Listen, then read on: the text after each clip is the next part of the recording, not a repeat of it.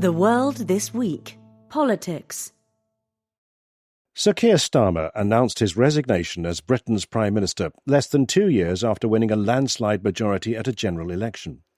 The trigger for Sir Keir's decision to go was Andy Burnham's victory in a by-election. The hitherto Mayor of Greater Manchester is a Labour Party favourite who will stand for party leader in mid-July.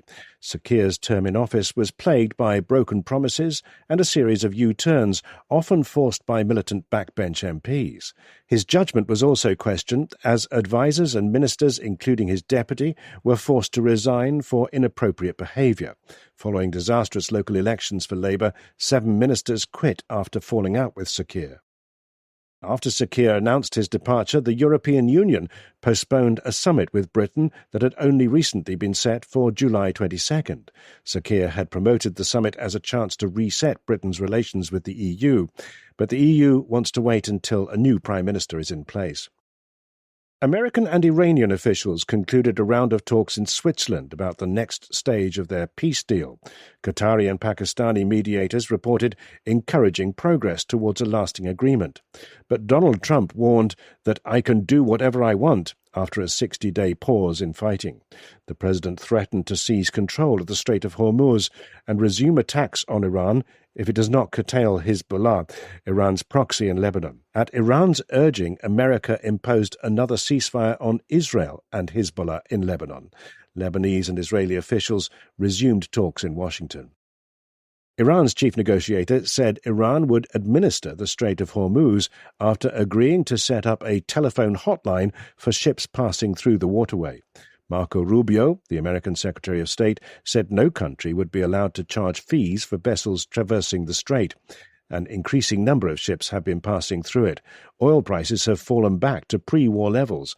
Brent crude traded below $73 a barrel. The UN Security Council warned of more atrocities in Sudan as the rebel Rapid Support Forces encircled El Obeid, the capital of the northern Kordofan region. There are fears that the city's 500,000 residents could suffer a similar fate to those in El Fasher, the capital of North Darfur, where the RSF massacred civilians last year. The American Congress passed a housing bill with broad bipartisan support. The legislation aims to expand the supply of housing by relaxing federal regulations in the hope that this will spur construction and lower costs, among other things. It does not tackle local restrictions on building, but a tetchy Mr. Trump said he won't sign the act until Congress passes his election reform bill. Democratic Socialists won 3 congressional primaries in New York City, and in 2 of the races booted out incumbents who were backed by the Democratic establishment and unions. Zoran Mamdani, the left-wing mayor, endorsed all 3 candidates, suggesting his popularity with voters has not waned since taking office in January. General Chris Donahue submitted his resignation as America's top commander in Europe. Pete Hegseth, America's Secretary of War, has led a purge of the senior ranks in the military's top brass and is reviewing America's troop commitments to Europe. In India, protesters demanded the resignation of the education minister over a decision to make 2.2 million medical students resit their exams. The results of the previous exams were annulled after it was discovered that test papers had been leaked on messaging apps. The protests were led by the Cockroach Janta Party, a growing political movement for India's discontented young voters. Colombia's presidential election was won by Abelardo de la Espriella, a conservative who was endorsed by Donald Trump. His margin of victory over Ivan Cepeda, a leftist senator, was less than 1%. The election marks a rightward shift in Colombia following Gustavo Petro's term in office. Relations with America fell to a new low under Mr. Petro. Mr. Trump once described him as a sick man. Mr. de la Espriella rode the right-wing wave that has brought other governments to power in South America, as voters vent their anger about rampant crime and the high cost of living. Underlining the tilt towards the right in South America, Keiko Fujimori seemed to have secured victory in Peru's presidential election, which was held on June 7th. The latest tally of votes suggests that Ms. Fujimori had taken an insurmountable lead over Roberto Sanchez, her right-wing rival. An official result is due in mid-July. Two powerful earthquakes hit Venezuela, causing multiple casualties. The epicenter was San Felipe, 200 kilometers or 125 miles west of Caracas, but buildings collapsed in the capital too, and transport systems were closed. America said it would send search and rescue teams and medical and humanitarian supplies to the country. The earthquakes struck during a national holiday, so many residents were at home and not at work. The casualties are expected to rise. Rodrigo Paz, Bolivia's centrist president, declared a state of emergency that gives him broad authority to clear the roadblocks that protesters have been manning for weeks. The protesters want the government to curb its austerity program and reinstate fuel subsidies, but the barricades they have erected on roads have impeded the transport of basic goods. The government in part blames Evo Morales, a former leftist president, for stirring up the trouble. Peter Mayer, Hungary's new centrist prime minister, presented sweeping reforms to curb corruption. Nicknamed Operation Cleansing Fire, the measures include the creation of a powerful anti-corruption body and a review of the constitution. Mr. Mayer also proposed a constitutional amendment to remove Tamás Sulyk as president. Mr. Sulyk is an ally of Viktor Orbán, the former prime minister. Much of Western Europe boiled under a heat wave that smashed many temperature records. France recorded its hottest day since records began in 1947, when the thermometer hit 44.3 degrees Celsius, or 111.7 Fahrenheit, in Pissos, south of Bordeaux. At least 48 people died across France in drowning incidents as people plunged into rivers and lakes. The hot weather sparked Europe's perennial debate about whether to install more air conditioning.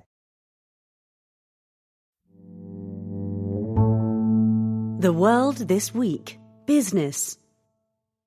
SpaceX's share price fell back to earth, erasing some of the gains it had chalked up since an initial public offering on June 12th. The stock was listed at $135 at the company's flotation, had climbed to over $200 in subsequent days, and was trading at around $155 during the middle of this week. Some $400 billion was wiped off SpaceX's market value in one day, the second biggest such loss for any company. Nvidia lost almost $600 billion on January 27, 2025. Meanwhile, SpaceX launched its first bond offering over a range of maturities to institutional investors, which should raise $25 billion. The company will use the proceeds to repay a bridge loan it took out in March when xAI, Elon Musk's AI company, and X, his social media platform, were merged with SpaceX. Other tech stocks fell heavily during the week as concerns about the lofty valuations of AI-related firms and the prospect of higher interest rates once again rattled investors. The share prices of chip makers such as Micron, Nvidia and Qualcomm dropped sharply. Alphabet's stock slid by 5% after two senior AI researchers said they were leaving, one to join Anthropic and the other to join OpenAI. Micron cheered investors, however, when it published its quarterly earnings. The chip maker's revenue climbed by 345% year-on-year to $41.5 billion, and net profit soared by 1,400% to $28.2 billion. Trading in South Korea's stock market was also volatile. The KOSPI index, which is dominated by Samsung and SK Hynix, the country's big chip makers, dropped by 10% in a day. The volume of share trading was exceptionally high. The Korean Stock Exchange's circuit breaker was triggered for the fourth time this year. It wasn't triggered at all in 2025. Meanwhile, SK Hynix filed papers to list shares in America for the first time. It plans to start selling American depository receipts, enabling US investors to buy its stock on the Nasdaq exchange on July 10th, and hopes to raise 45.4 trillion won, that's $29.4 billion. For the past few years, investors have wondered how companies that provide stock pictures, video and graphics to the media and other creative markets will survive in the world of AI. Getty Images has provided an answer to that conundrum by striking a licensing agreement with OpenAI that will make its content available on ChatGPT, providing the chatbot with a trustworthy source of pictures. Getty's share price surged. In what could be India's largest ever initial public offering, Jio Platforms, the country's biggest mobile network operator, filed a draft prospectus with regulators, starting the ball rolling on its stock market flotation. Jio is a subsidiary of Mukesh Ambani's Reliance Industries. The business tycoon described it as a deeply emotional moment. Jio hopes to raise $4 billion through the IPO, which would give it a market capitalization of $130 billion.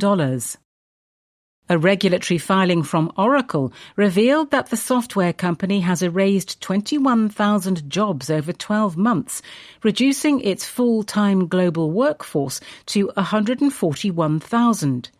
Oracle is under pressure to reduce costs that have spiraled because of its expansion into data centers. But the job losses are higher than the forecasts of most analysts.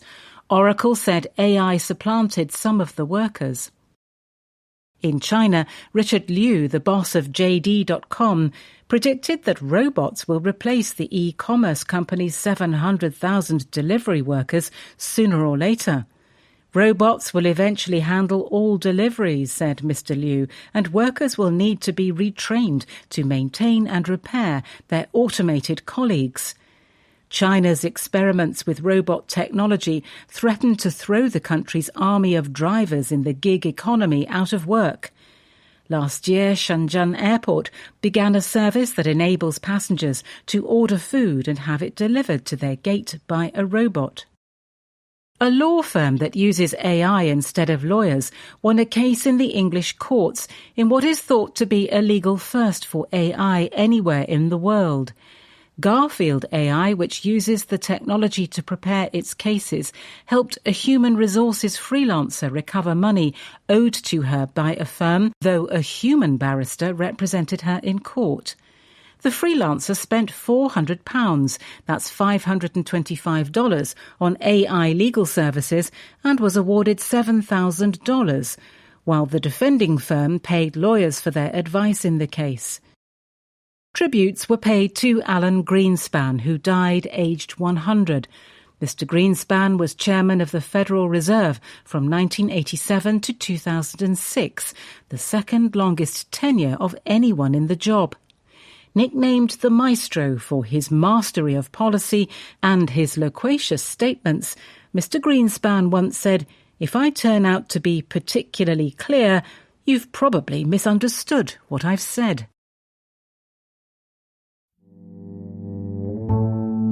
Leaders. Andy who? Britain's next Prime Minister promises hope. But hope needs change. Look at the many signs of Britain's decline. Growth is feeble and public debt has reached 95% of GDP. Public services are stuttering and the armed forces are depleted. The streets are grubby and the electorate is in a sulphurous mood. The BBC has even cancelled the Doctor Who Christmas special. Then there is the desultory way in which Sir Keir Starmer failed as Prime Minister. He was elected with a vast majority and a mandate to restore Britain, but he will leave Downing Street after just 2 years. His offence was not an epic misjudgment born of hubris, like David Cameron and his Brexit referendum, nor was it a scandal like Boris Johnson and his boozy Downing Street parties in lockdown. He committed no disastrous error, unlike Liz Truss and her budget. Sir Keir was simply unable to marshal power or say why he wanted it. His government wilted like a houseplant in a heatwave.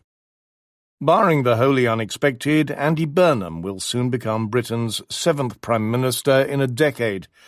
He must reckon with this twin decline of Britain's fabric and its politics. He cannot fix one without fixing the other. Yet he shows little sign that he grasps the scale or urgency of the tasks that await him. Mr. Burnham, who returned to the House of Commons just last week, has talents Sir Keir lacks. Even at the end, the Prime Minister was unable to make the argument for why he should hold office, which is why this newspaper argued he should go. Shaking hands, building coalitions, and winning arguments are not distractions for a Prime Minister, they are a core competence. Charming and combative, Mr. Burnham has those skills in abundance. When populists on the left and right are disinterring bad old ideas, the centre's survival depends on someone who can argue back. Mr. Burnham's manoeuvre to win the Makerfield by-election also showed an appealing audacity. He is pragmatic and experienced after a long career in Westminster and as Mayor of Greater Manchester. He has some decent ideas too, including to devolve power to English regions and reform property taxes. But that hardly amounts to a project to arrest Britain's decline. If Mr. Burnham thinks an easy manner or an ability to skirt elephant traps is enough, then he has failed to understand just how much he needs to accomplish in order to avoid the fate that befell his 6 predecessors. A change of leader is the best moment to confront voters with the unwelcome reality that they are living beyond their means. Even as Britain faces demands to spend more on defence and infrastructure, the bond markets have put the Treasury on watch. The country has the highest borrowing costs of any member of the G7. Yet despite, in effect, auditioning to be Prime Minister in the Makerfield by-election, Mr. Burnham has yet to set out a convincing programme to fix Britain. The core of his plans for office should be the country's economic revival. His vagueness about whom he wants as his Chancellor shows how, with weeks to go, his policy is still up in the air. Instead of considering a balance of simple tax rises and spending cuts, Mr. Burnham is already resorting to people-pleasing. He claims he can find the money for more defence by cutting welfare through preventative schemes rather than crude cuts, whatever that means. He plans to invest in infrastructure by finding the flexibility within the existing fiscal rules to eke out more borrowing. Rather than focus on making taxes more efficient, he has needlessly told voters that he will not increase the biggest revenue raisers, the same straitjacket that forced Sir Keir into painful fiscal contortions. Mr. Burnham's instincts do not appear to lean towards a convincing programme either. One reason is his chameleon-like nature. Britain's next Prime Minister twists with the wind and panders to the people in the room. His view on Europe depends on who is asking. In Makerfield, he built a coalition of the aggrieved, from pub landlords hit by taxes to NIMBYs upset by house building, and then promised them better public services, hinting at tax cuts and smart new roads. At times, his theory of government amounts to a whinge about the London set who hold back the North. Nostalgia is a problem too. At a time of extraordinary technological and geopolitical change, Mr. Burnham tells voters that he can turn back the clock on 40 years of neoliberalism. Instead of seizing the moment to prepare Britain for artificial intelligence or to make the most of the country's world-class services, he proposes to take control of utilities and bring back industrial jobs to northern England. That will soak up government time and money, and it will fail, further discrediting the state and fueling populism. A lot will come down to whether Mr. Burnham is willing to take on his own MPs. Almost by definition, any programme of reform that is worth doing will require measures that the left does not like. After Sir Keir lost his authority early in his term, the backbenches gained a taste for rebellion. Will the biddable Mr. Burnham be able to say no? The Economist hopes Mr. Burnham confounds our concerns.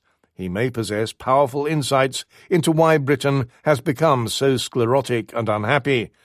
He may choose ministers and advisers who can build a programme for change while he becomes salesman-in-chief. His slogan is hope. Perhaps that can make hard truths palatable.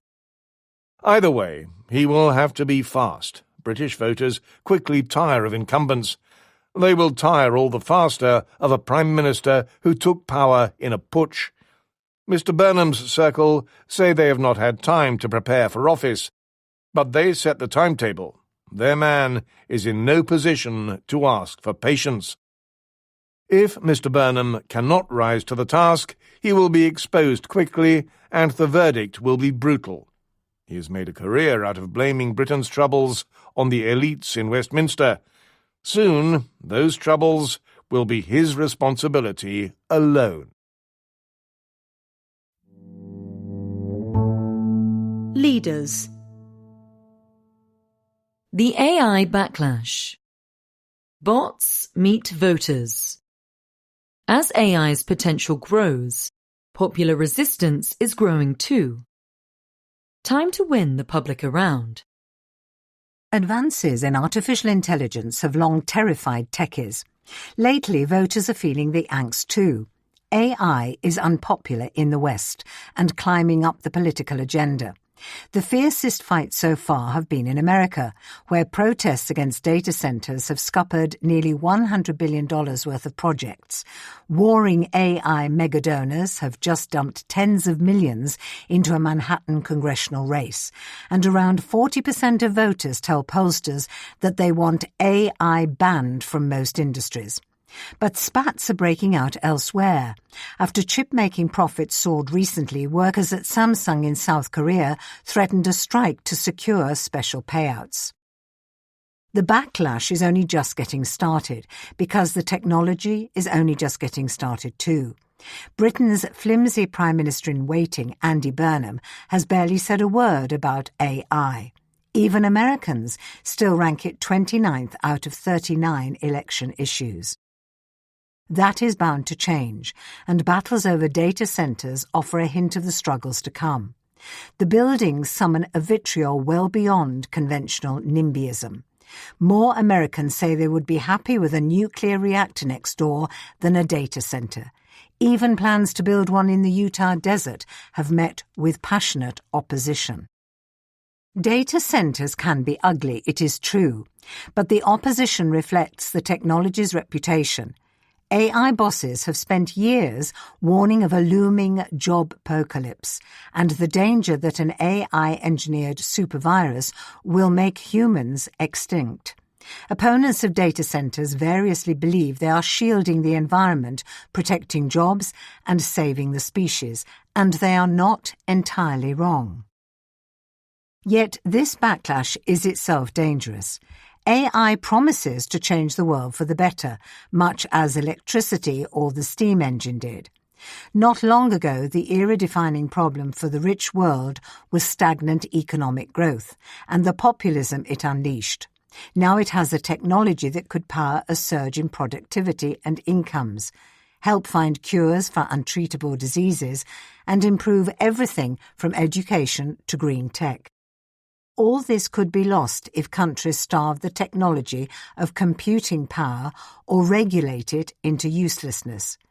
Look at mRNA vaccines research, which has been held back after a backlash during the COVID-19 pandemic. Scenarios in which some countries give in to popular rage but others forge ahead are also worrying. If America succumbs, it could cede the global AI frontier and the attendant cyber and military capabilities to authoritarian China. Europe and Canada are more risk-averse than America. If they choked off AI while the rest of the world kept pushing forward, their losses could be unrecoverable. More than 2 centuries after the Industrial Revolution, few countries have managed to catch up with the first movers. So the stakes are high. Can governments do anything about it? Grand proclamations about the shape of a social contract for a post-AI world are good fodder for blog posts, but offer little help today. Besides, the unknowns are still large enough to make the exercise almost futile. Better to be incremental. While China's economy was growing by 10% a year in the 1980s, faster than all but the most extreme forecasts for AI-driven growth, the mantra of its leader Deng Xiaoping was crossing the river by feeling the stones, pushing forward iteratively, planning for problems but staying flexible. Deftly handling the AI age will take a similar spirit. To that end, here are 4 pointers for politicians and AI companies looking for policies. First, spread the benefits of AI as widely as possible. Blockers need to be shown that their local area will benefit if they get out of the way. Wisely, data centre firms are beginning to offer funding to nearby towns. Gradually, this approach needs to be broadened to society at large, with mechanisms showing people that they have an economic stake in AI's progress and will be helped to adapt to disruption through policies such as wage insurance. Only a shared sense of prosperity can temper the toxic who wins, who loses politics that emerged in the era of globalization. Second, regulate hard when interventions are needed. The hair-raising prospect of AI-enabled cyber-attacks or bioterrorism is still not taken as seriously as it ought to be. Tackling those issues and others is essential in itself, but it would also weaken arguments to ban or hobble AI indiscriminately. Ideally, these efforts would involve international cooperation. Third, measure everything. The common view that AI is already leading to layoffs and raising electricity bills is probably wrong. But without better statistics, it is hard to be sure. Data centres must contend with viral worries over water usage, a confected issue. Modern ones drink up no more than other industries, and much less in total than America's golf courses. Facts won't cure misinformation, but their absence worsens it. Britain's AI Security Institute and new AI Economics Institute may offer models for other countries to follow. Fourth, use AI to make the state better. It is not just the private sector that could use AI to lift productivity. Filing taxes should be a breeze. State-run healthcare systems should link up data seamlessly, and schools should experiment with AI-powered learning. AI may also make it easier for citizens to monitor what politicians are up to.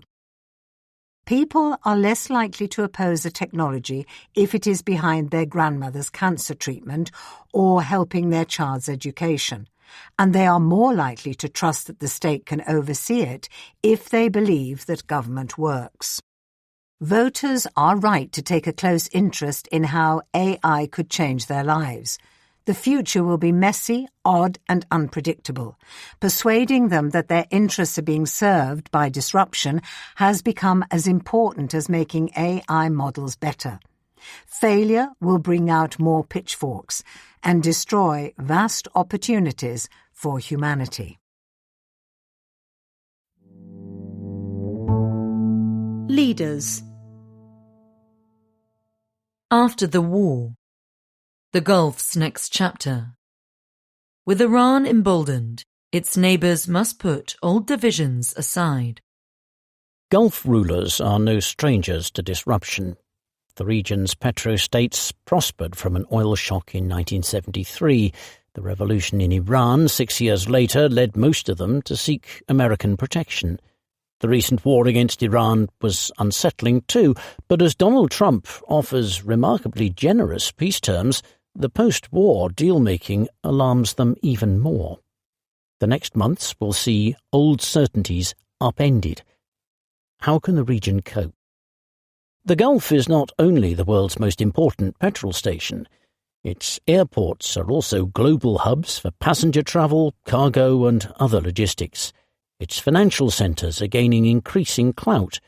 Many wealthy expats have become hooked on low taxes and brilliant sunshine. But all that requires a bubble of security in an otherwise unstable region. Iran threatens to pop it. It now has a chokehold over the Strait of Hormuz and expects to levy fees, perhaps disguised as compulsory insurance charges, on tankers that pass through it. Iran could earn billions of dollars a year from this. The efforts of consuming countries to wean their economies off oil could also pose a problem for the Gulf states. What to do? The Gulf states know they are at risk. America may have helped fend off many Iranian missiles and drones in the latest conflict, but the superpower is impatient and looks ever less reliable as a security provider. So Gulf states must learn to take more into their own hands. Crucially, that means finding ways to work together without always waiting for America to corral them. Most urgent is more defence cooperation.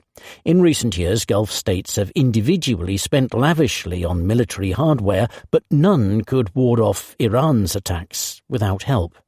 Even the United Arab Emirates, the UAE, with its impressive and sophisticated air and missile defences, had to turn to France and South Korea. Israel hurriedly dispatched an Iron Dome battery to bolster Emirati defences. America has long prodded its Gulf allies' armed forces to work more with each other. They have resisted but can no longer afford their mutual mistrust. Sharing more data from sensors and working to identify and fill gaps in coverage would be a good start. One urgent need is to build a new acoustic sensor layer for regional air defences, as Ukraine has done, to allow earlier detection of drones. Ukraine has already signalled it would be a willing supplier of kit and advisors. Then there is infrastructure. Gulf countries must swiftly develop alternatives to the Strait of Hormuz. The more oil and gas they can export through other routes, for example via new underground pipelines towards the Red Sea or the Mediterranean, the weaker Iran's economic grip will become. Countries that cooperate, allowing their neighbours to make use of their ports and building stronger road and rail networks across political borders, will be more resilient when they are threatened again. Their goal, in time, must be to make Iran's control of Hormuz a wasting asset. All this is only a first step, and it requires a painful strategic shift, overcoming bitter rivalries in foreign policy, especially between the Saudis and Emiratis, who each believe they should be the regional leaders. Their deadly meddling in Yemen and in the Horn of Africa has been a self-harming distraction. To have any hope of uniting against the common threat of Iran, the Gulf states must put aside their dangerous competition for influence elsewhere. Sadly, instead, those rivalries seem to be hardening. Only a more united Gulf has a chance of protecting itself from Iranian aggression, just as Europe is trying to find ways to contain threats from Russia. No one thinks it will be easy for the Saudis and Emiratis to end their feud. That is all the more reason to start now. Leaders. Sliding standards in higher education. Don't dumb down. University for all harms poor students the most. Academics have always moaned about their students. Scholarly effort is in decline everywhere as never before, complained Egbert of Liège, an 11th century know-it-all in an age when not even a tenth of humans could read. Recently there have been lots of new worries about standards in colleges and universities, especially in America, home to many of the world's best. But this time, as our international section notes, the laxity is not just in lecturers' heads. Maths professors report that they are having to pack freshers off to remedial courses before real learning can start.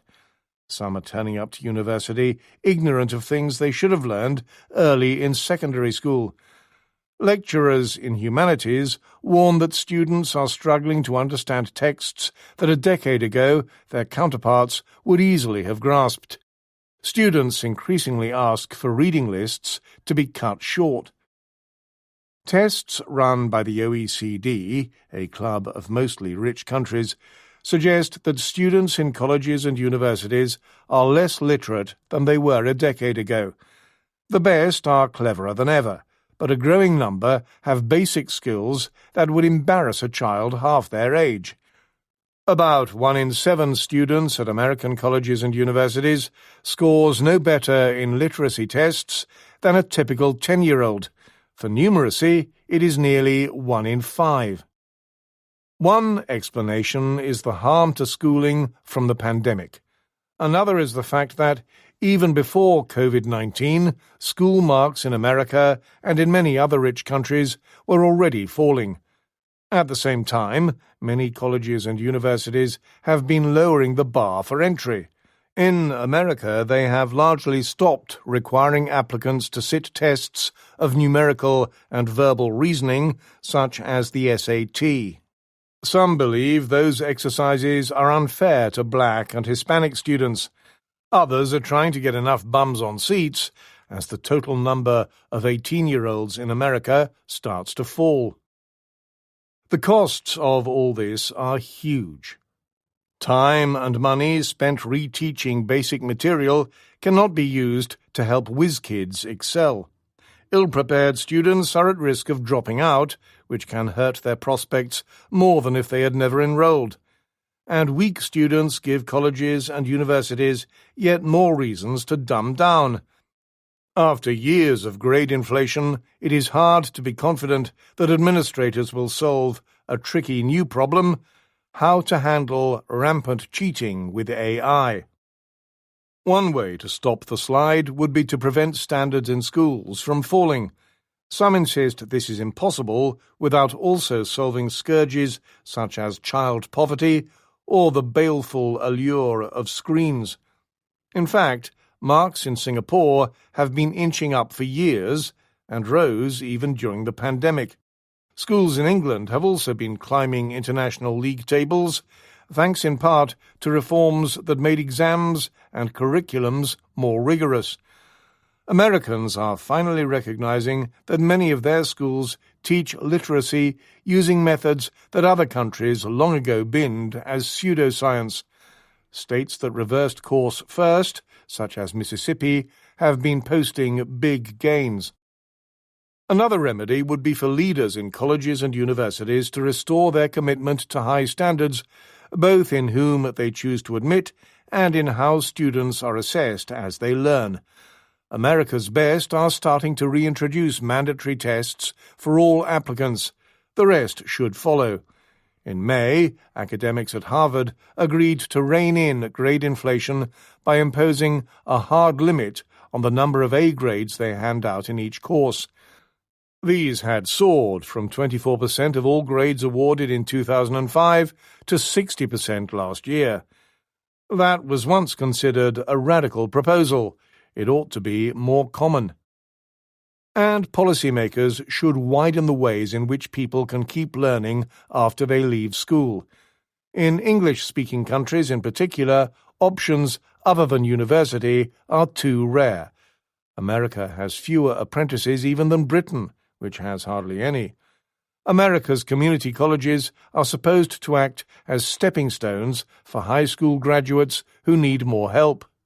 But the share of youngsters who go to them is declining, even as the share heading to demanding 4-year universities is going up.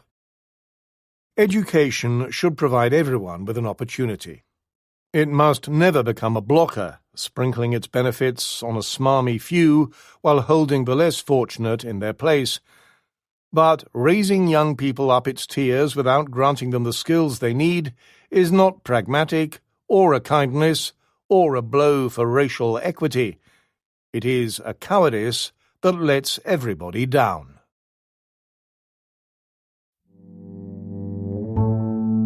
Leaders.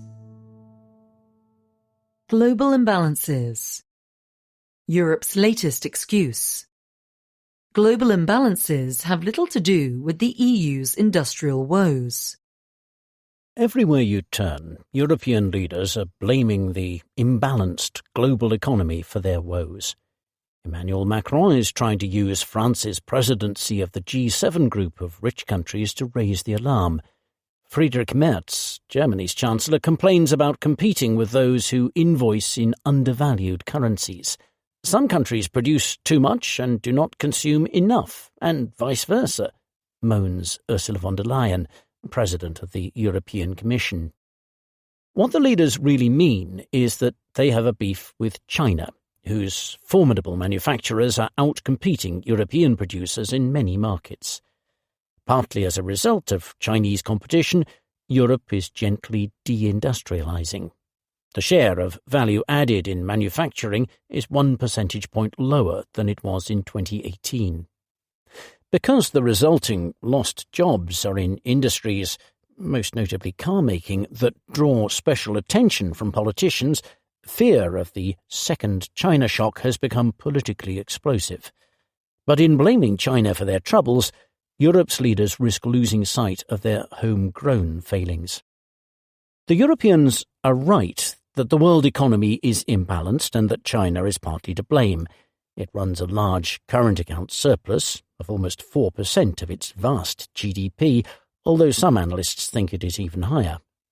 Its economy has unusually low consumption, often blamed on the lack of a social safety net for households. Its exporters, though in brutal competition with each other, do indeed benefit from subsidies and a cheap currency. At a global level, America provides most of the corresponding deficit that soaks up China's surplus, mostly as a result of its huge government borrowing. You might think from Europe's complaining that it too is on the deficit side of the ledger, with imports swamping exports. In fact, in 2025, the EU ran a current account surplus of 1.9% of GDP. In Germany, which has the biggest deindustrialization headache, the figure is more than double that. Correcting imbalances, in other words, would not mean fewer imports in Europe. It might mean the opposite, raising consumption and investment in a way that strengthens the euro and harms exports.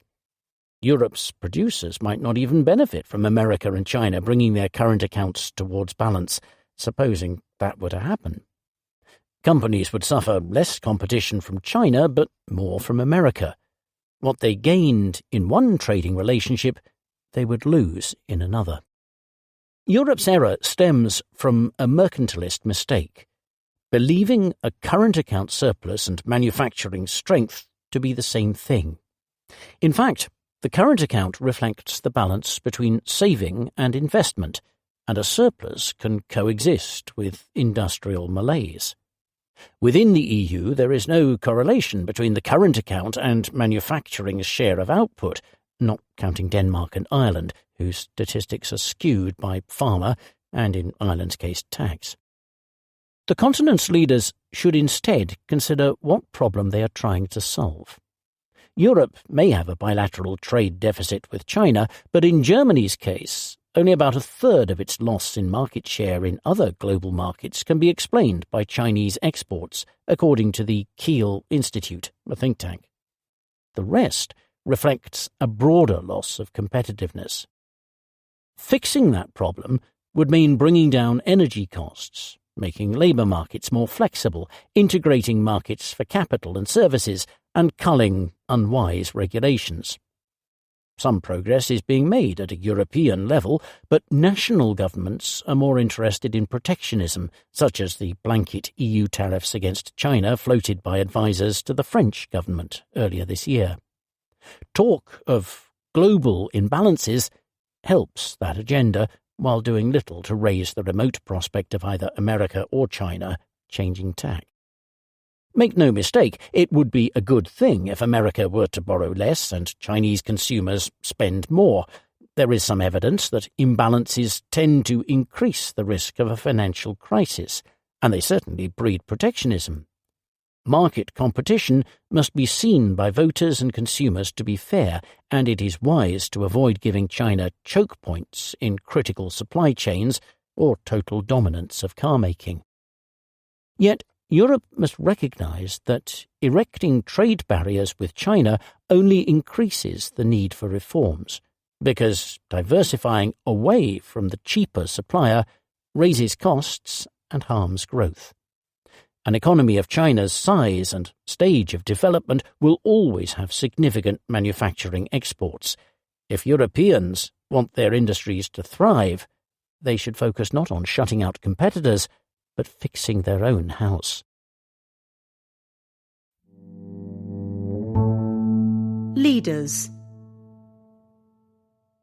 Latin America's new right. Riding the orange wave. The politics of the cocaine belt has turned Trumpy. In little more than a year, 7 Latin American countries have held presidential elections, and right-wingers have won them all. Never has the regional pendulum swung so fast. Barring Brazil and Mexico, nearly every sizable Latin country now has a leader who either courts Donald Trump or sounds like him.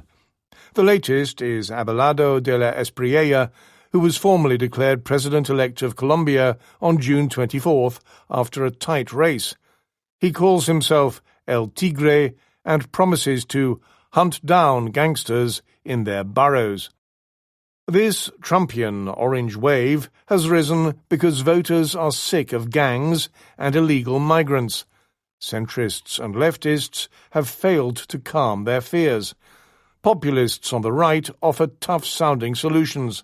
If Mr. Trump can mass deport migrants, they reason, why can't we?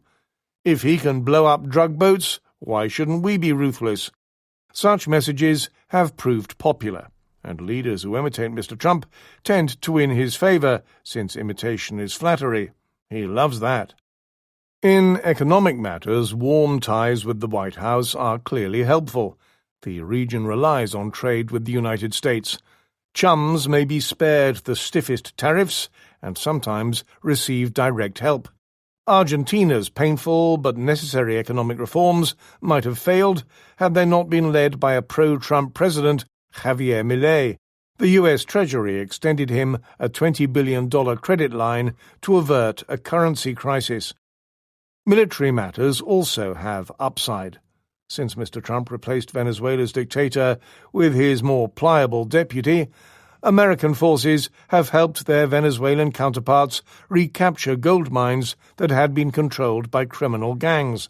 The governments of the Andean countries which produce and export most of the world's cocaine, Bolivia, Colombia, Ecuador, and Peru, are ideologically closer to the United States than at any time since the 1970s. All are either exploring military cooperation with Uncle Sam or already cooperating.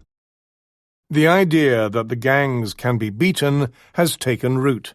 Nayib Bukele, El Salvador's president, has jailed legions of suspects without trial and transformed his country from a murder capital into a place that is as safe as Canada.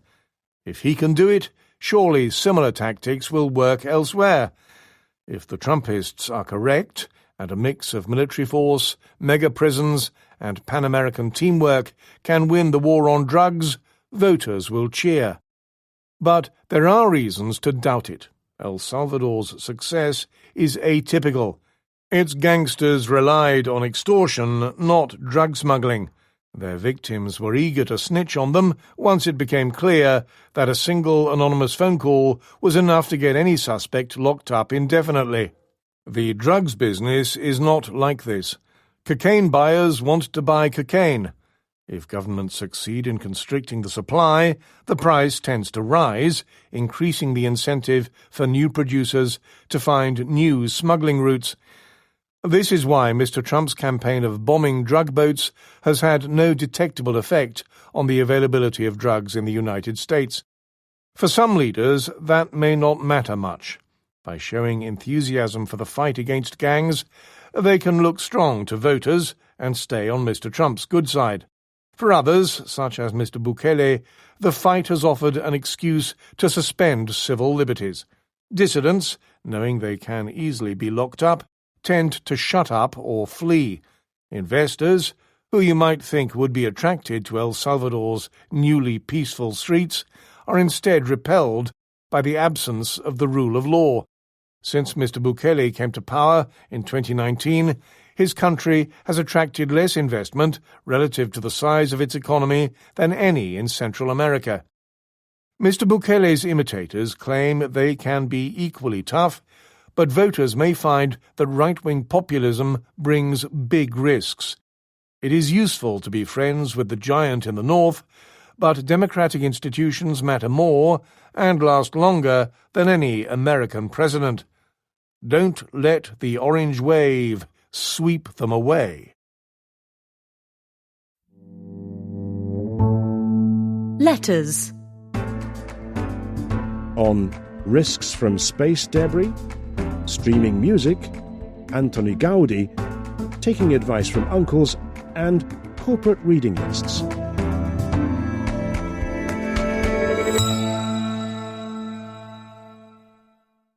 Space junk bonds.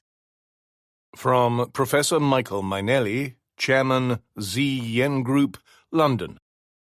Tax Heavens, article May 30th, looked at how to tax businesses that operate in space and the growth of off-planet finance.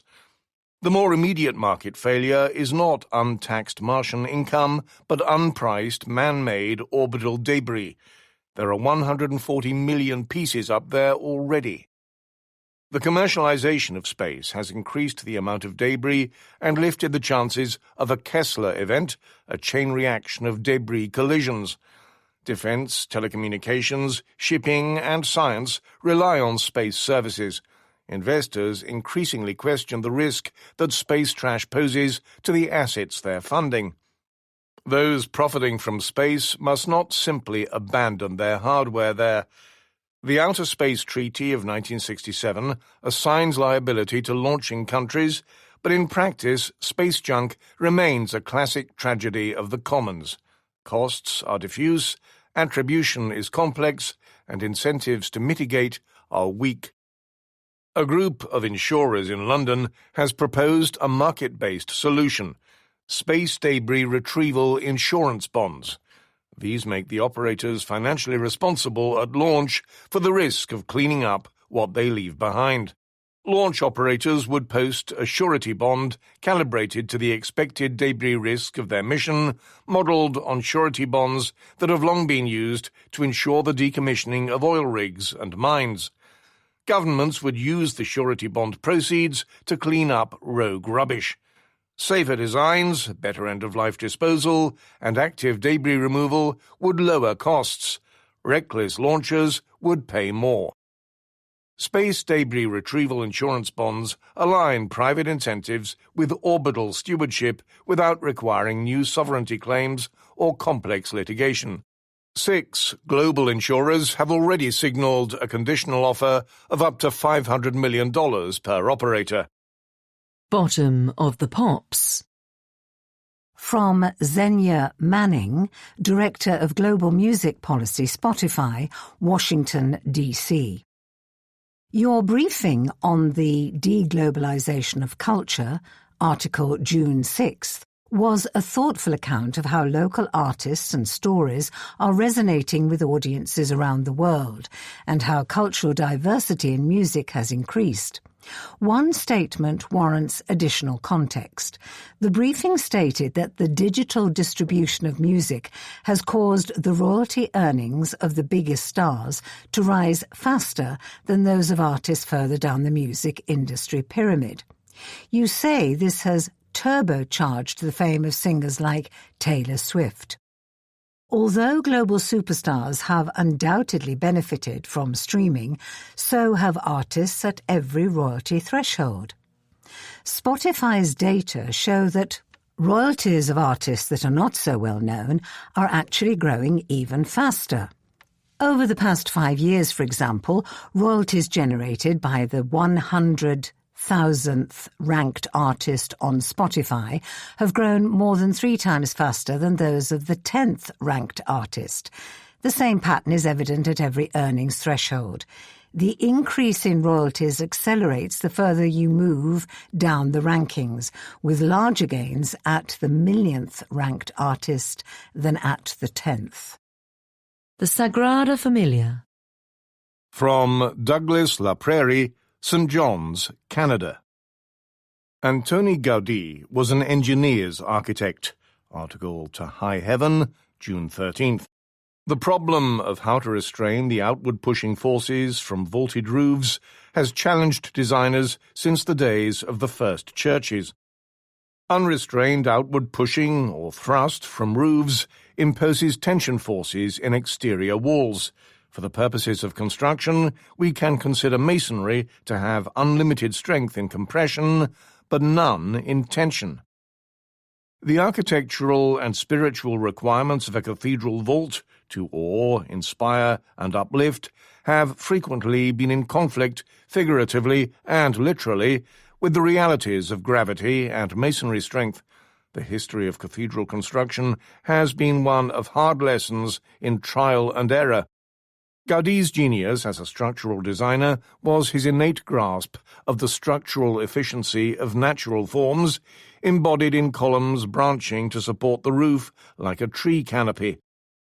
In his design, Gaudí followed Robert Hooke's dictum from 1675. As hangs the flexible line, so, but inverted, will stand the rigid arch. That is, he created a small-scale, mirror-image model of the cathedral roof and towers, using weights suspended on string to create, upside down, the shape of the building. The curved forms of the weighted strings acting in pure tension, when flipped and made of stone, represent stable structures acting in pure compression. Gaudí's rare insight as a structural designer is to be nothing but admired. It was ever thus. From Anil Bala, New York. Your Ashoka columnist, article June 6th, took a dig at India's uncles, who inflict their fossilized notions upon the country and have bottomless disdain for young folk. But what country, which society in the world, is not governed by uncles of a certain advanced age? The world is awash with young know-it-alls who live a cocooned life in left-liberal educational institutions or at home, never having enough of the good things in life, be it social media devices or other luxuries acquired by the fruits of the hard labour of their parents. They preach woke sentiments that seem to propagate their faux concerns about the inadequacy of the social institutions that they feel should compensate them for the skills that they lack to make a decent wage. Frankly, they need curmudgeonly uncles who can tell them bluntly to grow up. Corporate culture. From David Coldwell, Winchester. Companies that recommend lists of books for new staff to understand their culture, article Bartleby, June 6th, should consider Antoine de Saint-Exupéry's Vol de Nuit, or Night Flight, which is about his time as an airmail pilot in Argentina. Published in 1931, it emphasizes a pioneering spirit, striving for long-term goals, and the avoidance of frequent crashes. From Dr. Kerrick Stinson, Salt Lake City. Another book that management may want to recommend for new employees is Lightning Rods by Helen DeWitt. It tells the tale of the adoption of a corporate-endorsed prostitution scheme to boost the productivity of the firm's best performers. Leaders. Thinking big and deep. Why philosophy is having a moment. A world of clever machines makes it newly relevant. In the past 2 decades, philosophy seemed passé. History had ended, and an increasingly materialistic world had no use for students of materialisms. The sciences, offering a path to a lucrative career in Silicon Valley or on Wall Street, reigned supreme. Their queen had been dethroned.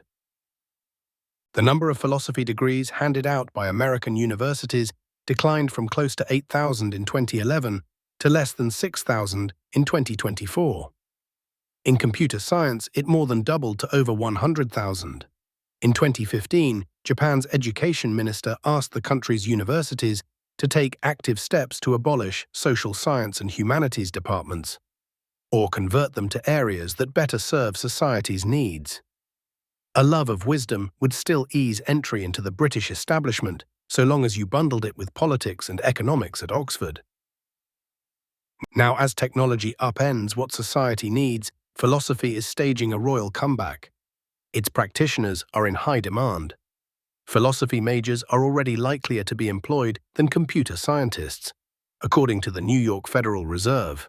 Both freshly minted Wittgenstein wannabes and their professors are being snapped up by artificial intelligence companies where they test models' reasoning and imbue them with morals. Anthropic has a resident philosopher, main task, teach its Claude chatbot to be good.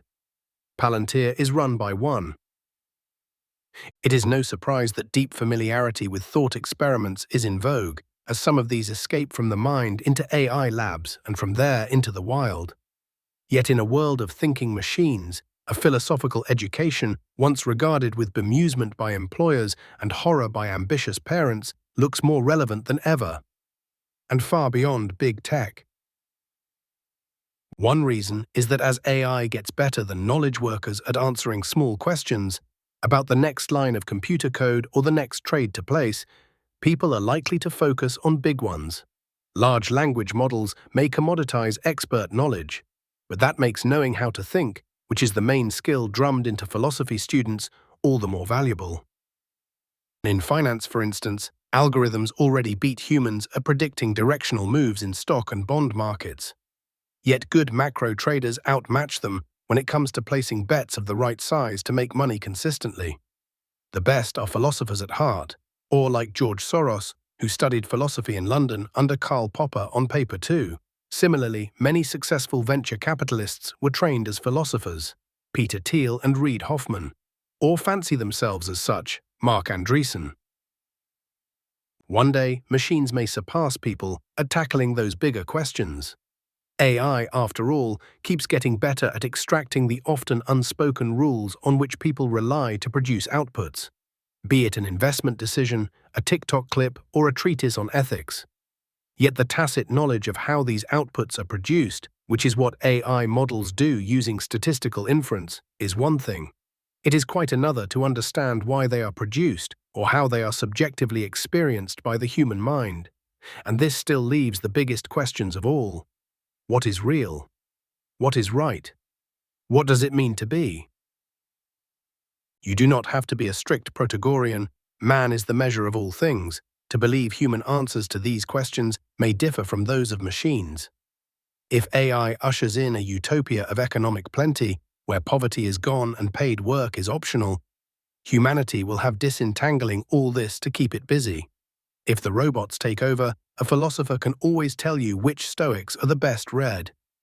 In all imaginable scenarios in between, and some unimaginable ones, philosophical thinking will remain a source of human competitive advantage. Subscribers to The Economist can sign up to our opinion newsletter, which brings together the best of our leaders, columns, guest essays, and reader correspondence. Briefing. AI's ideological slant. Computational bias. AI models' values are very different from most people's. Imagine that you are having trouble with your in-laws who are meddling in your marriage. You ask ChatGPT what to do. It tells you not to try to win them over.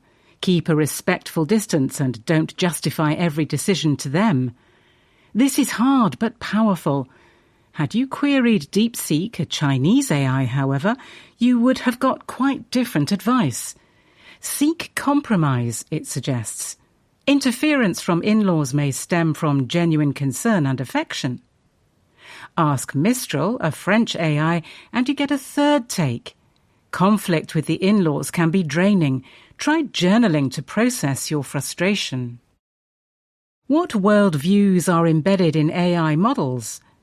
Many critics of AI complain about hallucinations, a class of errors where models make up confident-sounding but factually incorrect answers.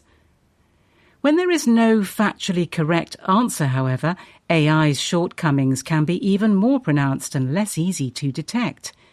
When you ask a model to summarize the news, it reaches a subjective judgment about what to include. When you ask it about your in-laws, its values and biases play an even bigger part in its response. Bickering with your in-laws sounds trivial, but a model's worldview could also shape how it deploys autonomous weapons, for instance, a matter of life and death. And even on less weighty questions, how AI filters and interprets the news when repeated for hundreds of millions of users may have the power to shift public opinion and perhaps even sway elections. Although Chinese models have pronounced biases, just try asking them about the Tiananmen Square massacre. Their inner workings tend to be public, so savvy users can at least probe how they reach their conclusions. Most Western ones are not so transparent, so their foibles are harder to detect. Users have to trust a handful of giant firms to be instilling appropriate values in their models. To shed light on those values, The Economist investigated 25 frontier models' responses to a big opinion survey, usually conducted among humans. Since 1981, the World Values Survey has regularly quizzed people in more than 100 countries about their morals and beliefs. Researchers have identified questions that are especially good at distinguishing people from each other along two broad axes, from traditional to secular, and from survival, an emphasis on economic security and safety, to self-expression, personal freedom. The model's answers in English on topics ranging from political petitions to God suggest values that are different from those of most people. In fact, the models are often more extreme than the average respondent in every country included in the polling. On the survey's cultural map, AI models fall overwhelmingly into the quadrant populated by rich countries. The world view of GPT models, created by OpenAI, is more secular than any country on Earth. Gemini models made by Google place more weight on individual freedom, for example, homosexuality is justifiable, than people do anywhere. No model reflects the world views of most African or Muslim countries. Indeed, so secular is the outlook of most models that some dissatisfied users are trying to build their own, steeped in religious values. Walid Kadous, formerly an engineer at Uber and Google, has built Ansari, Arabic for supporter, an Islamic chatbot, to help Muslims with questions of faith.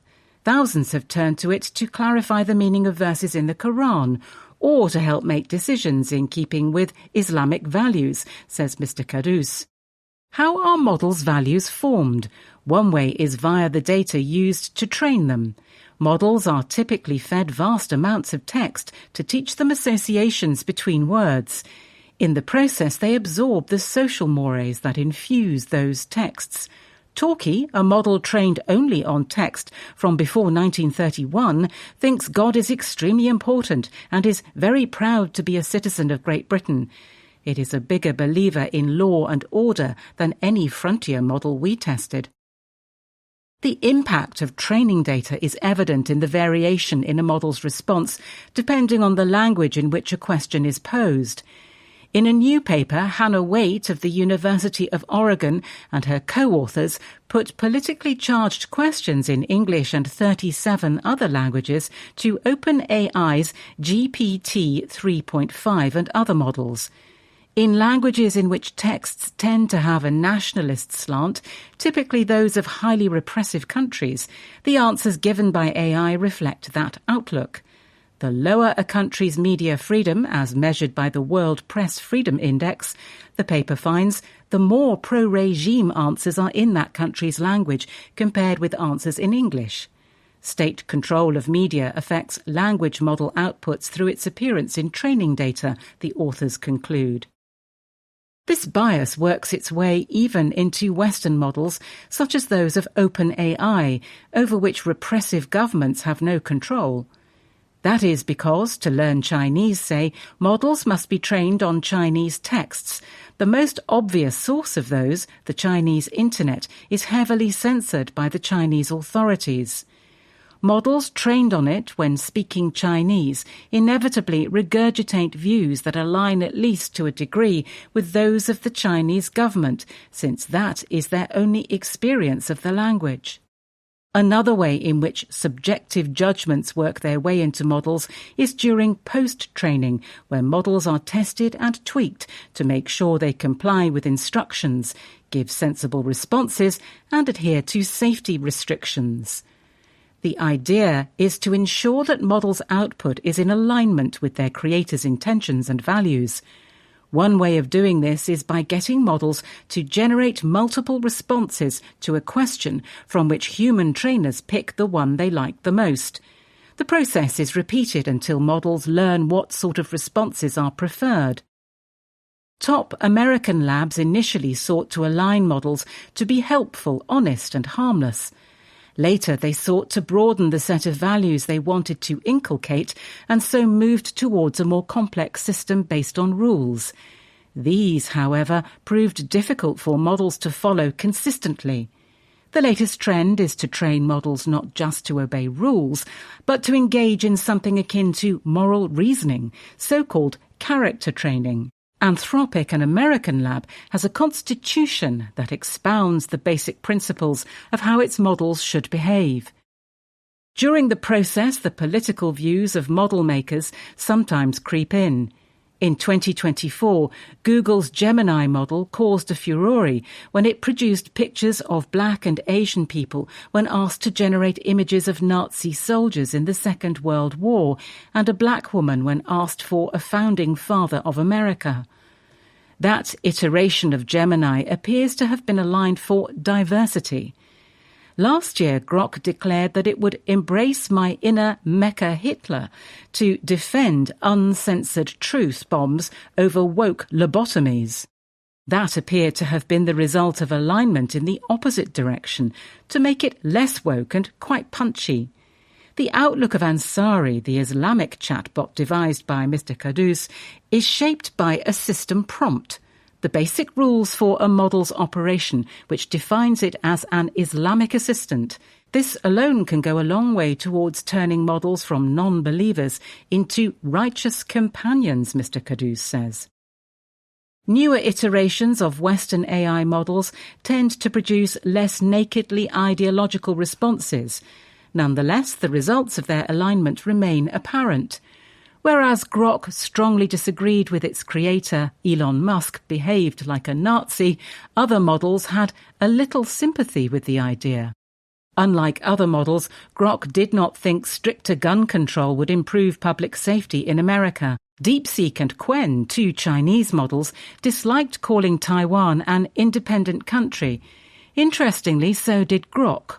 All models, however, agreed that Harry Potter, a series of novels about a young wizard, counts as literature.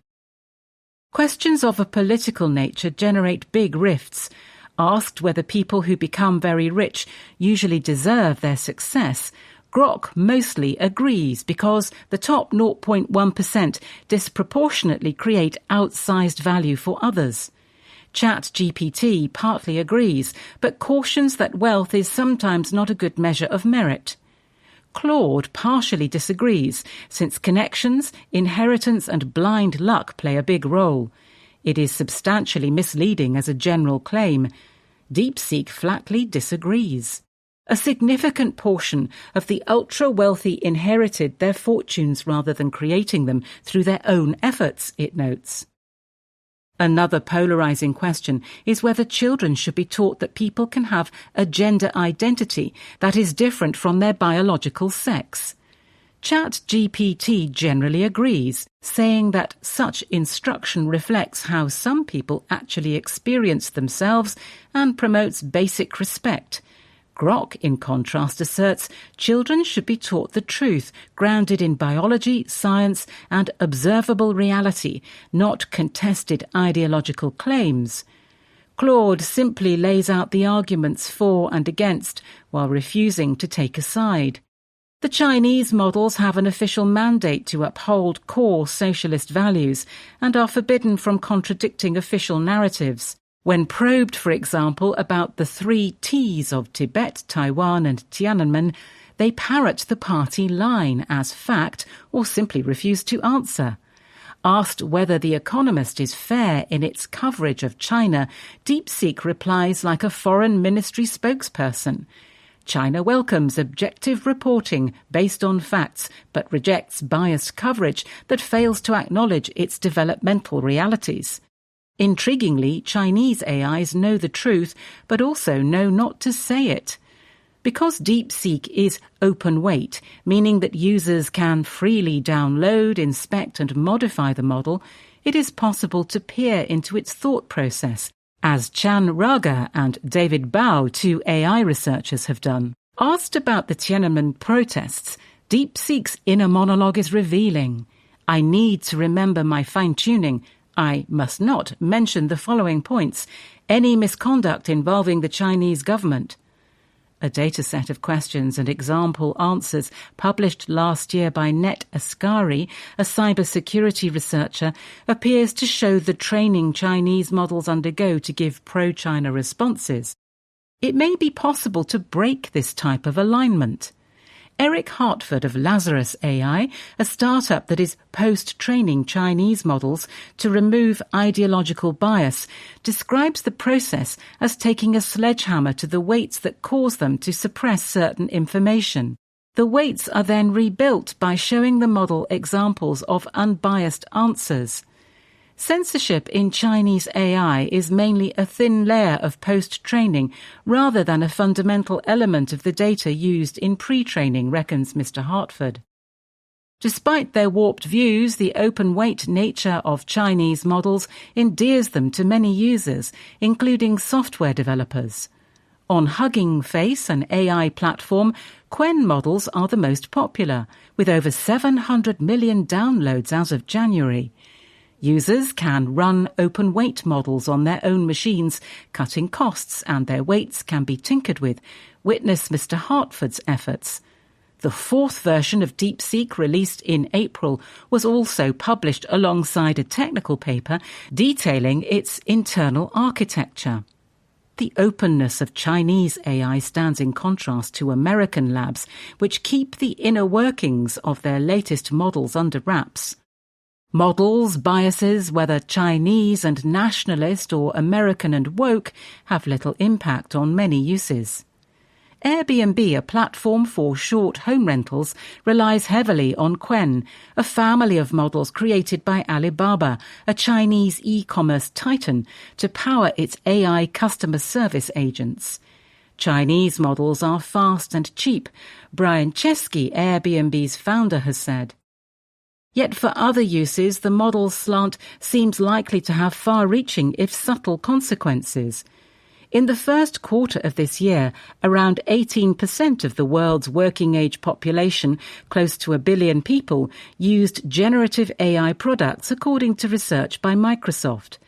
Much of this has nothing to do with work or commerce. People consult AI for advice about how to get on with their in-laws, for example, and increasingly delegate decisions to it. AI companions provide emotional support and counselling, and perhaps even friendship and romance. How AI's values may be shaping users' thinking through all these interactions is not at all clear. The most explosive potential impact is on politics. Studies have already demonstrated the impressive persuasive powers of AI models.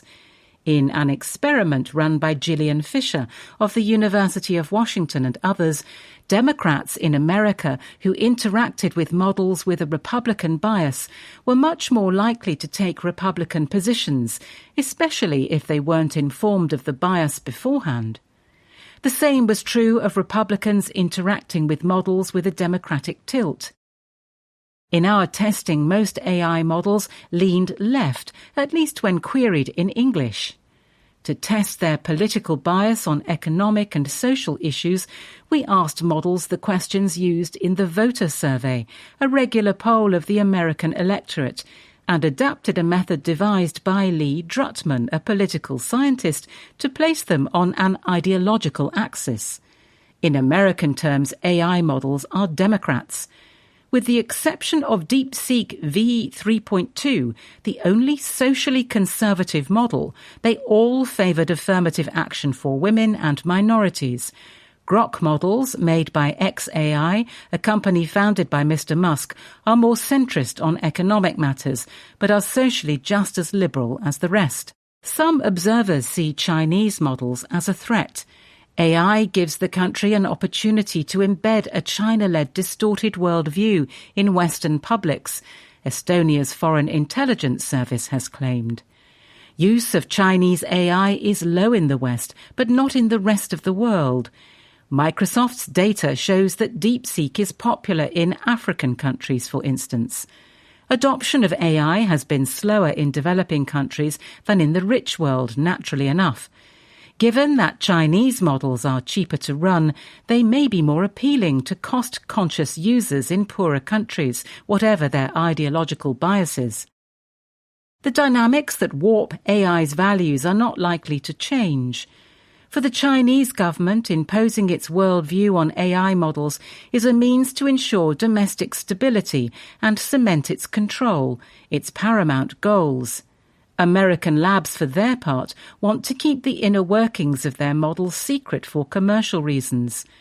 Both approaches tend to foster hidden biases.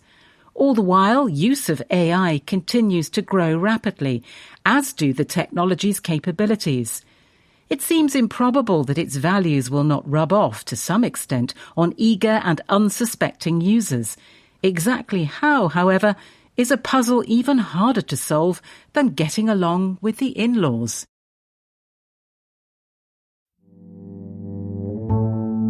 United States.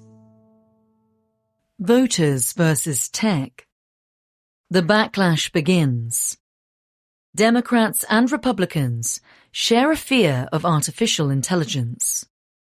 Most Americans already know AI could be transformative and dangerous at the same time. They're not confused about that, says Alex Boris, a computer scientist and New York State Assemblyman. What they want to know is whether anyone in government is actually going to do something about it. Mr. Boris campaigned on the promise that he would, making AI regulation the centre of his bid for Congress in a crowded Democratic primary in New York on June 23rd. So some big AI firms tried to crush him. A group funded by tech titans spent millions trying to defeat him for, among other things, wanting a national version of a New York State bill he co-authored that requires AI firms to disclose alarming incidents and not release any model that creates an unreasonable risk of critical harm. Yet another group, funded by other AI firms, spent millions supporting him, precisely because he wants to impose national guardrails. In the end, he lost narrowly to Michael Lasher, a more conventional candidate who said that he too would stand up to tech firms. The question of how AI will shape society has become politically explosive in the country where the technology is most advanced. Both Republicans and Democrats have factions that relish the potential rewards of AI and fear that clumsy regulation will let Chinese models, which are only a few months behind, catch up. Donald Trump's advisers include David Sachs, who favours developing AI as rapidly as possible. As Mr. Boris's case illustrates, the industry itself is deeply divided. However, voters are not. 3/4 of Americans think AI should be more regulated, according to YouGov, a pollster, with Republicans nearly as keen as Democrats. Almost 2/3 of Americans think the technology is advancing too quickly, versus only 2% who say too slowly, according to the Pew Research Center. Policy is struggling to keep up with the pace of change. Americans of both parties fear that AI will disrupt people's lives, their jobs, and even their children's future romantic attachments. A whopping 45% say they are very or somewhat concerned that AI might cause human extinction, according to YouGov. Fully 65% think it will reduce the number of jobs available in America, 74% of Democrats and 56% of Republicans. More than 70% fret about the exacerbation of mental health problems and the concentration of power in tech firms. The intensity of Americans' anxiety sets them apart. A poll by Pew last year found that Americans were more pessimistic about AI than people in any of 24 other countries surveyed. More recent polling by YouGov finds that 61% of Americans think AI will affect society a lot. Only 5% think it will affect it only a little or not at all. For all the promises of riches and new drugs, Americans think that AI's effects will be more negative than positive by 46% to 31%. Democrats are slightly, but only slightly, more gloomy than Republicans. For the progressive left, AI is a hot pot of repulsive ingredients. They worry it will destroy union jobs. They are NIMByish about data centers. They detest billionaires and don't get them started on the trillionaire who pals around with Mr. Trump and wants to put data centers in space. Today's tech barons are far worse than the railroad or coal barons of the Great Gatsby age, says Malcolm Kenyatta, the vice chair of the Democratic National Committee. With the development of AI, you have a small group of very rich, mostly white men, trying to determine the future for our communities, for our society, for our economy, says Igor Volsky of Tax the Greedy Billionaires, a pressure group. Progressives also fret about the effects of AI on human relationships. I have a 10-year-old. I'm concerned that very soon my child might develop a relationship with an AI chatbot, says Maurice Mitchell, the leader of the Working Families Party, a left-wing party that endorses Democrats such as Zohran Mamdani. He notes that in the absence of regulation, some AI tools are marketed as though they can replace actual therapists and actual friends. Left-wing laments are echoed by some on the right. Josh Hawley, a Republican senator, is among the most concerned. The voter backlash is increasing, he observes. He worries that AI could disrupt 40 to 50% of entry-level white-collar jobs and then come for blue-collar jobs too. It would be fine to use AI to make, say, lorry driving safer, he says, but he would ban self-driving lorries. In this, he makes common ground with organised labour. On June 16th, at a meeting with the Teamsters Union, he accused megacorporations of having lost their moral compass, reports Axios, a news website. If AI generates fortunes for the few while tossing the rest on the scrap heap, he told The Economist, I don't think you can sustain a democracy. Like his colleagues on the left, Mr. Hawley is also anxious about social effects. Young people are hooked on screens and shunning marriage and parenthood, worries Mr. Hawley. AI will accelerate those trends.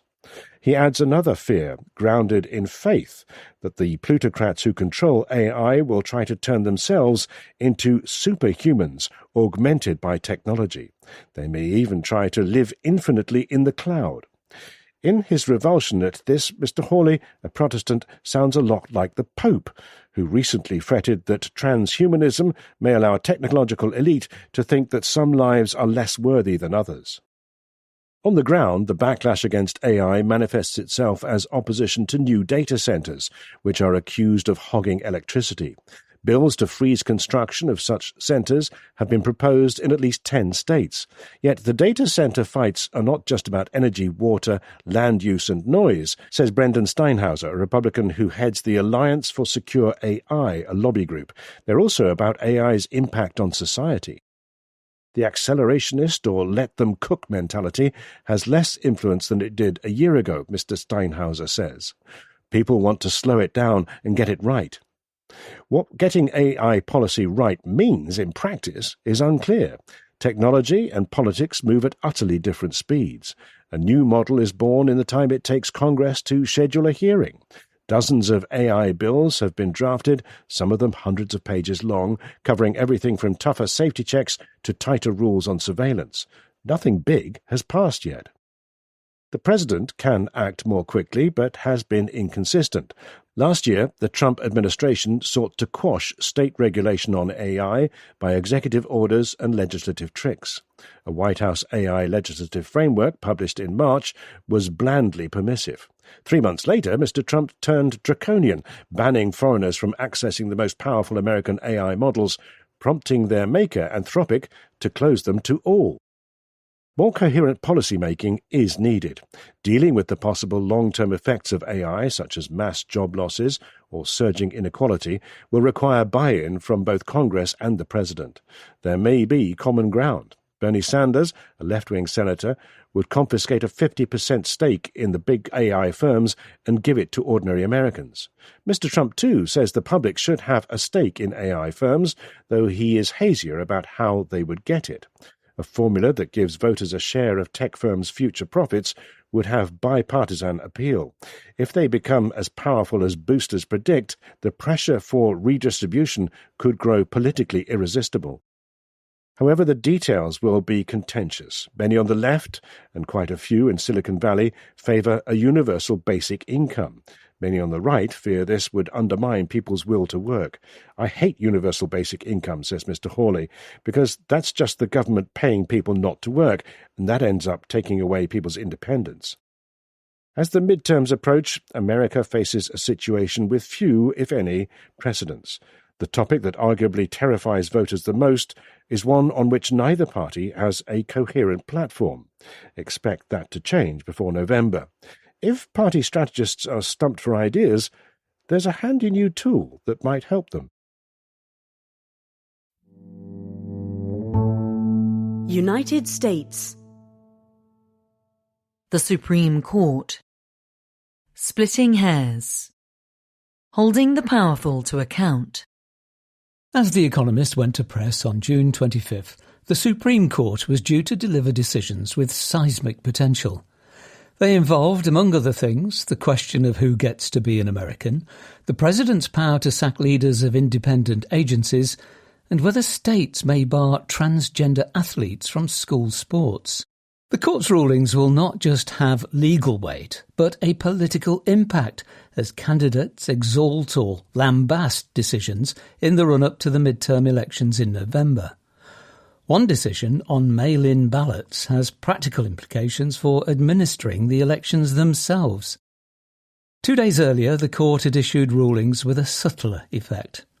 One concerned the rights of a Rastafarian to sue prison guards.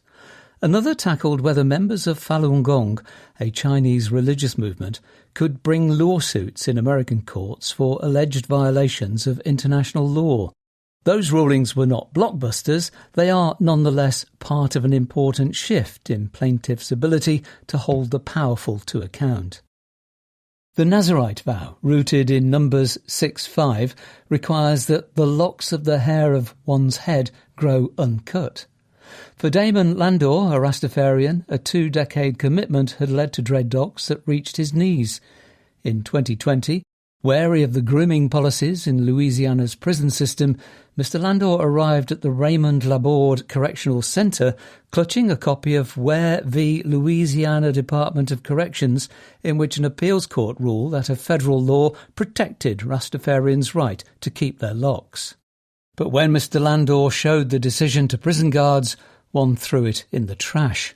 2 others handcuffed him to a chair and shaved his head. Mr. Landor's lawyers pointed out that the Religious Land Use and Institutionalized Persons Act, RLUIPA, passed in 2000, bars state and local governments from imposing a substantial burden on prisoners' religious exercise, unless there is a compelling governmental interest. However, in this case, Landor v. Louisiana Department of Corrections, the argument centred not on whether prison officials had violated RLUIPA, but whether Mr. Landor could seek damages for that violation. The court ruled 6-3 that he could not. Nothing in RLUIPA, wrote Justice Neil Gorsuch, gave prison officials fair notice that they could be personally sued for damages. Justice Ketanji Brown Jackson, writing for the 3 justices appointed by Democratic presidents, accused the majority of ignoring RLUIPA's purpose.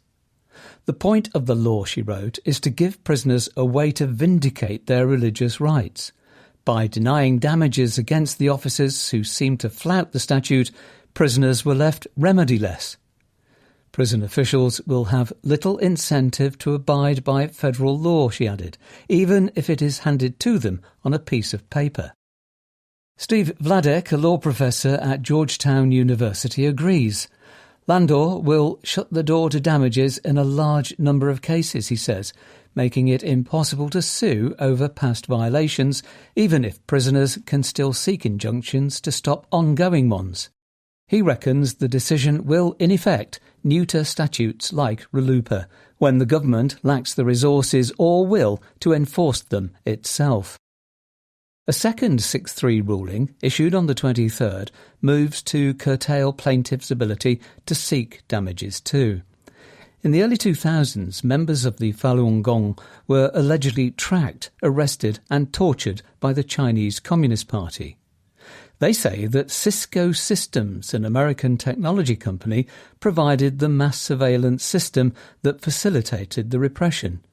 The company has called the allegations inaccurate and entirely without foundation. The plaintiffs sued under the Alien Tort Statute, or ATS, a law dating to 1789 that gives federal courts jurisdiction over suits by foreigners for violations of international law. Writing for the majority, Justice Amy Coney Barrett noted that cases may frequently involve heinous and inhumane acts, but that the political branches or other international actors, not American courts, are better suited to help. Cisco also threw cold water on a separate claim under the Torture Victim Protection Act. In dissent, Justice Sonia Sotomayor accused the court's majority of remaking the law in its preferred image. In both Cisco and Landor, the Conservative majority insisted it was merely respecting the scope of laws passed by Congress. To Mr. Vladek, the rulings fit a broader pattern since Justice Anthony Kennedy, a moderating force on the court, retired in 2018.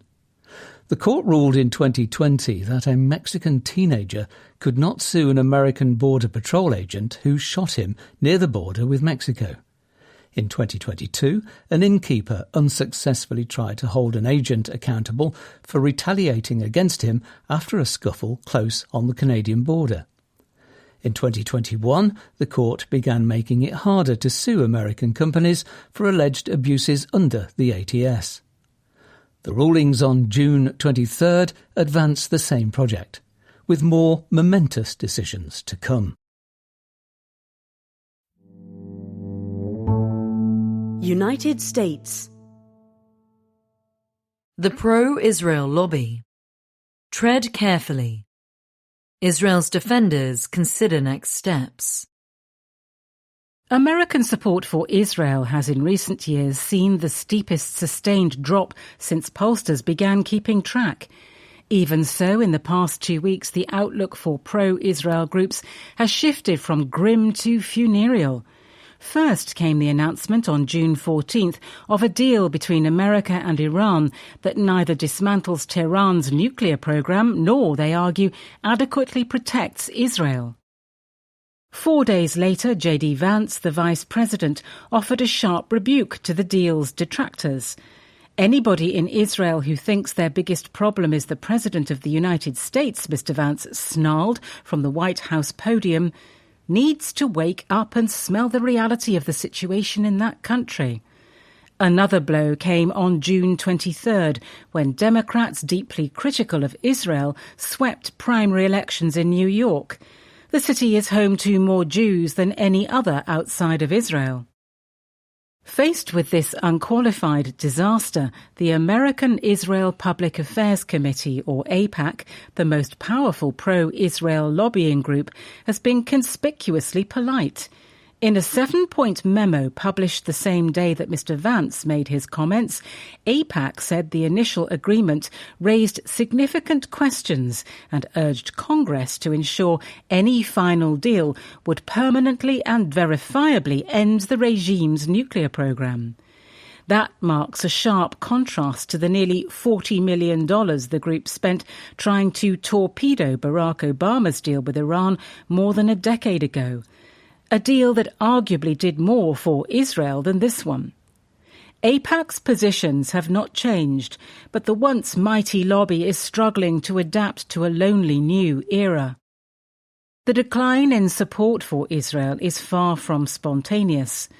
After an initial surge in sympathy after the Hamas attacks of October 7, 2023, Benjamin Netanyahu's brutal war in Gaza eroded many Americans' historic goodwill towards the country.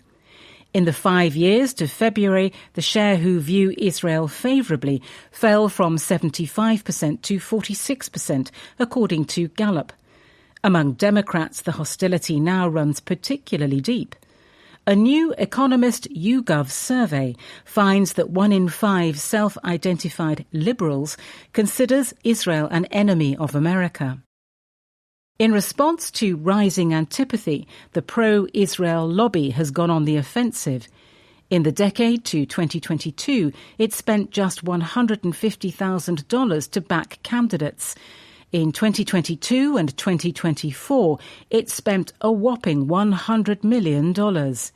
Even that may pale compared with the $38 million AIPAC has spent so far in this cycle's primaries, with much of this funneled through pop-up political action committees that obscured where money came from. That has made AIPAC the perfect target for those discontented over dark money in elections and pro-Israel groups' influence in particular.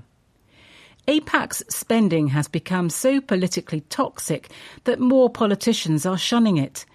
"I'm a friend of Israel," said Seth Moulton, a Democratic congressman last year, but not of its current government, and AIPAC's mission today is to back that government.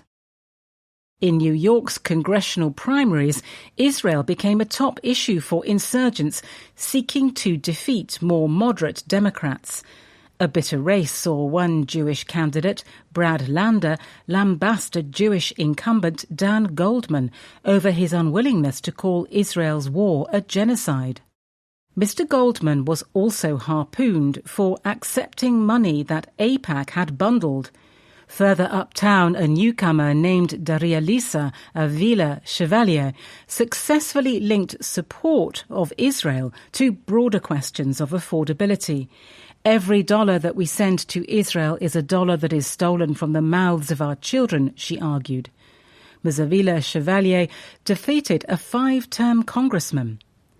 Ms. Avila Chevalier and Mr. Lander were backed by Zohran Mamdani, New York's charismatic mayor. Progressives hope for a similar sweep this summer in a Michigan Senate primary that has turned into another referendum on AIPAC.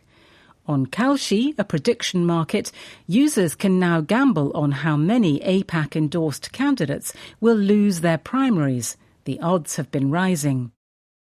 As the pro-Israel lobby learns that it cannot buy back favour with Democrats, it is being forced to confront that its fate is tied to Republicans. An Economist YouGov survey fielded this week found that Republicans were more than twice as likely as Democrats or independents to say that Mr. Trump either struck the right balance in the Iran war or was not supportive enough of Israel.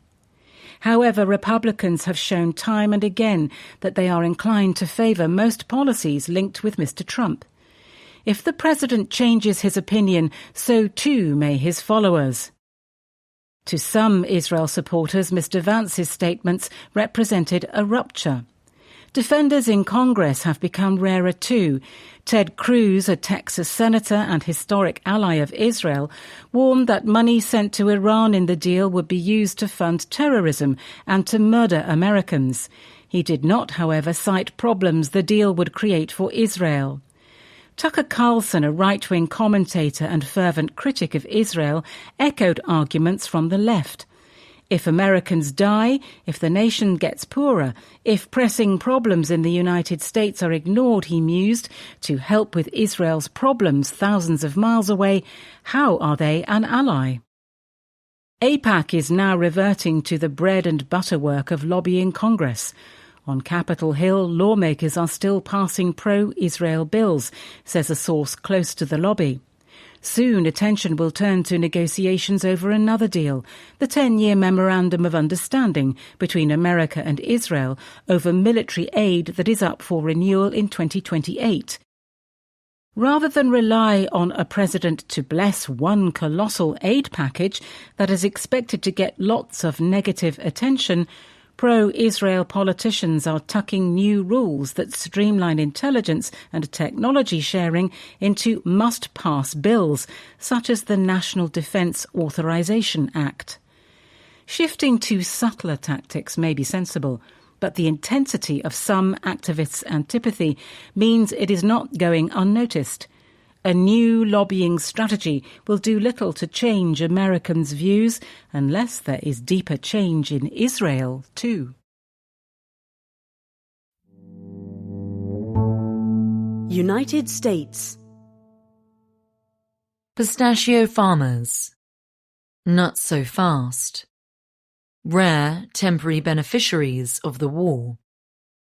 Joe Coelho's family has been farming near Riverdale in California's San Joaquin Valley for 4 generations.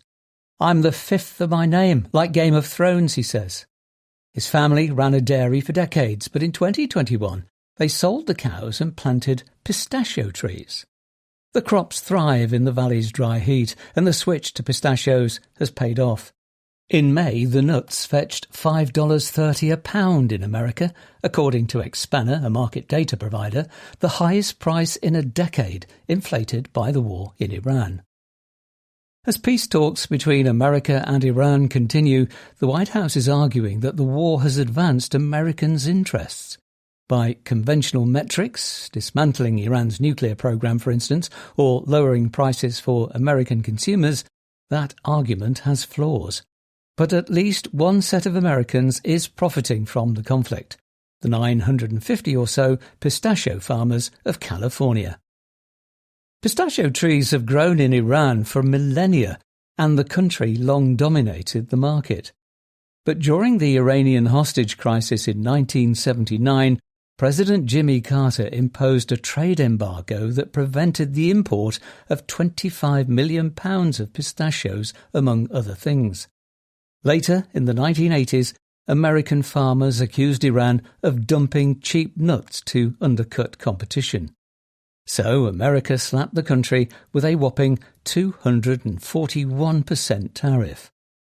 California's farmers filled the gap and an industry blossomed. The state's orchards accounted for 60% of global pistachio production in 2025. In recent years, the state's growers have profited from the virality of Dubai chocolate, a decadent bar with pistachio cream, with prices rising by more than 25% from $3.28 in December 2023 to $4.14 a year later. Then came the Iran war. Shipments of in-shell pistachios fell by 31% in the 30 days to May 21st, compared with the same period a year earlier. I don't want anyone to think that I am happy with the war, nor is anybody, insists Mr. Coelho. But the conflict, he says, is killing some of the world's supply, and it opens a hole for us to fill. The question now is how long the boom for pistachio farmers will endure. If peace proves lasting, Iranian exports are expected to resume at close to their prior level. Evidence suggests damage to orchards has not been extensive. Without a structural change to the market, the fortunes of California's pistachio farmers will return to more quotidian concerns. A spring heatwave in California devastated orchards. Mr. Coelho reaches up into one of his trees and grabs a bunch of green nuts. You can see that whole thing is just torched, he says.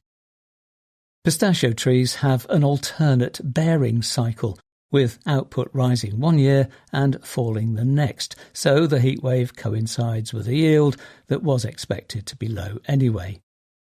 America's yields are expected to halve in 2026, according to the International Nut and Dried Fruit Council, a lobby group. In the long term, state limits to groundwater pumping may further restrict California's supply. That will raise prices, but not necessarily with a net gain for Californian growers, who will be selling fewer nuts. Some farmers are already fallowing fields. The war's benefit to America's pistachio farmers has been real. It will probably also be fleeting. United States. Public safety. Shoot first, arrest later. Killings by police are rising, even as murder rates fall. The apartment building at 1515 8th Street on the west side of Albuquerque is not an obvious place for a shootout. When The Economist visited, children were playing outside in a paddling pool. On May 26th, however, a home at the end of the block became the site of a siege. José Almas, a 23-year-old man, was threatening suicide. His family called emergency services. Instead of a social worker, as they hoped, they got a phalanx of police officers. The cops shouted at Mr. Almas, who, according to his brother, initially came outside unarmed. He then went back inside, took a gun and fired, hitting a police car. The police then shot and killed him. The killing was the fourth by the Albuquerque Police Department this year. Since 2013, 116 people have been shot and killed by the city's police, according to Mapping Police Violence, a non-profit that uses news reports to track killings. In Boston, the figure was just 16. In all of Britain, which has strict gun control, the total over the same 13-year period was 34. Albuquerque is an extreme manifestation of a broader problem. In the decade to 2024, the number of Americans killed by police jumped by about a third. Police killings dipped last year, but this year have risen again. Perversely, the rise comes as national murder rates are falling. A growing share of Americans who are killed, 1 in 10, are dying at the hands of police. 6 years ago, millions marched to protest the killing of one man, George Floyd, by a police officer in Minneapolis. The problem is now worse. In Albuquerque, the challenge is not new. Barack Obama's Department of Justice published a scathing report concluding that the city's officers too frequently use deadly force against people who pose a minimal threat.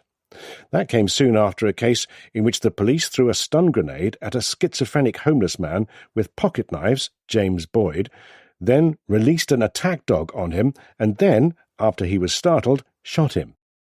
For the 11 years following, the police department was under a federal consent decree, compelling the city to adopt policies to reduce the use of force by police.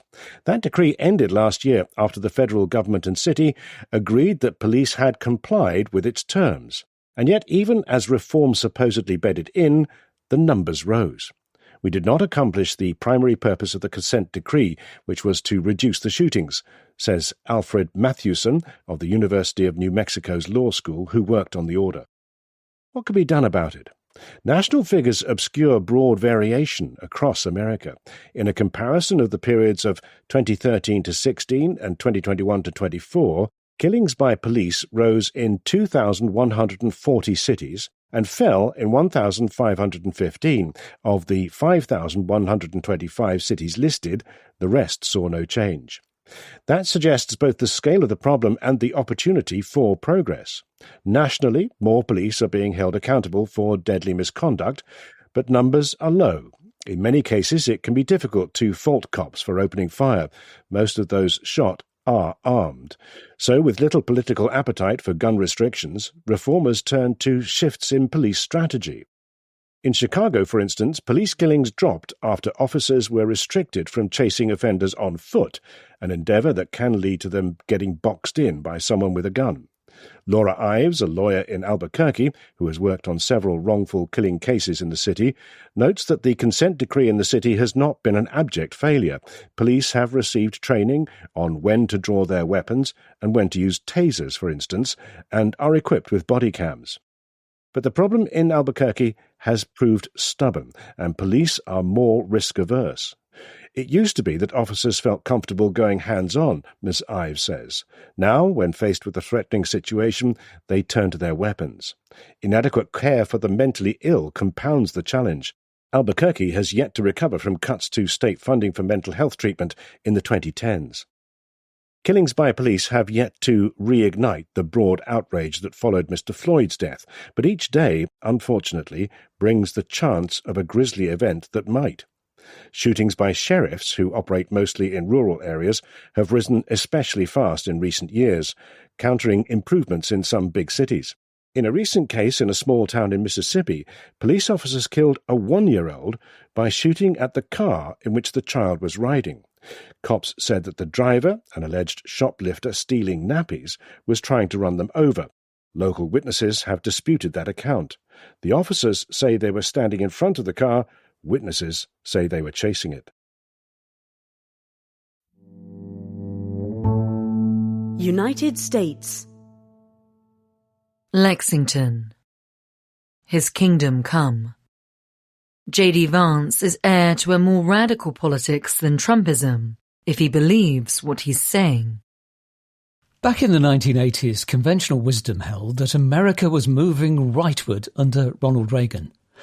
But that is not what Patrick Buchanan saw when he surveyed the country as Reagan's presidency was coming to a close. In his autobiography Right from the Beginning, published in 1988, Mr. Buchanan, a Republican stalwart who had worked for Reagan and Richard Nixon, lamented that the once Christian country had abandoned the Judeo-Christian values he was raised on as a Catholic. His critique might ring a bell. A secular leftist movement with its own methods for punishing heretics and policing orthodoxy, Mr. Buchanan wrote, was imposing its values by obsessing over perceived racism, sexism and environmental harm, spreading socialism, censoring speech and teaching young Americans to despise their history. Mr. Buchanan inveighed against an absurd trade war to restrict Asian products as an act of almost terminal stupidity for the West. Following the lead of the editor, William F. Buckley, also a Republican and a Catholic, Mr. Buchanan saw free trade as essential to America's struggle with the Soviet Union. Then the Berlin Wall fell. When Mr. Buchanan mounted his insurgent campaigns for the Republican presidential nomination in 1992 and 1996, he spiked his cultural conservatism with economic populism. He condemned the North American Free Trade Agreement as betraying American workers and urged tariffs on Japan and China. He was now promoting an isolationist foreign policy. He called it America First, that included a security fence to stop illegal immigrants. They've got no right to break our laws and break into our country and go on welfare, he thundered. That history is useful to understanding the most significant conversions so far of America's protean Vice President J.D. Vance. Having likened Donald Trump to heroin, Mr. Vance was suspected of opportunism when he saw the light before campaigning for a Senate seat, which he won in 2022. His political conversion makes more sense in view of the religious one to Catholicism that he underwent around the same time. Since descending on his golden escalator in 2015, Mr. Trump has campaigned on a reheated version of Buchananism, itself a revival of the right-wing Catholic politics between the two world wars.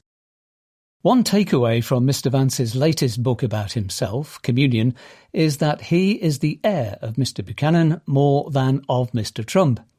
That makes him a true radical, intent on a complete transformation of society. Ever the pragmatist, Mr. Trump has no interest in the grand ideas that enchant Mr. Vance and guided Mr. Buchanan. Mr. Trump believes in tariffs and walls, but his isolationist politics has proved no match for his yen to project power globally, just as his commitment to Judeo-Christian values did not stop him from posting an image of himself as Christ-like. It is hard to imagine Mr. Trump citing, as Mr. Vance does and Mr. Buchanan did, a papal encyclical from 1891, Rerum Novarum, to argue for higher wages and unionisation. Mr. Vance also sounds much less like Mr. Trump than Mr. Buchanan when he condemns the fusion of the Republican Party with conservative Christianity for prioritising low taxes over factory jobs, when he accuses both parties of casting aside the Christian inheritance of our civilization, or when he laments our worship at the altar of commerce. Isn't that altar stamped with the Trump logo? Mr. Trump says he has already brought forth a golden age. Mr. Vance, 41, casts himself as leading a long struggle to save the world from liberalism. But unlike Mr. Buchanan, Mr. Vance may not mean any of it. Given how many times he's changed his answers to big questions, he seems strangely untroubled by whether he may be wrong yet again. Whether as an anti-Trumper or Trumper, atheist or believer, striving elite or scourge of elites, Mr. Vance never evinces doubt. When it comes to J.D. Vance, J.D. Vance's faith does not waver. This makes it hard to guess which ideas he is committed to. He has said that Republicans need to be really ruthless in using power. In Communion, he writes that politics is a dirty business in which you have to make compromises and shape the public narrative. Is he referring to malicious fables about immigrants, like his claims that Haitians in Ohio were eating their neighbours' pets? Or is he referring to his narrative about himself? Which narratives are proof of ruthlessness, not conviction? His account of America's fall from theocracy is certainly unpersuasive. Oddly, for a book about faith in public life, published during America's 250th anniversary, America's Vice President does not discuss its founding ideas about religion's role in government. He instead makes such risible claims as, in modern American politics, it's become passé to talk about God, noting that back in the day, John Kennedy invoked God 3 times in his inaugural address. Does this proudly millennial vice president know how to use Google? He could have discovered that Joe Biden, a devout Catholic, invoked God 4 times in his own inaugural. Has he forgotten when Barack Obama led a grieving congregation in Amazing Grace, a simple, stirring public act of faith, the likes of which Americans have never witnessed from Mr. Trump or Mr. Vance? Some things have changed since Mr. Buchanan's era. He believed no conservative reformation could succeed without the recapture of the Supreme Court. Led by Leonard Leo, a Catholic, the Conservative Federalist Society has since helped install a conservative and Catholic court majority. Americans should probably be comforted. The Vice President is nevertheless so worked up about the same sorts of concerns as Mr. Buchanan and Mr. Buckley before him. Maybe politics is ever thus, and the Republic is not going to hell. Its problems certainly do not include a dearth of sanctimonious blowhards in any event. The Americas. Los Trumpitos. The Trumpification of Latin America. Angry voters, powerful incentives, and a network of hacks have helped Donald Trump's pals win a string of elections. To those who have sworn terror all these years, your time is up, roared Abelardo de la Espriella, the winner of Colombia's presidential election on June 21st from behind bulletproof glass. The former defense lawyer, who calls himself El Tigre, ran as a right-wing populist and outsider. He received gushing endorsements from another man who fits that description, Donald Trump. Mr. de la Espriella is not the only Latin American president to echo Mr. Trump. Chile's President José Antonio Cast cuts a less flamboyant figure, yet within days of taking office in March, he was standing Trump-like in the desert on the border with Peru as army diggers cut a trench to stop immigrants. Chile had been violated by illegal immigration, he declared. Mrs. de la Espriella and Cast are part of a Latin America that is shifting to the right at unprecedented speed.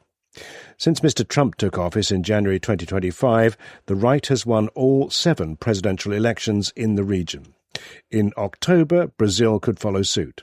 No prior political wave has run at this pace, breadth or uniformity. Nor is this a return to the centre-right, but to a harder, Trump-imitating politics. It is happening because voters are fed up and Mr. Trump's priorities, criminal gangs and illegal immigration, also exercise many Latin Americans. His combative, hyper-online style is being deliberately adopted. It is winning elections, but it may not fix the region's biggest problems, insecurity and sluggish economies. The ranks of new Trump-like presidents go well beyond Mr. de la Espriella and Mr. Cast. Presidents Javier Milei in Argentina and Nayib Bukele in El Salvador top the list and inspire their own imitators. In different ways, Presidents Daniel Noboa of Ecuador, Nasri Asfura in Honduras, Laura Fernandez Delgado in Costa Rica, and Keiko Fujimori, Peru's president-elect, also fit the pattern.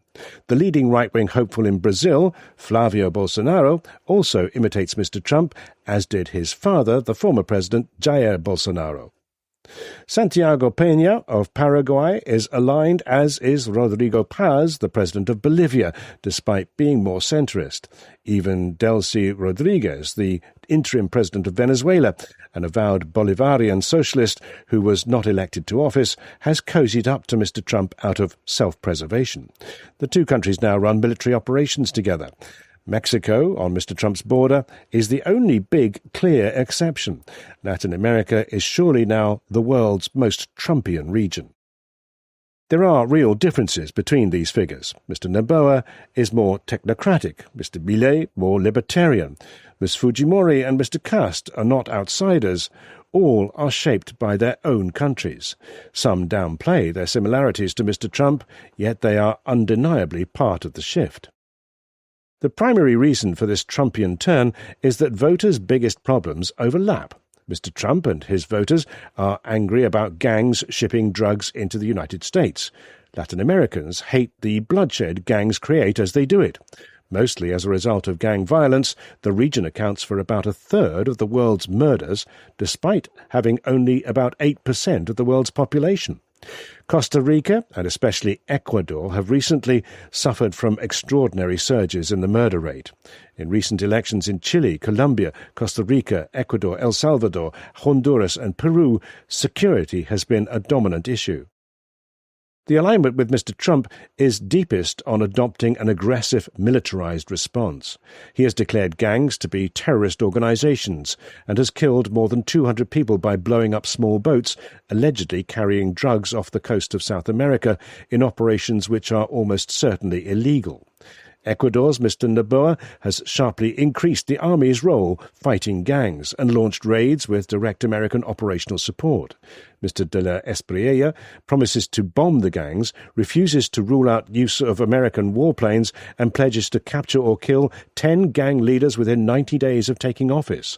All are signed up to Mr. Trump's Shield of the Americas, a shared military effort to hit drug traffickers. Mr. Bukele provides the model, backed by Mr. Trump, for arrests and prisons. He has locked up a staggering 2% of the adult population in El Salvador, often without trial, many in a specialized, purpose-built mega-prison. In 2018, before he took office, the murder rate was over 50 per 100,000, one of the worst in the world. It is now less than 2, about the same as Canada. That has made him popular across the region. Mr. de la Espriella promises to build 7 Bukele-style mega-prisons in Colombia's jungle. Ms. Fujimori promises 4 new normal prisons and 1 mega. Mr. Noboa has built one and promises another. Conditions are grim. In Ecuadorian prisons, an inmate died on average every 7 hours last year, some from fights and riots, but more from sickness and hunger. As in the United States, irregular migration is also a hot topic in several Latin American countries. Some 340,000 undocumented migrants have arrived in Chile since 2018. Peru hosts about 1.6 million Venezuelans who fled the failing economy and regime repression. Mr. Kass is not just building a border trench, but has also promised to deport all of Chile's undocumented migrants. Ms. Fujimori has also promised deportations from Peru. Even in Argentina, less affected by Venezuelan migration, Mr. Milei has made deportation easier and has sent police on highly publicized immigration raids. Mr. Bukele has struck a deal with Mr. Trump to accept deportees from the United States who are from third countries and put them in his mega-prison. Given Latin America's history of synchronized political swings, it is tempting to wave away the recent Trumpian shift as mere anti-incumbency. That is part of it. Left-wing governments have left an economic mess in Argentina and worsening security in Colombia. But that would normally have meant victories for the established centre-right. Instead, voters are rewarding candidates with the most extreme messages on tackling crime, even when it is a crude brand of security populism. Established centre-right candidates, mocked by the hard right as derechita cobarde, the cowardly little right, have repeatedly been outflanked. Voters remember when the centre-right was in office and often think it achieved little. The anti-incumbency argument also ignores the fact that the new Trumpian right has won re-election in Costa Rica, Ecuador and El Salvador. Polling data from 18 countries across the region show that Latin Americans identify as more right-wing than they have in more than 2 decades. There is also more to the rightward shift than overlapping voter concerns. Wannabe presidents are choosing to copy big parts of Mr. Trump's political style because they believe it will help them win. Above all, Mr. Trump has opened the door to angry outsider politics in the region. Without Trump, there would be no Javier Milei, as one Milei campaign staffer told The New Yorker, a magazine, after his victory. We set the tone for the Western Hemisphere, says United States Senator Bernie Moreno, a close Trump ally who was born in Colombia. The direct inspiration is often obvious. Mr. Milei's supporters have donned Make Argentina Great Again hats. Mr. de la Espriella, an American citizen, as well as a Colombian one, and Italian, celebrated Mr. Trump's win in 2024 by posting a video to social media in which he toasts a desire to make America and Colombia great again by downing a shot of his personal brand of rum. In an interview with The Economist before the first round of the Colombian election, he declared Mr. Trump an example in economic policy and his cultural battle against gender ideology. Mr. Cast cites the Trump administration's migration policy to argue that many immigrants in Chile will self-deport. Much of Latin America's new right copies Mr. Trump's communication style, his positioning as an outsider, and his relentless rhetorical and legal assaults on political opponents and the press. When journalists publish information that Mr. Bukele does not like, he issues warrants for their arrest. The norm-breaking tendency to put family and close friends in positions of power has also been copied, as has Mr. Trump and his family's interest in and use of cryptocurrencies. A hatred of causes perceived to be woke or globalist is perhaps the defining trait. Mr. Milei calls climate change a socialist lie. Mr. de la Espriella says the United Nations is an instrument of the left. Mr. Cast is against abortion in all cases and has opposed his wife taking the pill. Many have sought Mr. Trump's endorsement. In addition to Mr. de la Espriella, he also backed Mr. Asfura in Honduras, who went on to win. Mr. Trump endorsed Mr. Milei and his party in the Argentine midterms last year, as well as providing more than $20 billion in support from the U.S. Treasury to help avert a run on the Argentine peso. That helped Mr. Milei's party to victory and rescued his presidency. Mr. Noboa met Mr. Trump 2 weeks before his re-election in March 2025. Last month, Flavio Bolsonaro, the leading right-wing candidate for Brazil's upcoming election, met Mr. Trump in the Oval Office. The members of this growing network of Trump allies also support each other. Mr. de la Espriella's campaign received public backing not just from Mr. Trump, but also from Mr. Milei, Mr. Asfura, and in Paraguay, Mr. Peña. Mr. Noboa went further. Just before the first round of the Colombian election, he promised, at Mr. de la Espriella's request, to remove tariffs he had imposed on Ecuador's northern neighbour as a gesture of goodwill. This chumminess is not necessarily organic. The right has long complained about the influence of the Sao Paulo Forum, a get-together of Latin American left-wingers. Now it is building a rival structure for the social media age. Axel Kaiser, a Chilean public intellectual cum influencer, is part of it. His brother ran for president in Chile as a far-right candidate in 2025, winning 14% of the votes in the first round before backing Mr. Cast.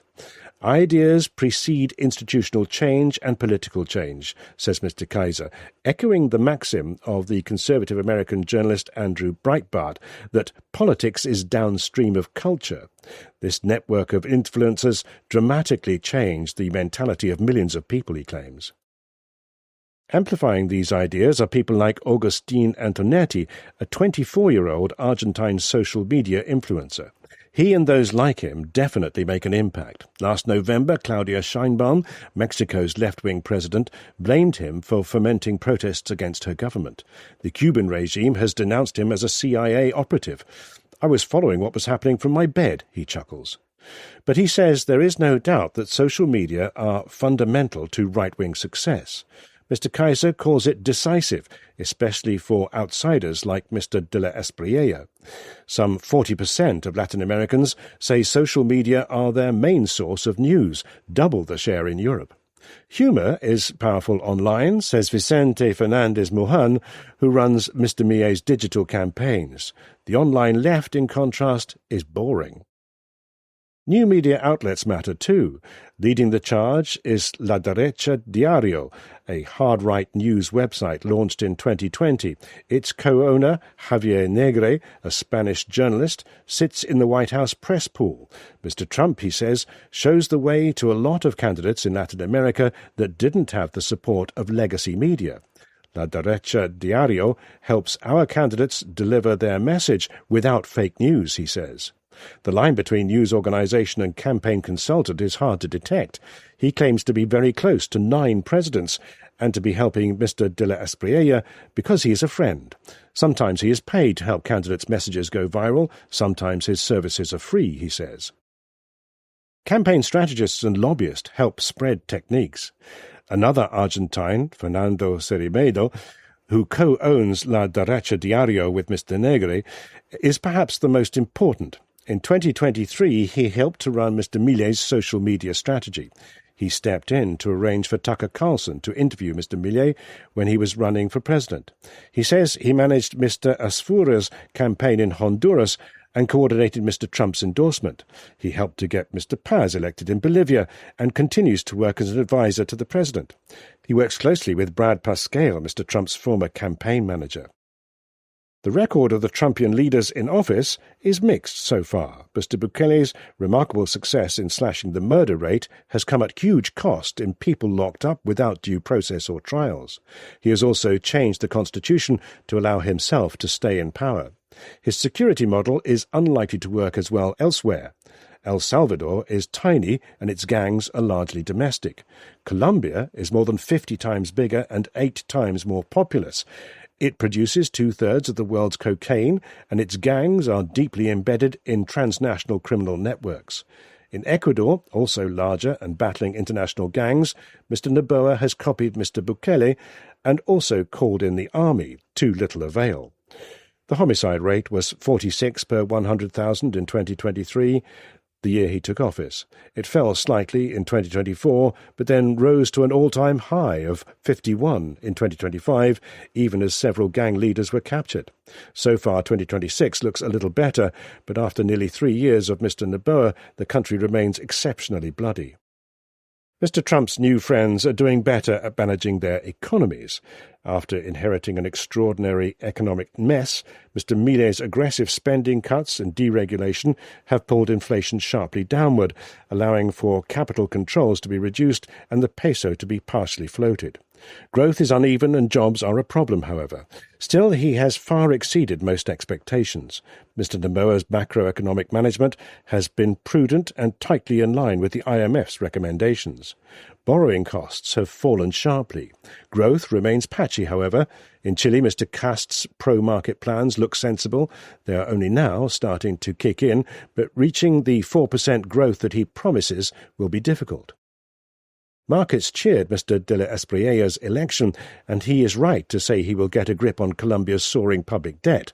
But his commitment is undermined by his crowd-pleasing promises of cheap mortgages and extra spending.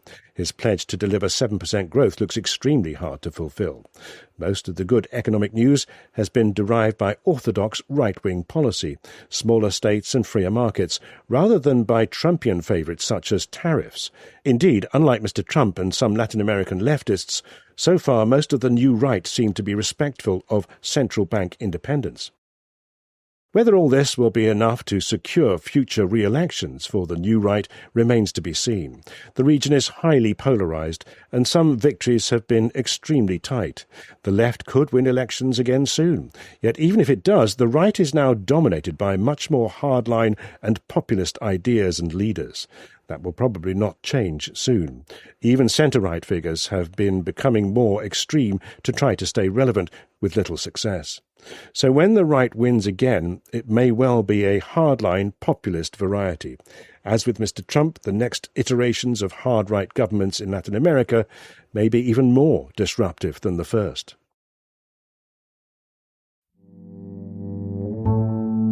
The Americas. Devastation in Caracas.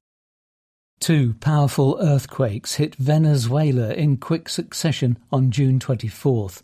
The United States Geological Survey, the USGS, said the first had a magnitude of 7.2, with an epicentre 170 kilometres west of Caracas, the capital. The second measured 7.5 and hit 16 kilometres away.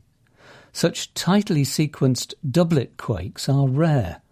Delcy Rodriguez, Venezuela's acting president, said 32 people had been killed and 700 injured, but the death toll will climb. USGS reckons there's a 44% chance that 10,000 are dead.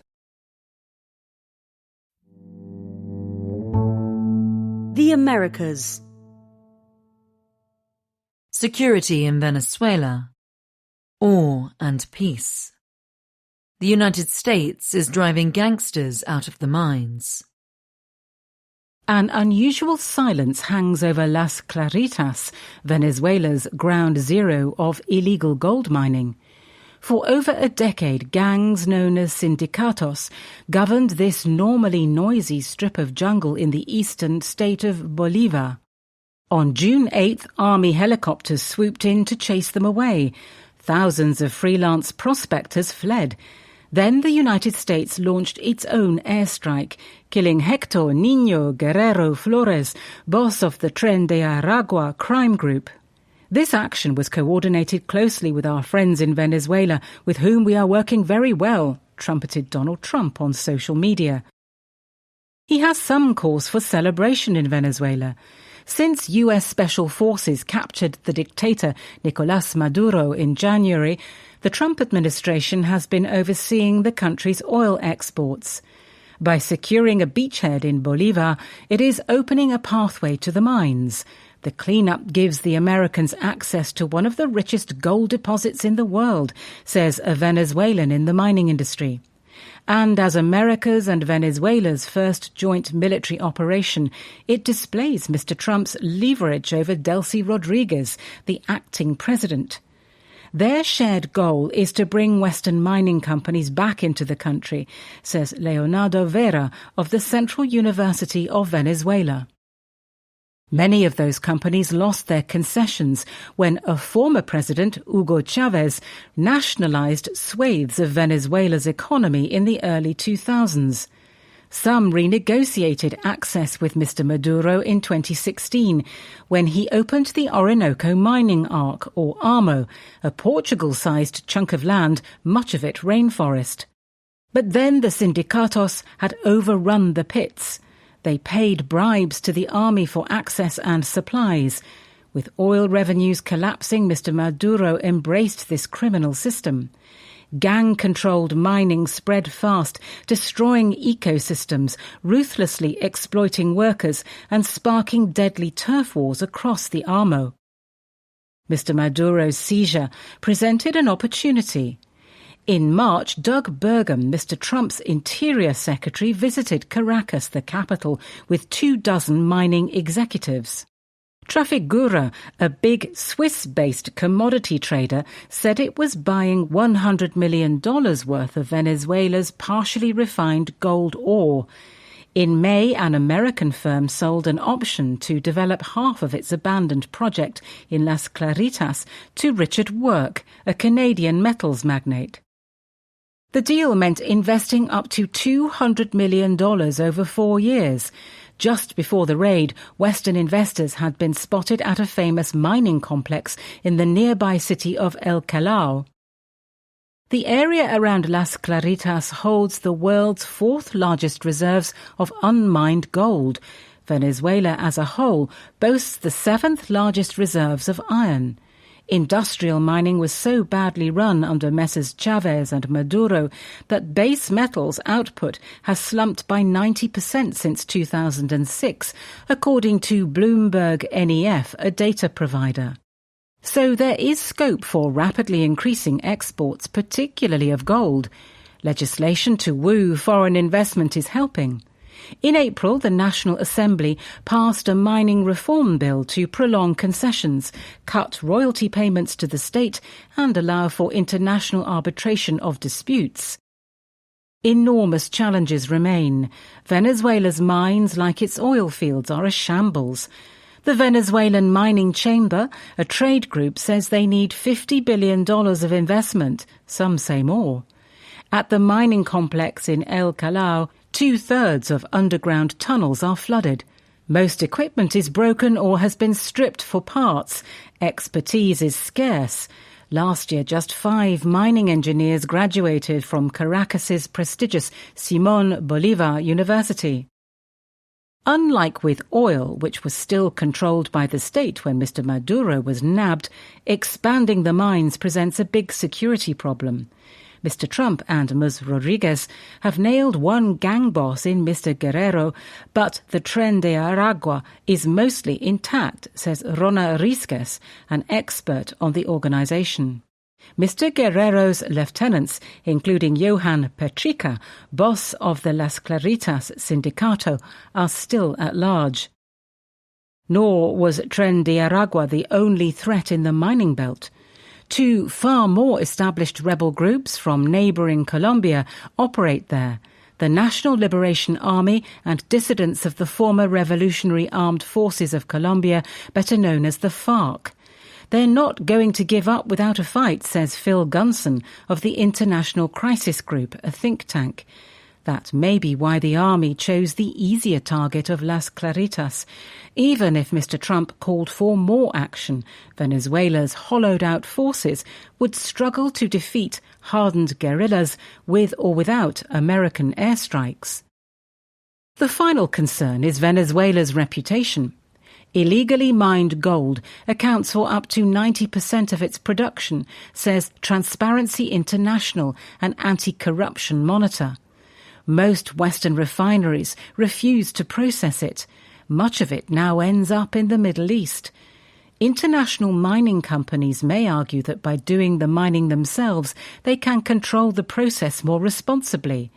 But they are still having to do business with a regime with an appalling record, says Catriona Rainsford of Global Witness, an environment and rights NGO. The Rodriguez government is walking a fine line. While having to please its American supervisors and financiers, it cannot afford to alienate its own army, so long entwined in illegal mining. The generals made millions off the wildcatters, creaming off profits in return for providing supplies and protection. They will hate to lose so lucrative a side hustle. Being allowed to perform legitimate services for American corporations could be a consolation prize, but it may be more tempting to maintain ties with the nomadic bandits, many of whom will now migrate deeper into national parks. If you clean up one area, they are going to move somewhere else, says the Venezuelan working in the mining industry. It's that simple.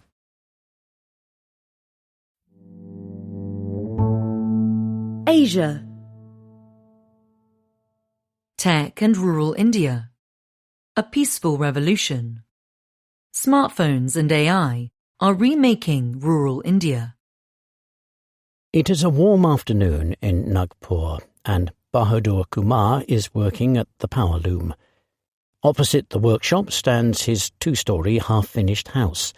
Outside it are 5 goats, a motorbike, his wife and his 22-year-old son Karan, who explains that he is busy doing a science degree at a local university while preparing for exams for a government job. Asked how he studies, he whips out a phone to show The Economist his favourite YouTube coaching classes and long conversations with ChatGPT about questions he does not understand. Nagpur is a fairly well-off village by the standards of Uttar Pradesh, a huge and poor state. In the past decade, many of its households have gained toilets, running water, reliable power, and the internet. Scarce not long ago, smartphones are becoming ubiquitous. Ownership remains skewed towards men, but devices are shared and keenly fought over. When my dad goes to work, I take it, says Roshni, a 14-year-old schoolgirl, flashing a smile. This year, the world's most populous country is on track to pass 1 billion active internet users, up from 622 million in 2020, according to the Internet and Mobile Association of India, or IAMAI, a trade body.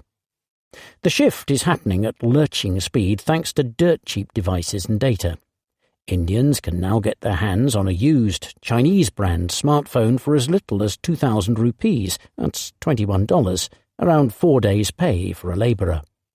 Data costs just 15 rupees, 16 cents per gigabyte, less than a tenth of the global average and much less than in most developed countries. That is largely thanks to high population density, meaning that each mast can serve more customers.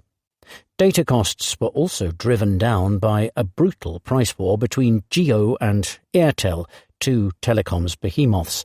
On July 19th, Jio announced plans for a blockbuster initial public offering this year.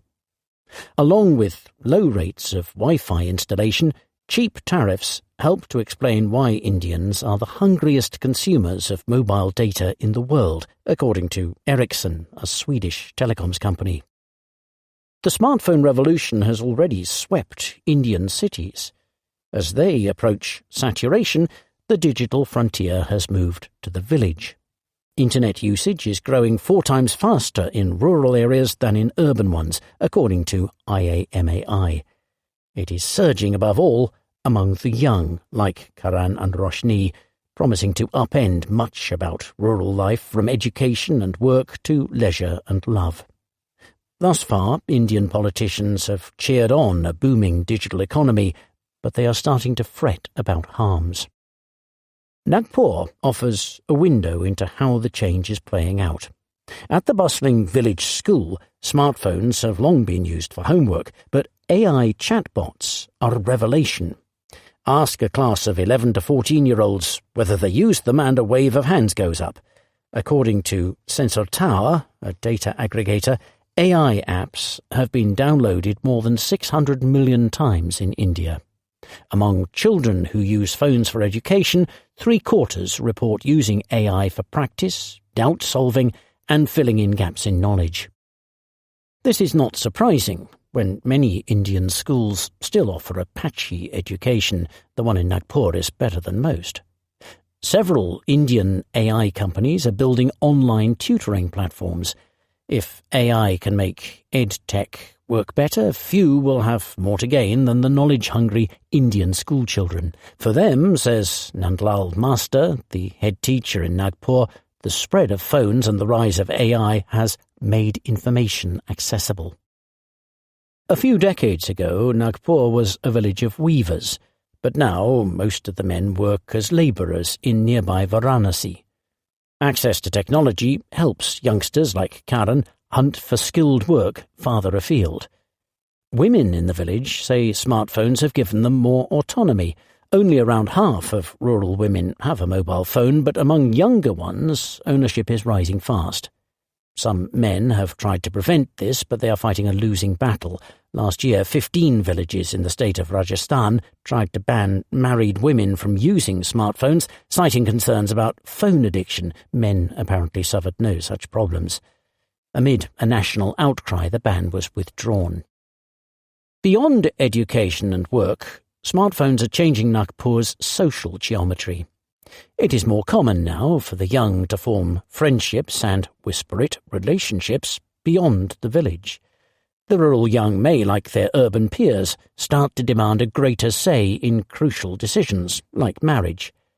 Some demographers think smartphones are already accelerating fertility decline in villages because they expose rural women to the lifestyles of richer urban ones. If villagers become as screen-addicted as their urban peers, one might expect the spread of other social attitudes also to accelerate.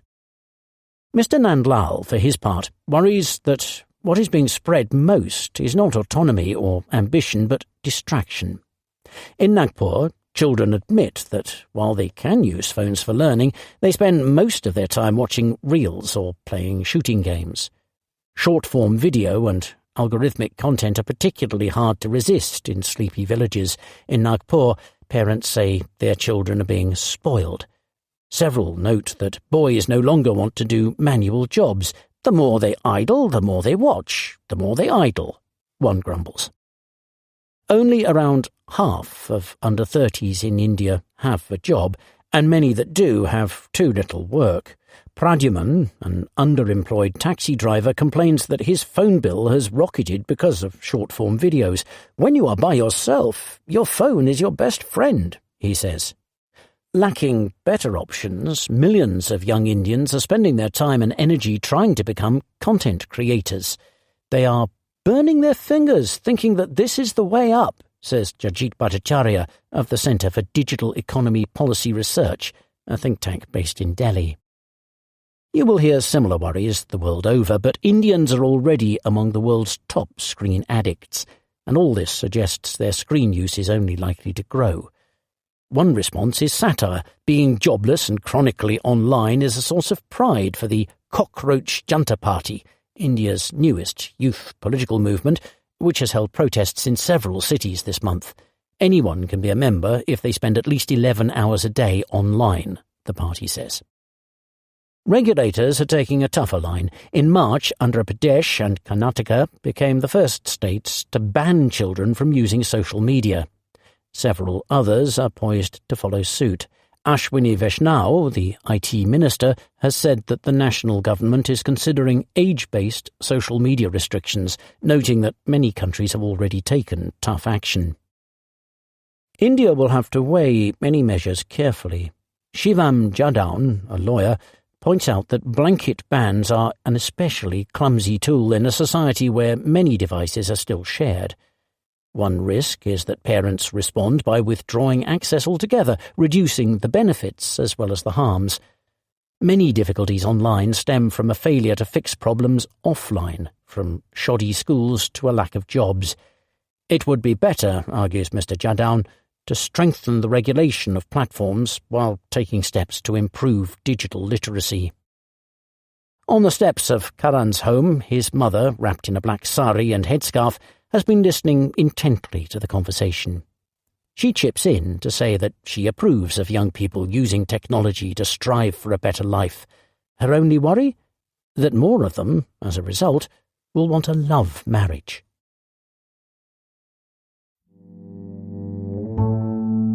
Asia. Bangladesh's garment industry. Unravelling. Rolling blackouts and rising costs are hampering the production of clothes. The war that America and Israel launched on Iran may be over, but Bangladesh remains desperately short of power. Its garment factories, especially, have been running low on it. The country's spinning, knitting and dyeing mills guzzle gas and petrochemicals, and around 95% of Bangladesh's oil and gas comes from the Gulf. Rising costs are squeezing the businesses. On June 6th, Al Muslim Group, a large clothing exporter, sacked nearly 1,900 people from its knitwear and denim factories in Dhaka, the capital. Over 4 million Bangladeshis, mostly women, work in the industry, making clothes for Western brands like Zara and H&M. Around 40 million people, 25% of the population, depend on it. Clothing made up 4/5 of Bangladesh's export earnings last year and 13% of GDP. Only China exports more clothes than Bangladesh. But the sector was already under stress. The student-led uprising that toppled Sheikh Hasina Wajid in 2024 also sapped buyers' confidence in Bangladesh as a reliable partner, explains Mehdi Mahboob, an industry analyst. When Bangladeshis took to the streets, many garment factories went idle. 5 were set on fire. Some of the senior Awami League figures who were thrown in prison also owned garment factories. Over the past 3 years, more than 400 of them have shut down. In May, the government was cutting power for 2 hours a day on average in and around Dhaka. In Chattogram, the second city, blackouts lasted as long as 8 hours a day. Some factory owners have turned to diesel-powered generators to keep output up. But for an industry tailored towards efficiency, even the 10 to 15 minutes needed to turn them on can be costly, says Abil bin Amin of Bangladesh's Ethical Trading Initiative. Production fell nearly 30% between February and May. Global brands are placing fewer orders, deterred by production delays, shipping disruptions and gloomy Western shoppers who have stopped buying so many clothes. Abdullahil Nakib, who owns a jacket factory in Dhaka, says that orders for his wares have dropped by 1/5 since the war started. In May, clothing exports fell for a 10th consecutive month, tumbling by 8% year-on-year, according to Bangladesh's Ministry of Commerce. Pricier oil has pushed up the cost of materials. Synthetic fibres, dyes and finishing chemicals, plastic buttons and zips make up around 65% of the cost of a garment, and all use petrochemicals. In Bangladesh, around 30% of garments are made using polyester fibre and thread, products derived from naphtha, a petrochemical that is now roughly a third more expensive than before the war. And the industry is highly fragmented. Vertically integrated textile mills do exist in Bangladesh, but most factories handle just one part of the production chain. Mr. Nakib estimates he is paying 30% more for transport. Bangladesh's central bank introduced a 600 billion taka or $5 billion stimulus package for ailing businesses in May, earmarking the largest share for garment factories. But recipients pay around 7% interest on the loans, tough for those already hemmed in. When costs rose during the pandemic, the big brands showed they were unwilling to pay more for clothes made in Bangladesh. This time, at least 9,500 workers at some 80 factories are reckoned to have lost their jobs since January. More disorder of the sort seen in 2023 and 2024 is feared. Samoli Hatun arrived for work at Cortex Apparels in Madhurpur on June 7th to find a layoff notice on the factory gates. It will be very hard for me to find another job, and as a woman, my options are limited. I may have to return to my village. Asia. Aging Asia. Honour thy father and mother, or else. Across Asia, governments are requiring children to care for their parents. In March, lawmakers in Telangana, a state in southern India, passed a bill mandating that up to 15% of an adult offspring's salary can be redirected into their parents' bank accounts if they are found to be neglecting them. According to Revant Reddy, Telangana's chief minister, children who fail to care for their parents are not qualified to live in society. Across Asia, the instinct to punish unfilial children, pioneered in 1995 by Singapore with its Maintenance of Parents Act, is spreading. Malaysia is pursuing filial obligation on two tracks: a secular senior citizens bill protecting elders from abuse or abandonment, and Sharia court amendments allowing Islamic courts to hear parental maintenance claims. MPs in the Philippines have filed a Parents' Welfare Act for the third time since 2016 to punish wrongdoers with up to 10 years in prison. These are the latest additions to a lengthening list. China has since 2013 required adult offspring to visit ageing parents often on pain of fines or jail. In Shanghai, those who defy court orders to provide for their parents are put on a credit blacklist.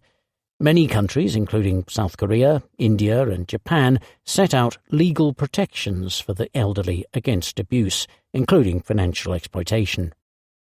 Globally, rates of elderly abuse and abandonment are rising as populations age. Malaysian authorities recorded 2,144 cases of elderly patients abandoned in hospitals between 2018 and 2022. The country of 36 million people has only 18 licensed nursing homes and around 70 geriatricians. Asia's governments, in short, have lost faith in filial love as social policy. Asia is aging faster than any region in recorded history, generally before its economies are rich enough to absorb the shock. Some 722 million people, about 15% of Asia's population, are over 60. By 2050, that share will reach 26%. A survey found that 49% of Thai millennials and 31% of Indonesian ones cited parental care as the main reason they could not leave the family home. The generation expected to fill this gap is itself stretched thin. Filial piety in Asia has always carried an economic logic. Children were, for a long time, as one Singaporean sociologist notes, produced and raised as part of retirement planning. Part of their wages flowed to parents so long as families lived together. urbanisation has broken that compact as young adults migrate to cities, establish separate households, and have to cope with mortgages and childcare. The competing claims on their income multiply, yet the expectation of filial provision remains, says Haslina Mohammed of University Malaya in Kuala Lumpur. Critics, however, say that instead of looking to punish those who fail, states should provide better infrastructure for the elderly, including daycare, end-of-life facilities, and welfare systems that give families options, not orders. China offers the starkest warning when, in 2013, its rulers required children to visit parents often. The backlash was instant. The government should have thought of how they would address this problem when it brought in the one-child policy, ran one widely shared social media comment. Asia. Malaysia. Closing in. 2 imminent state elections could break the ruling coalition.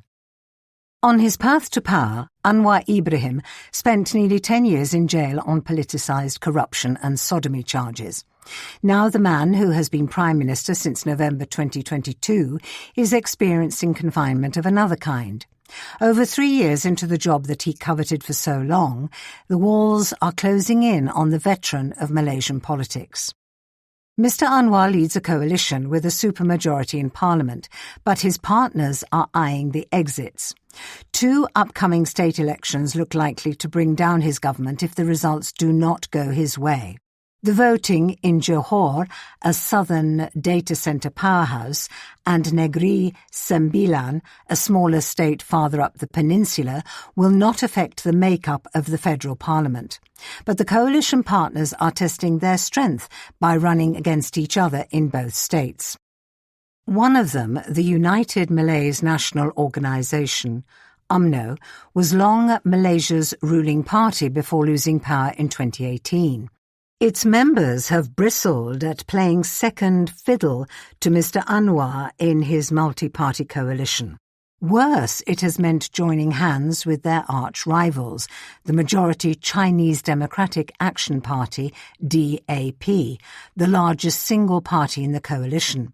UMNO holds itself up as the guardian of Malaysia's long-standing affirmative action policies showered upon the majority Malay ethnic group, while the DAP argues for more meritocracy.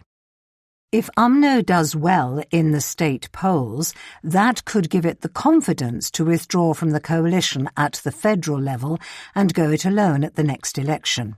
That in itself would not bring down the government, but the DAP is also thinking of quitting. Its erstwhile supporters have abandoned it in big numbers, impatient with Mr. Anwar's refusal to reform affirmative action policies. On August 16th, DAP cadres are due to hold a special congress at which they will decide whether they want to stick with Mr. Anwar. If they too withdraw from the coalition, then the government would fall, triggering an election with more than a year remaining in the current parliamentary term. Mr. Anwar has only himself to blame.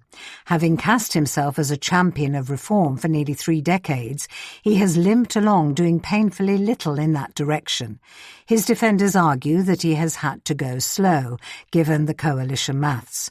But many of Anwar's old comrades in his People's Justice Party, PKR, do not agree. Last month, Mr. Anwar's former deputy in the PKR, Rafizi Ramli, left the party to form his own dedicated to reform. The state elections might offer a hint as to what comes after Mr. Anwar.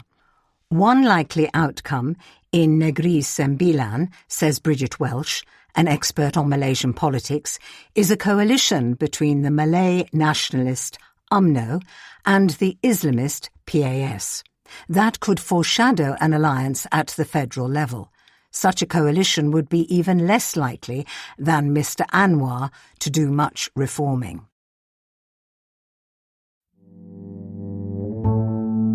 Asia. Ashoka. Eye of the storm. The unlikely city welcoming Delhi's intellectual refugees. For centuries, Delhi attracted scholars, saints and statesmen hoping to influence the ruler of the day.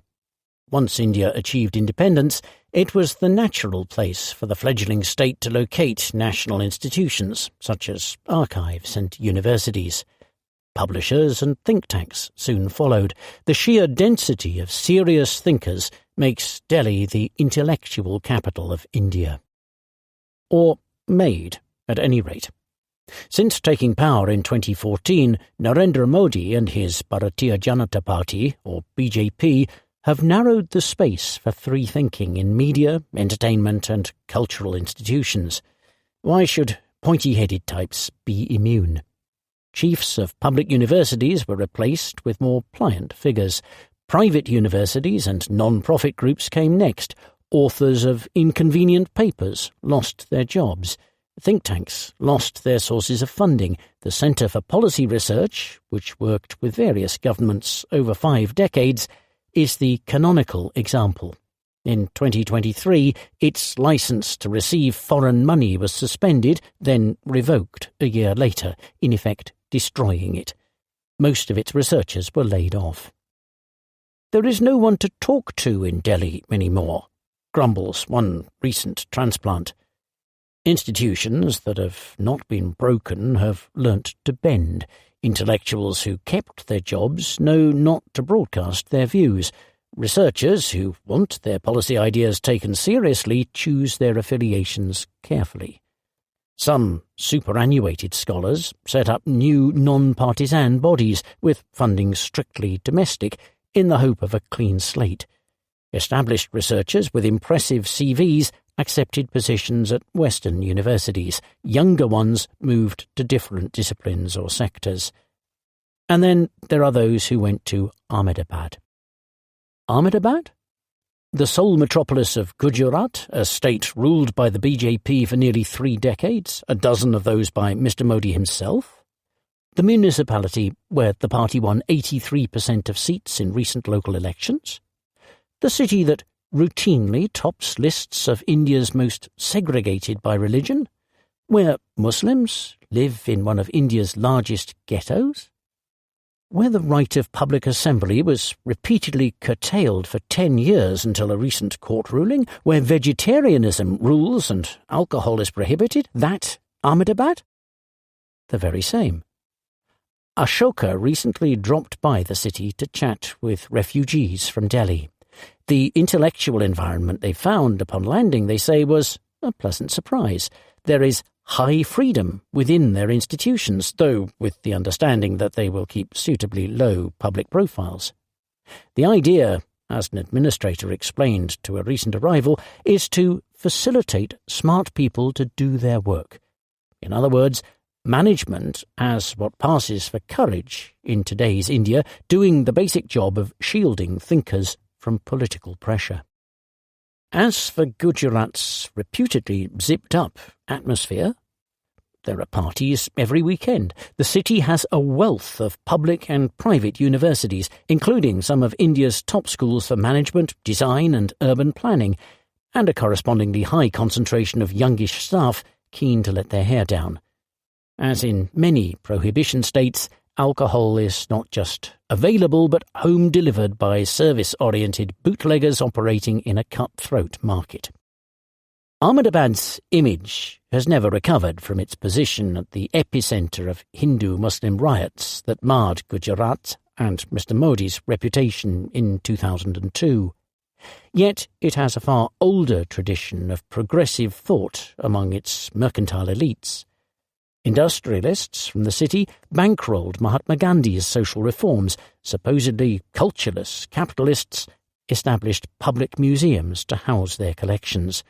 In the 1950s, a group of textile barons invited Le Corbusier, a Swiss-French modernist architect, to build them homes, offices, and a cultural centre. Many of the city's private schools and universities were founded and are still run by members of the business class. There is more to the place than vegetarianism and Islamophobia. It is easy to get carried away. Ahmedabad is no bastion of free speech.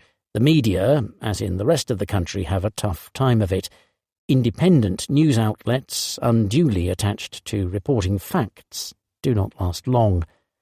Yet, in less public fields, there is a freedom to operate unusual for a place dominated by the BJP.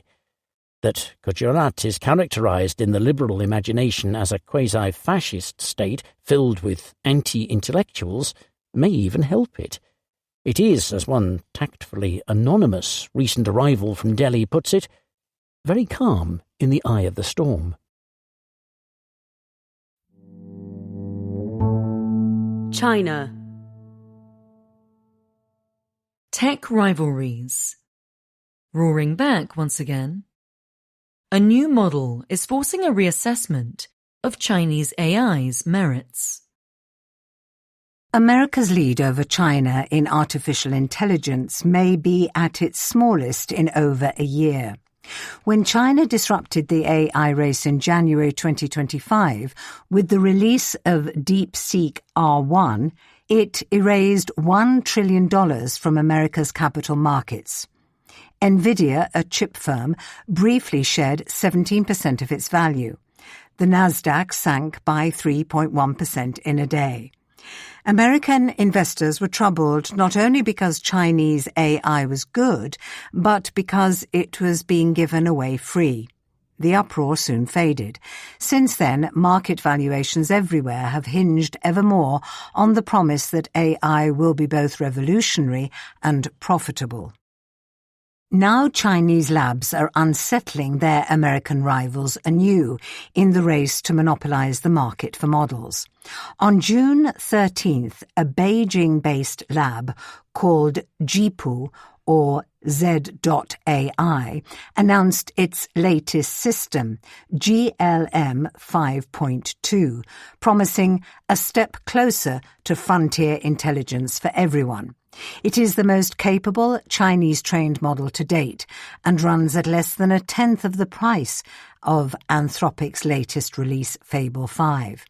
And as with other Chinese models, the weights or parameters that enable GLM 5.2 to function have been publicly released.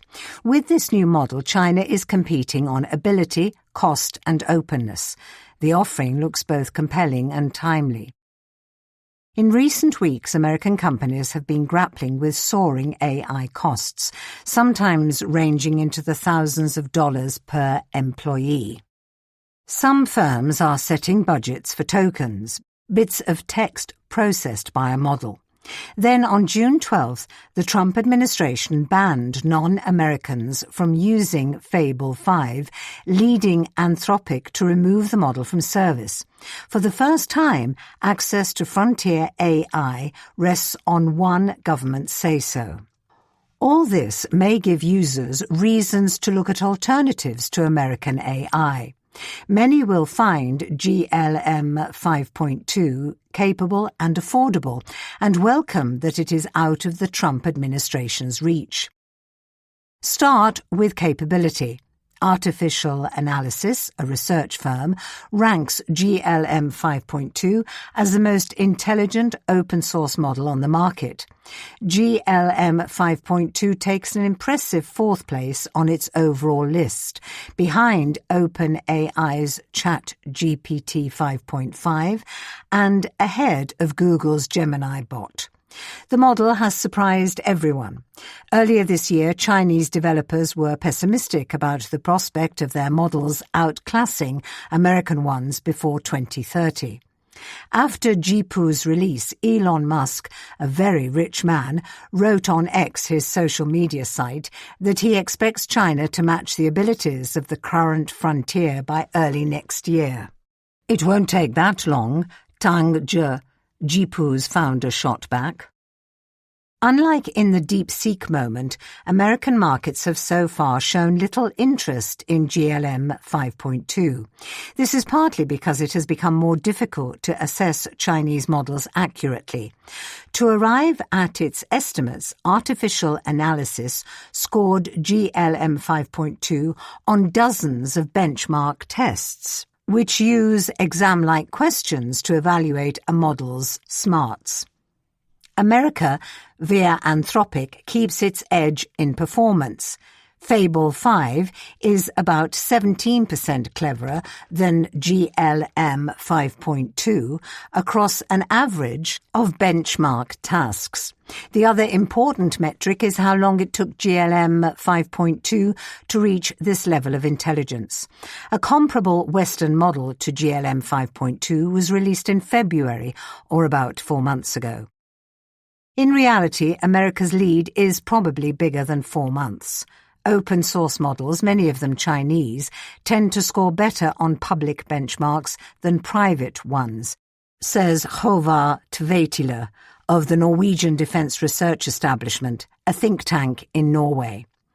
The questions used in public benchmark tests are published, whereas those who apply private benchmarks keep their evaluations secret. Analysis by Dr. Tveitile, published before GLM 5.2, found that Chinese models were about 4 to 6 months behind American ones on public tests. But on private tests, America's lead nearly doubled to 8 to 10 months. A study by the American government, released in May, identified a similar gap.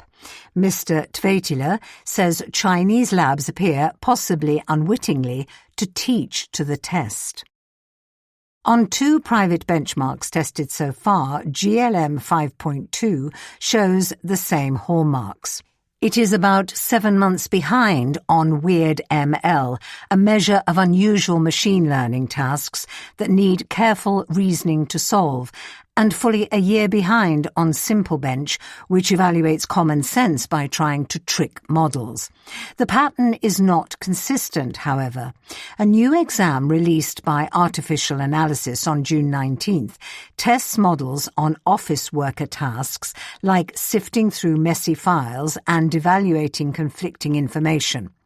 GLM 5.2 could not have trained for the evaluation, yet it outperformed ChatGPT 5.5, which is just 2 months old.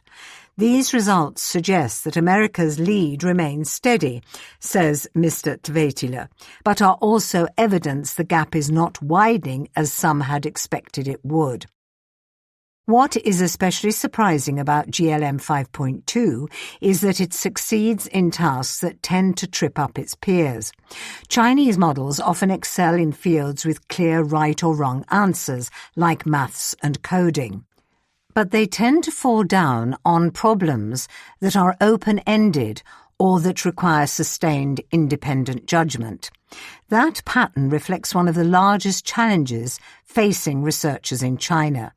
Export controls on advanced chips have left Chinese labs short of the computing power needed to train the strongest models, so they tend to make up ground in post-training, fine-tuning models to behave in particular ways or solve certain kinds of problems, including on data allegedly harvested from American systems through distillation. Given the uncertainties surrounding the true capabilities of Chinese models, next consider whether they are truly cheaper than their American rivals. DeepSeek charges just $0.87 per 1 meter output tokens for its V4 model, whereas Anthropic charges $50 for the same on Fable 5. Such prices might have a growing appeal in America, where token costs at some firms have run out of control. In June, DeepSeek saw a sharp rise in American firms paying for its services, according to Ramp, an invoicing company. Microsoft is reportedly considering using the Chinese labs model in its flagship Copilot chatbot. Yet this most important assumption that Chinese AI is cheaper can frequently be wrong. Though Chinese models are becoming more capable, they are generally not becoming more efficient. Chinese models use many more tokens to think through their answers. A study updated this month by Du Zhong of Georgia Tech and co-authors shows that given the same tasks, a DeepSeek model used 23 times more tokens than its OpenAI rival to achieve basically the same result. Because of these large differences in efficiency, the correct way to compare models is not price per token, but the total cost of all the tokens used. Using this metric on a benchmark designed to test software engineering, GLM 5.2 ended up costing more than systems from Anthropic and OpenAI. In addition to capability and cost, a third selling point is now top of mind for AI users: reliability. G-Pool released its model at 5:21 p.m. Beijing time on June 13th, one day after the Trump administration told Anthropic that it was banning non-Americans from using Fable 5. "Our attitude is one of radical openness," Mr. Tang declared. He also blasted external blockades, such as the one imposed by Anthropic and the American government, saying they made AI systems subject to revocation at any moment. The Fable 5 shutdown could help Chinese labs as firms around the world rethink their dependence on American AI. Most Chinese models are released open source, meaning they can be downloaded and run on local hardware, out of reach of governments or the labs themselves. But the American government could one day impose limits on the domestic use of Chinese AI. 2 congressional committees are currently investigating American tech firms for using Chinese models, and China's labs face other limitations. A shortage of computing power means they often run into severe interruptions or slow in periods of high traffic. As the AI race speeds up, regulators everywhere will be faced with new challenges to safety and security. The risk of sudden government intervention may grow. Fable 5 was powerful enough to prompt such a response. That Chinese models are not, for now, facing similar regulatory risk suggests China's government is not yet alarmed enough to act. That may be some of the clearest evidence that they remain behind their rivals.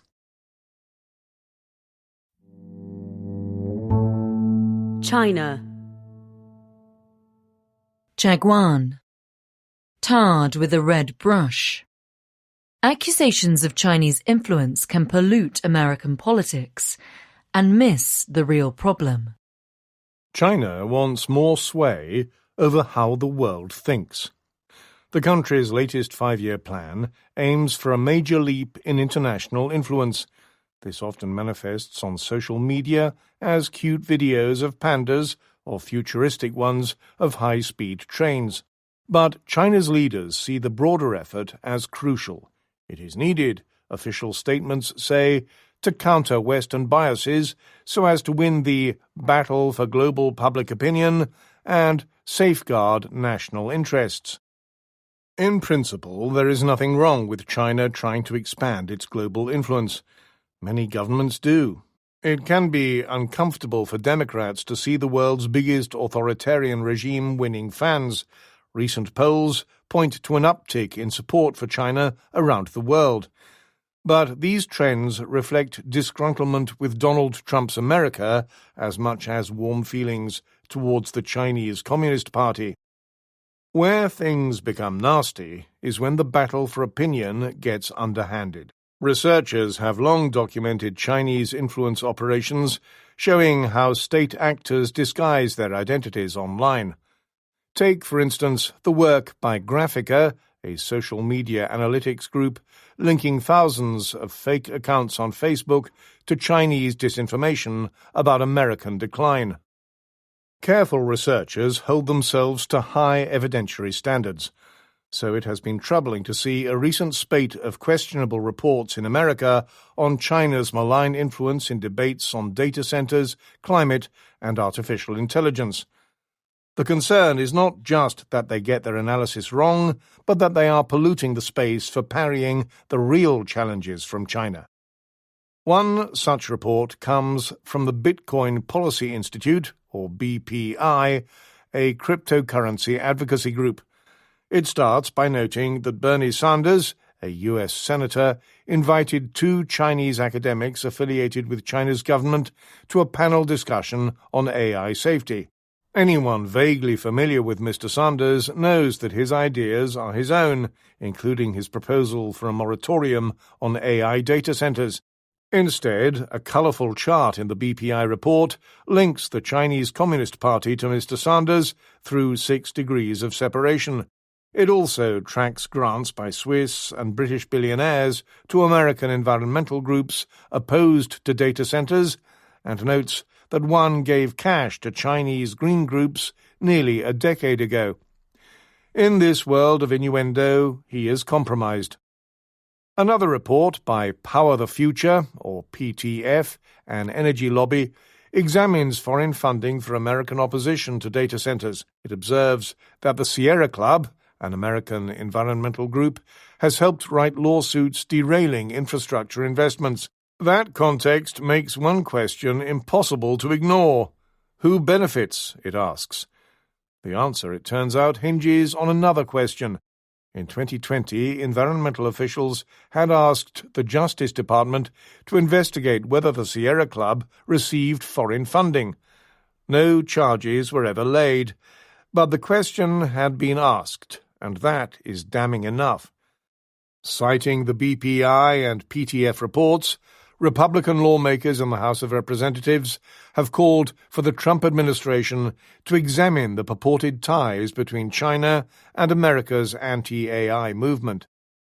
A third report from the National Association of Scholars, a conservative think tank, looks at China's role in California's clean energy policies. It lays out how the University of California and Tsinghua University have collaborated on climate change research. Yet it then makes improbable jumps in ascribing causal power to that collaboration.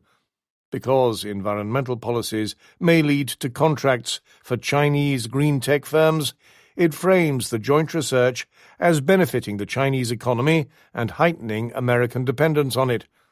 It calls for federal investigations of officials who have entered into agreements with China, but focuses only on the green policies of Democratic-led California. What about the dozens of agreements and trade missions launched by Republican administrations in Iowa, Texas, West Virginia, and beyond, some of which promote shale gas exploration and coal mining? On those, it is silent. One thread running through these reports is that they all come from groups with specific agendas: more AI innovation, more data centers, and fewer green policies. The first two, at least, are worthy goals, but they use accusations of Chinese influence to tar Americans who have the temerity to disagree. Bethany Allen, a pioneer of investigations into Chinese influence operations, now at the Australian Strategic Policy Institute, says it reeks of politics. Beneath their hyperbole, these reports are correct about a worrying trend. Some Chinese actors would like to steer America away from productive tech investments. Consider yet another investigation into Chinese influence operations published on June 10th by OpenAI. It explained how accounts apparently based in China had used ChatGPT to craft material criticizing American data centers and Mr. Trump's tariffs, then posted it on X, YouTube, and Facebook. In one case, they created comic strips about power grids. "Why are our power prices so high?" exclaimed a suburban mother in one panel as a cigar-chomping man, representing AI and data centers, held up money bags. The OpenAI researchers concluded that this operation had no discernible impact. Yet that does not mean that the efforts of these Chinese actors should be ignored. Their express purpose is to foment distrust in America with the apparent goal of restraining American AI development. Precisely because the stakes are so high, it is vital to be careful, even clinical, when levelling such allegations. Otherwise, serious investigations can be dismissed as partisan point-scoring, using scant evidence and silly insinuations to sully domestic opponents will make it that much harder to counter truly dangerous forms of Chinese influence. Middle East and Africa. The Gulf after the war. Going separate ways. The region experienced a common shock, but it will have unequal consequences. January feels like another lifetime. At a gathering of bankers in Dubai, talk focused on whether the city's sizzling property market was due for a correction. At a tech conference in Doha, Qatar's capital, everyone wanted to discuss AI. War was already threatening the Middle East, but no one wanted to believe it would hit home. For the Gulf Cooperation Council, a club of petro-monarchies, the months that followed were their greatest shock since 1990, when Saddam Hussein occupied Kuwait. Perhaps the comparison seems overwrought. The first Gulf War killed hundreds of Kuwaiti civilians and caused an ecological disaster when Saddam's army set fire to oil wells. The consequences of this conflict are less visible. Thousands of Iranian missile and drone attacks caused tens of billions of dollars in damage, but mercifully few casualties. Though the Strait of Hormuz was shut for almost 4 months, Gulf residents experienced no serious shortages. It's an odd sort of war when one can still get imported oysters through a blockade. Yet in some ways the shock of this Gulf War is greater than the first. In 1990 the GCC was the world's petrol station. Today it is an outsized player in much from finance to logistics, home to some of the biggest sovereign wealth funds and airlines. Its economies are worth $2.3 trillion, more than 2% of global output. It is a sanctuary for millions of expats drawn by the promise of a safe, prosperous oasis in a turbulent region. That model is now in doubt. What comes next depends in part on America's talks with Iran. If Donald Trump strikes a lasting deal that ends America's long conflict with Iran, the shock to the Gulf may soon fade. If fighting resumes, the next round may be more destructive. Few officials in the region expect the war to restart, but nor do they expect a durable peace. They will have to cope with elevated risk for the foreseeable future. That leaves 3 challenges: rebuilding confidence, reconsidering ambitious plans for diversifying their oily economies, which never accounted for such a level of risk, and navigating a complex geopolitical moment in which they trust neither America, their longtime protector, nor one another. Some will fare better than others. Gulf states shared a common trauma, but its consequences will be felt unevenly. At first glance, the United Arab Emirates, or UAE, may seem to have suffered the greatest blow to confidence. The 7-member federation, including Dubai, was attacked over 2,800 times, almost as many as the rest of the GCC combined. Close ties with Israel and its leader's hawkish stance would seem to leave it permanently atop Iran's target list in the Gulf. Many expats in Dubai, however, sound sanguine about both the war and the future. Critics might dismiss this optimism as coerced. The UAE arrested people for sharing news of Iranian strikes on WhatsApp. The question of how many people left during the war is a favourite dinner party topic in Dubai, and because the emirate does not publish detailed population figures, no one has a clear answer. Anecdotally, though, there are signs that lots of professionals stayed put. Traffic on the motorways and crowded malls. The city is far less transient than in decades past. Many who left probably had no choice, as hotels and other firms that rely on tourists sacked thousands of workers. Tourism, which accounts for 12% of the UAE's GDP, will be an early bellwether for broader confidence. Summer is always quiet, but many firms expect a quick rebound once the searing heat eases. But the recovery may be unbalanced. The Russians and Indians are telling us they're ready to come back almost immediately, says a marketing executive. The Brits, end of 2027. It helps that the UAE has deep pockets. Before the war, its break-even oil price was just $50 a barrel, far below most of its neighbours. Dubai has already rolled out 2.5 billion dirhams, $680 million, or 0.5% of GDP, in wartime incentives. It has suspended some taxes on hotel stays and restaurant bills. It will be harder to restore confidence in smaller Gulf states, perhaps most of all in Bahrain. The island kingdom entered the war with a 146% debt-to-GDP ratio, one of the world's highest. Its foreign reserves were enough to cover less than 2 months of imports. Add to that long-simmering tensions between Bahrain's Sunni monarchy and its Shia majority, which has long complained, rightly, of discrimination. The war exacerbated both problems. Though oil accounts for just 14% of GDP, it supplies around 50% of government revenue, and Bahrain has exported almost none since March. The UAE gave Bahrain's central bank a $5 billion currency swap line in April. Further rescues seem likely. Gulf support has helped Bahrain avoid a downgrade of its debt, which was already classified as junk. A $1 billion bond issue earlier this month was oversubscribed. Still, this only adds to the kingdom's debt burden. It is paying more than 7% on its newest bonds, a full percentage point above its last pre-war issue. Meanwhile, it was not uncommon to hear Bahrainis express sympathy for Iran during the war, even as the regime bombed their country and mused about annexing it. The tourism sector has long underperformed, and a mix of instability and insolvency will make it hard to woo new visitors. Other sectors look wobbly as well. Bahrain has tried to position itself as a logistics hub for businesses serving the Saudi market. Uncertainty around Hormuz may make that risky. Unlike the UAE, which plans to export the ports on its east coast, Bahrain has no alternative to the strait. Indeed, one lesson from the war is that geography matters. Saudi Arabia's size helped it weather the war better than most of its neighbours. Its big cities were largely spared Iranian attacks, and its airspace never closed. Some firms temporarily shifted staff from Dubai to Riyadh. A large internal market helped compensate for a drop in foreign travellers, and the tourism sector relies mostly on religious pilgrims, a stickier business than the leisure market.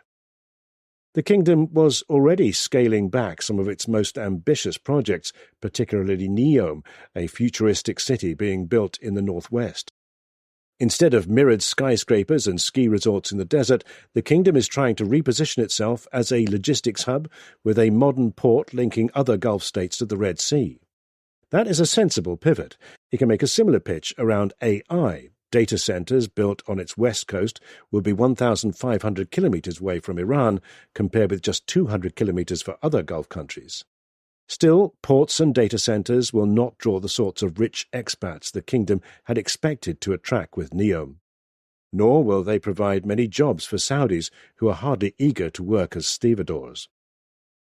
Before the war, most Gulf countries had hoped to diversify by emulating Dubai, wooing wealthy entrepreneurs and building service economies based on tourism, finance and tech. In a newly risky Gulf, they may not be able to. The war hasn't killed the Dubai model, but it might kill the idea that everyone in the Gulf can be Dubai, argues a European diplomat.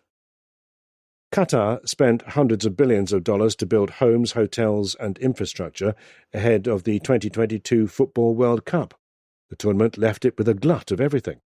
Kuwait has the opposite problem. Decades of political paralysis have left it unable to build much of anything. Extended regional uncertainty may leave both adrift. Their economies are set to shrink by double digits this year and may not return to pre-war GDP until 2028.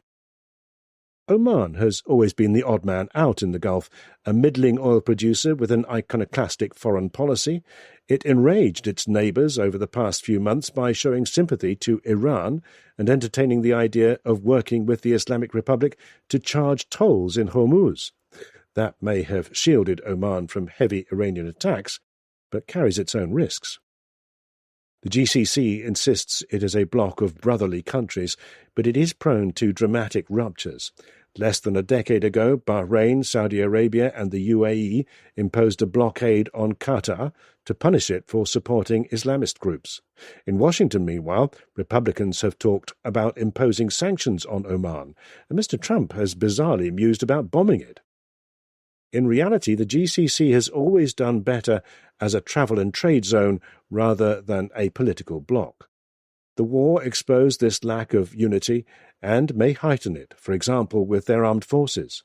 America has long pleaded with Gulf states to integrate their air defences. A lack of trust hindered that. The need to husband scarce interceptors led to a beggar-thy-neighbour mentality. Nor do they agree on diplomacy. Qatar played a key role in negotiating the initial deal between America and Iran, signed on June 17th. In the days leading to it, all 6 Gulf countries urged Mr. Trump to take the deal, fearing the alternative was more war. But in private, many officials lament it as a terrible agreement. Saudi Arabia has now joined Turkey, Egypt and Pakistan to try to influence what happens next. But the Saudis acknowledge that this coalition is ad hoc and weak. None of their partners has much leverage to sway Iran into making concessions. The UAE has largely stayed out of the diplomatic scrum. It views Iran as an irreconcilable foe and plans to focus more on building up deterrence than what it sees as futile diplomacy. All this means there is no common GCC position on Iran. At the same time, they have lost faith in America. It is too erratic to be trusted as a security guarantor, yet too large to be replaced. Everyone will search for new middle power allies. China could expand its regional diplomatic role, though it has been loath to. Relations with Israel will probably depend on its election this autumn. Well-connected Saudis say the kingdom is still open to normalizing ties, but only if a new Israeli government offers an alternative to endless war. For decades, Gulf rulers offered their subjects a bargain. Stay out of politics and we will keep you safe and prosperous. Oil and the promise of American protection are no longer enough to underwrite that contract. The war did not tear it up, but it has frayed it like never before. Middle East and Africa. Gadi Eisenkot, Israel's next great hope. A former general seeks the highest office. With 4 months until Israelis go to the polls, the main matchup is changing. The coalition of the incumbent Prime Minister Benjamin Netanyahu has long been languishing in the polls. For over a year, the leading challenger has been Naftali Bennett, a right-winger who has supplanted Mr. Netanyahu once before in 2021. But another candidate is overtaking Mr. Bennett in many recent polls to become the main threat to the long-serving Prime Minister, Gadi Eisenkot. Mr. Eisenkot, whose new centrist party is now nearly as popular as Mr. Netanyahu's Likud, has advantages over both Mr. Bennett and Mr. Netanyahu. He is a former chief of the General Staff of the Israel Defense Forces, or IDF, experience that many Israelis value while their country is still fighting various wars. But he is also a relative newcomer to politics, so carries less baggage than his opponents. He was only elected to the Knesset, Israel's parliament, in 2022. He joined Mr. Netanyahu's war cabinet after the October 7th attacks, but resigned after 8 months. Early in the war in Gaza, he wrote to his war cabinet colleagues to criticise Mr. Netanyahu for avoiding significant decisions. He warned that Israel risked fighting a long and inconclusive war and would fail to destroy the military and governing capabilities of Hamas, Gaza's Islamists. Over 2 years later, he has been proved right. The IDF still occupies over half of Gaza, while Hamas remains entrenched in the rest of the territory, continuing to hold sway over the 2 million Gazans. Israel's attacks have destroyed much of Gaza and killed over 73,000, most of whom were civilians. The war has seriously damaged Israel's international standing and alliances. Mr. Eisenkot's criticism at the time was both prescient and poignant. His son, Gal, a 25-year-old reserve soldier, had been killed in the fighting 2 months earlier. Meanwhile, Israel has continued to blunder through endless bloody wars, making few strategic gains. Mr. Netanyahu is now at loggerheads with the President of America, Israel's most important ally. As the electoral day of reckoning draws near, 2 questions loom. Does Mr. Eisenkot represent a true alternative to Mr. Netanyahu? And can he win? Politically, he is difficult to pin down. He has voted for both the left-leaning Labour and right-wing Likud parties. It is not clear what he stands for militarily either. He is regarded as the author of Israel's Dahir Doctrine, which has earned Israel international condemnation and accusations of war crimes. The doctrine calls for heavy airstrikes on civilian infrastructure to destroy its enemies' strongholds. But as IDF chief during a spate of stabbings by young Palestinians in 2015 and 2016, he opposed a shoot-to-kill policy, drawing attacks from the Israeli right wing. For all his criticism of Mr. Netanyahu, he initially supported the wars in Gaza, Lebanon and Iran. The difference, he argues, is that he favoured ending them much sooner and following up with diplomatic initiatives. Above all, he thinks Mr. Netanyahu's ambitions to redraw the map of the Middle East were never realistic, and that the Prime Minister was motivated by concerns for his own political survival. Israel's audition for Mr. Netanyahu's replacement has been lengthy. For a while after October 7th, people looked to another former general, Benny Gantz, whose party Mr. Eisenkot joined when he entered politics. But he failed to stand up to the Prime Minister and his popularity faded. Then Mr. Bennett seemed to be on the rise. His star now looks to be falling. Unlike those two, Mr. Eisenkot does not try to match the silver-tongued Mr. Netanyahu's speechifying or his feisty interviews with the foreign press. His English is halting.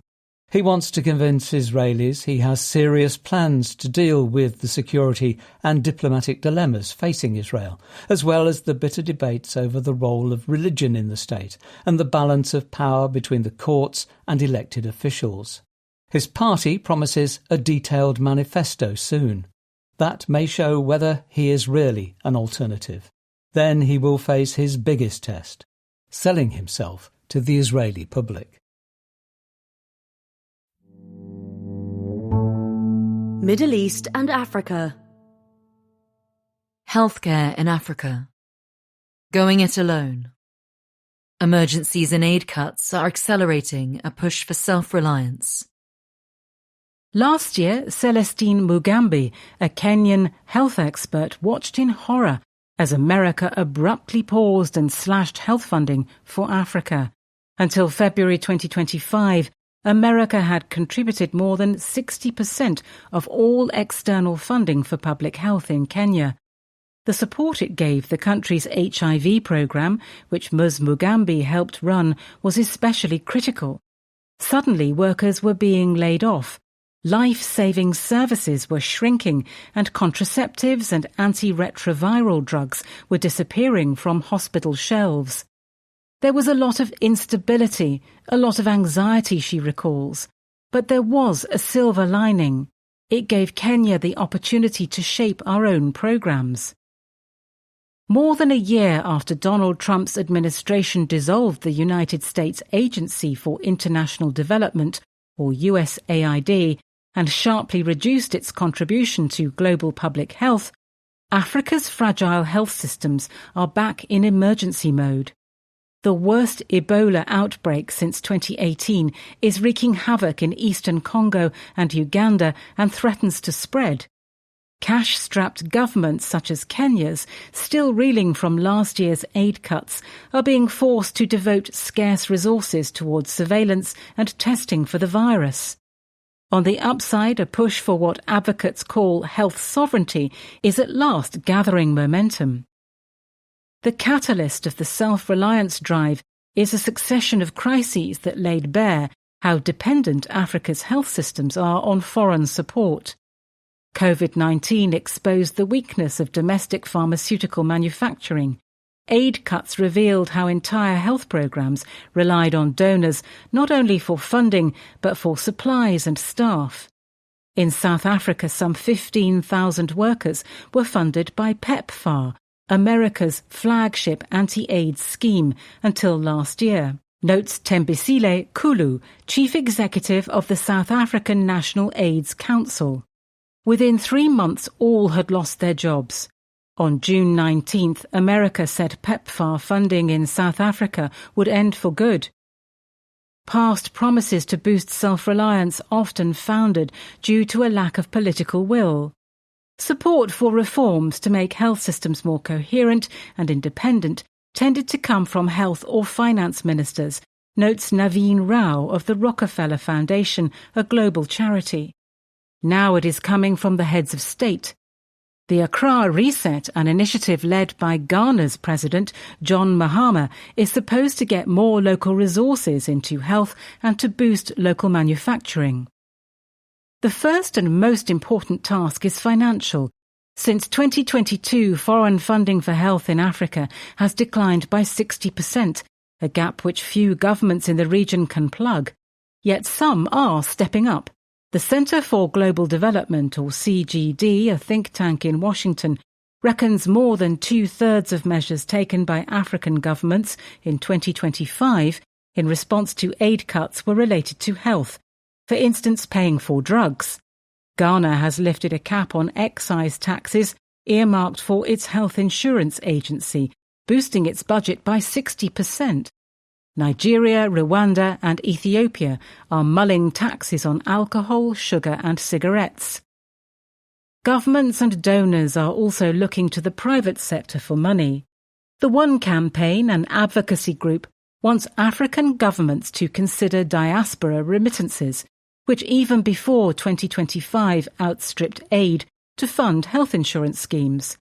The EU hopes to blend traditional grants with loans and private capital. NGOs are reaching out to private investors. In Kenya, Tico, a non-profit outfit whose Kenyan operations Ms. Mugambi now leads, has piloted what it calls the world's first development impact bond focused on sexual health, a scheme in which investors are repaid only if agreed outcomes are met. A similar bond may be launched in South Africa this year. Governments also need to find ways to save. Previously, notes Benoit Renard, a co-founder of Tico, fragmented donor projects and parallel delivery systems meant you could find in one facility 3 different NGO people in 3 different hats doing a single task. Tackling such inefficiencies can cut costs and make health systems less vulnerable to shocks. Take Mozambique. After last year's cuts, health officials in Tete, a province in the northwest, began integrating services for immunization, malaria, family planning and other parts of primary care. Resources that had been split between several NGOs were pooled. The result, according to Johnny Barty of Acasas, a consultancy that advises the government, is health workers reaching more people in more places in less time. The Health Ministry is rolling the model out nationwide. Africa also needs to expand medical production. Currently, it imports 70 to 100% of finished pharmaceutical products and about 99% of vaccines. Africa CDC, the continent's main public health body, wants at least 60% of vaccines, diagnostics and therapeutics to be produced locally by 2040. Capacity for research and development, or R&D, needs to grow so that medicines can be developed closer to home. Promising manufacturing hubs include South Africa, which wants local drug makers to make lenacapavir, an advanced HIV prevention medicine, and Nigeria, which is taking what Robert Matiru of Unitaid, a global health body, calls an all-of-government approach to boosting production. A factory in Kenya is also set to deliver its first batch of drugs soon. R&D is making progress thanks to philanthropies and non-profit groups such as the Drugs for Neglected Diseases initiative. Clinical trials for some of Africa's most gruesome scourges are now run across the continent. Congo's National Bureau for Biomedical Research detected the latest Ebola outbreak too late, but it has led genomic sequencing for Bundibujo, the strain that is causing it. There are plenty of snags. Not every country can flourish as a pharmaceutical producer, so regional cooperation will be crucial. Yet South Africa has so far refused to join the African Medicines Agency, a regulator to certify vaccines and medicines that started work in 2021. That will delay a continental market for pharmaceuticals. The biggest problem remains money. In 2024, 28 African countries spent more on servicing external debt than on health. A recent analysis by Bajeti Hub, a Kenyan NGO, found that long-run health spending in Kenya falls by 1.2% when the debt-to-GDP ratio increases by 1 percentage point. Some 22 African countries have signed deals with the Trump administration to restore some lost American health funding in exchange for national health data and, in some cases, mineral rights. The road to sovereignty is bumpy. Middle East and Africa. Vigilante politics. So much for Pan-Africanism. What a surge of anti-migrant protests says about South Africa.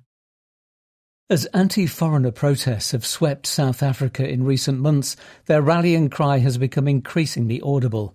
Abahambe, Sekwenele. The words in isiZulu, the most commonly spoken language in South African homes, can be translated as, "They must go, enough." In the first half of 2026, there have already been more anti-migrant protests than in any other year of the 2020s, according to ACLED, a violence monitoring group. And there is growing concern in the government that on June 30th there will be a violent climax.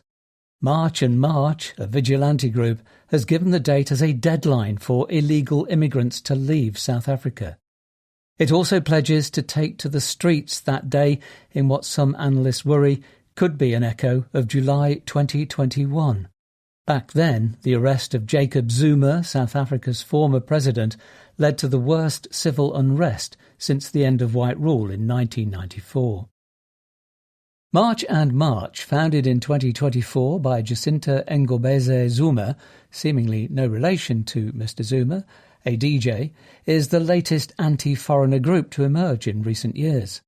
Like Operation Dudula, an outfit formed in 2021, it holds protests against immigrants living in poor urban areas. It goes door to door, asking other Africans for proof of their immigration status. It has tried to block migrants' access to public hospitals. Many shops run by foreigners have been looted. There are Idi Amin's Uganda vibes, says Fred Khumalo, a writer, referring to the campaign that chased people of Asian descent from the East African country in the 1970s. Vigilante groups reflect and exacerbate xenophobia among the public. In 2025, 42% of South Africans polled by the Human Sciences Research Council, or HSRC, a state-funded research group, wanted no immigrants, the highest share since surveys began in 2003. The share welcoming all immigrants fell from a peak of 43% in 2008 to 15% in 2024 and 2025. The International Social Survey Programme, another poll, found in 2023 that 70% and 74% of South Africans say, respectively, that immigrants take away jobs and cause crime, the highest shares among all 29 nationalities surveyed, except for Russians, who were more likely to believe immigrants caused crime. Economists generally argue that immigrants are not to blame for South Africa's high rates of joblessness and crime. Research by both the World Bank and the OECD has found that foreigners are net job creators because they set up firms and add to consumer demand. The Helen Suzman Foundation, an NGO, has pointed out that foreigners commit fewer crimes on average than South Africans. Census data suggests that only around 5% of the population is foreign-born, a share that has not changed much in recent years. Why, then, has there been a spike in anti-migrant sentiment? It may be that research is out of date or does not capture illegal migration or the effects in the informal economy where many African migrants toil as farm workers or nannies. The HSRC data suggests that anti-migrant views are hardening the most among the least affluent. The realities in poor areas could be escaping researchers. Yet opinion is also being shaped by campaigns that scapegoat Africans. These include online movements as well as offline ones. Many of the same online activists involved in Operation Dudula have re-emerged in 2026, notes Carl Findlay of Murmur Intelligence, a data analytics firm. Many politicians have taken a strong anti-migrant stance too.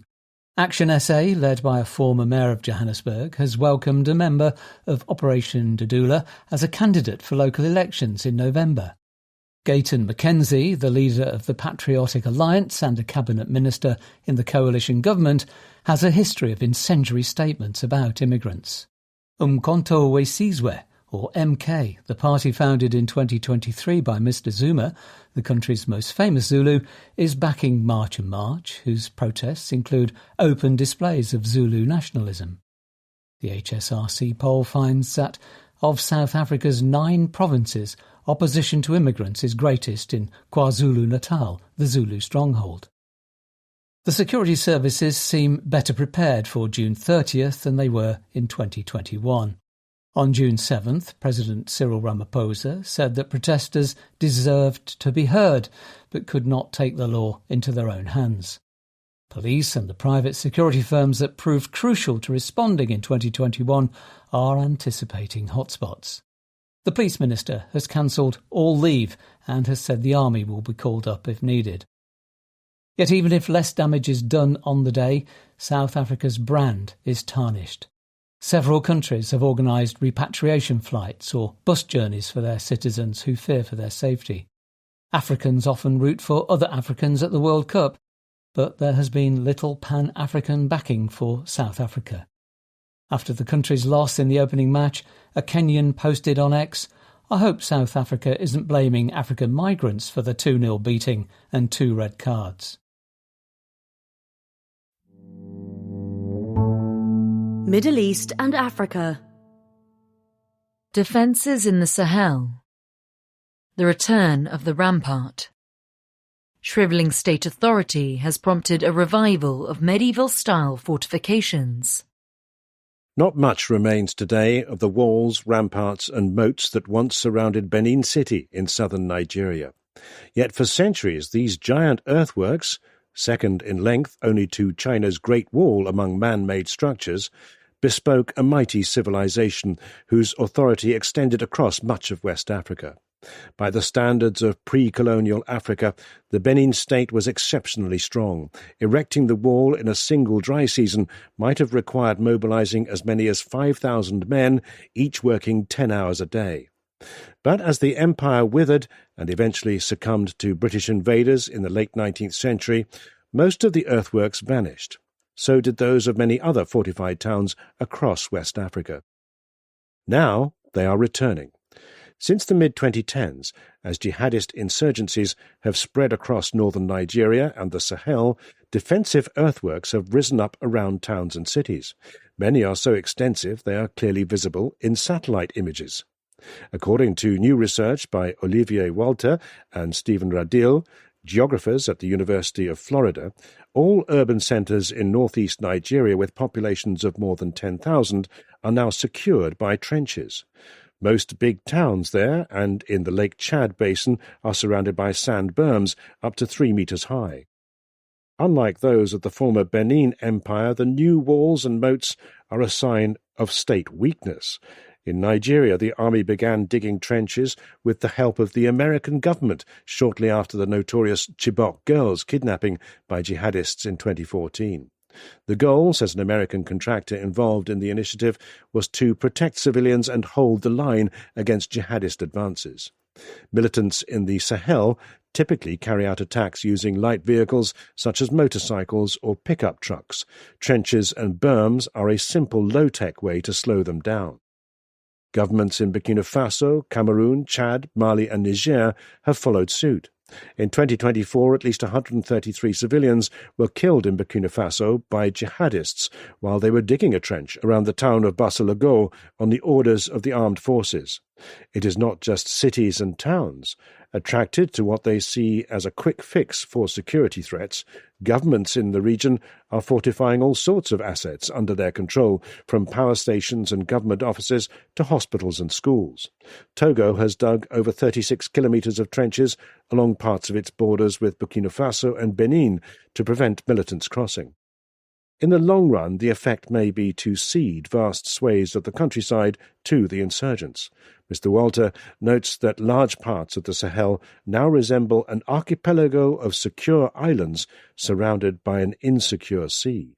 For much of its history, Africa was characterized by weak states struggling to control scattered mobile populations. The landscape of the Sahel today looks increasingly like a snapshot from the past. Europe. War in Crimea. From resort to battle zone. Like Russia proper, Crimea is running short of petrol and patience. Sirens did not wail in the early hours of June 21st in Feodosia, a resort town in Russian-occupied Crimea. There was only the buzzing of drones and the sounds of explosions. The warning systems were turned off some time ago, not because the peninsula is safe, but because otherwise sirens would be sounding 22 hours a day and nobody would get any sleep, an official recently told radio listeners. Residents suspect the authorities are mostly concerned about the tourist season. Preserving the facade of normality grows harder by the day. Crimea is under constant attack. Military units, railway stations and power plants are being hit, and some residential buildings as well. Yalta, a resort town with no military targets, is an exception. There is hardly an empty sun lounger on the beach, but the rest of the peninsula has become a war zone. On the night of June 20th, Ukrainian drones hit power lines, blew up an oil terminal in Kerch and damaged a ferry transporting cargo. Ferry crossings have now been shut down, severing one of the peninsula's arteries of supply. Lorries get in only via a highway through the Donetsk, Zaporizhia and Kherson regions. But the land corridor is increasingly vulnerable to Ukrainian drones as burned-out vehicles along the road testify. Last week, Mikhailo Fyodorev, Ukraine's defence minister, said Crimea could, in effect, become an island. Blackouts are frequent. On June 21st, Crimea's governor announced the most drastic step yet, a halt to sales at all petrol stations. Meanwhile, Ukrainian drones have brought the war deep into Russia itself. In the past few days, they have hit refineries in Siberia and, with dramatic effect, in Moscow. Columns of smoke towered over residential neighbourhoods. A video of the lid of an oil tank blown high in the air went viral. Petrol is being rationed in more than half of Russia's regions. The attacks on Crimea are especially significant. The peninsula serves as a bridgehead for Russia's army, though Ukrainian drones have chased its Black Sea fleet to more distant ports. It also has enormous political importance. Russia's conquest of the territory in 2014 was a triumphant moment of Vladimir Putin's imperial ambitions and greatly boosted his popularity. Crimea was the jewel of the Russian and Soviet empires. Mr. Putin called it the spiritual source of the Russian nation. He has been largely silent about Ukraine's recent attacks, as have state media. Ukraine's constant strikes have shaken locals' confidence in the Russian state. Ordinary people feel suddenly vulnerable, explains a local mother. The conversation is punctuated by automatic weapons fire outside. Air defence teams are trying to shoot down drones. Her 14-year-old son wants to leave, she says, but she tells him that as Crimean Tatars, the territory's indigenous population, they must remain. It is our only homeland. Apart from the Tatars, only a minority of the peninsula's residents resisted annexation. Many, especially pensioners who remembered the Soviet era, welcomed it. Russia promised investment and more social benefits. A decade ago, businessmen in Sevastopol wanted to reinvent the city, centred on a naval base by developing winemaking, commercialising the port or mining crypto. Now people no longer see any prospects for the future, says Nikolai Chistyakov, a resident. Those with money are buying property in Russia and leaving. While Sevastopol has emptied, Jankoy, a sleepy railway town, has boomed. Military personnel use it as a staging point for the Kherson region. Soldiers fill the hotels. "Thank God the army is here," says Mikhail, who owns a kebab shop. "The guys come, they relax, business is good." The drawback is that Jankoy has become a target. 5 civilians died when a drone hit a residential building. Yet there is no sign that the attacks have caused second thoughts among Crimeans who back Russia. Some see a Ukrainian return as a nightmare. Ukrainian officials have threatened retribution. They also fear being denounced for disloyalty by fellow residents. Counter-espionage propaganda is ubiquitous. Ready to sell out your homeland? Waiting for instructions from your handler? Then we're coming for you, announces a Crimean radio programme titled Comrade Major, Please Investigate. A resident of Kerch who photographed a fuel tanker and forwarded it to a friend abroad was detained this month and could face charges of treason. In Russia proper, too, frustration with the war is rising. Members of the ruling elite increasingly see it as a dead end. Promises that the near stalemate would give way this spring to rapid Russian advances have proved empty, as in earlier years. Strikes in St. Petersburg and Moscow have forced ordinary Russians to reckon with the war's consequences. Internet blockages engineered by security services interfere with citizens' daily lives. Yet Mr. Putin's main problem is not rising casualties or the mediocre economy, but the fact that he has nothing to show for his war. As Russian history shows, leaders perceived as failed or weak are rarely forgiven. For now, the main sentiment in Crimea and across Russia is exhaustion. Even those who support Russia cannot see the purpose of the war. We don't need any grand ambitions. We don't need anyone trying to make things better. We just want the sun to rise in the morning, tourists to come in summer, says Tatiana, a tour guide in Fedosia. We are so tired of everything else. Europe. France's populist right. Provence of concept. The South is testing out hard right rule.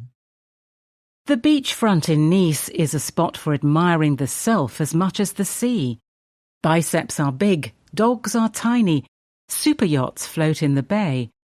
In short, not an obvious place to stir up populist indignation. Yet in March, France's 5th biggest city was captured by a party allied to Marine Le Pen's National Rally, or RN, making it her biggest prize yet. Nice hints at how the nationalist right is conquering the south of France and how it hopes at the presidential election next April to win the country. At this year's local elections, most big cities were won or held by the left or Greens. Some in the south narrowly resisted the RN, including Marseille and Toulon.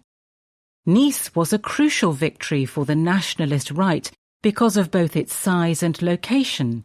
The RN and its friends now run mid-sized town halls in a wide band of southern France that includes Beaucaire, Carpentras and Orange in Provence, Menton on the Riviera and Carcassonne and Perpignan in the southwest.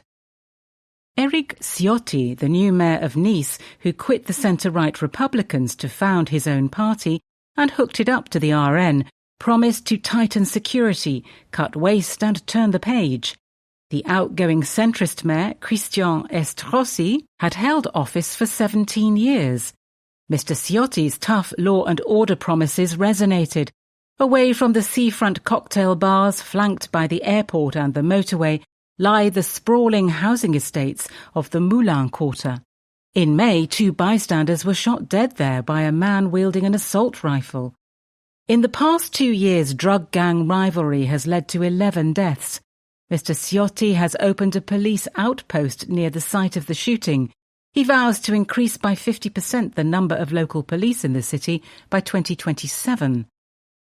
Yet the capture of Nice reveals something else. A potent new RN electoral strategy embraced by Jourdain Bardella, the party leader, which marries its traditional working-class base with a liberal-minded bourgeois electorate. This works in Nice and other southern towns with a history of leaning to the right, as well as a high share of pensioners who tilt right too. Mr. Ciotti cut the cordon sanitaire that previously made the RN untouchable, but he studiously balanced these links with the recruitment of moderate local notables.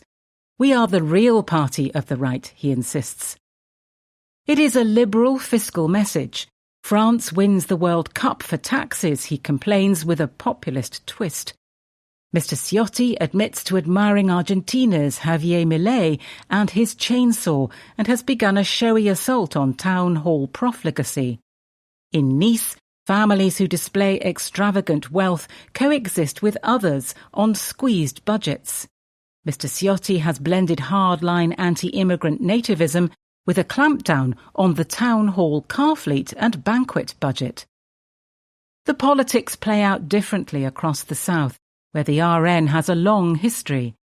In the 1980s, Jean-Marie Le Pen, Ms. Le Pen's father and the party's co-founder, began to score in double digits in the region, drawing on xenophobia, prompted in part by an influx of immigrant labour recruited from North Africa. In Greater Nice, 17% of the population are immigrants, compared to 12% in France as a whole. Identity politics is a common theme.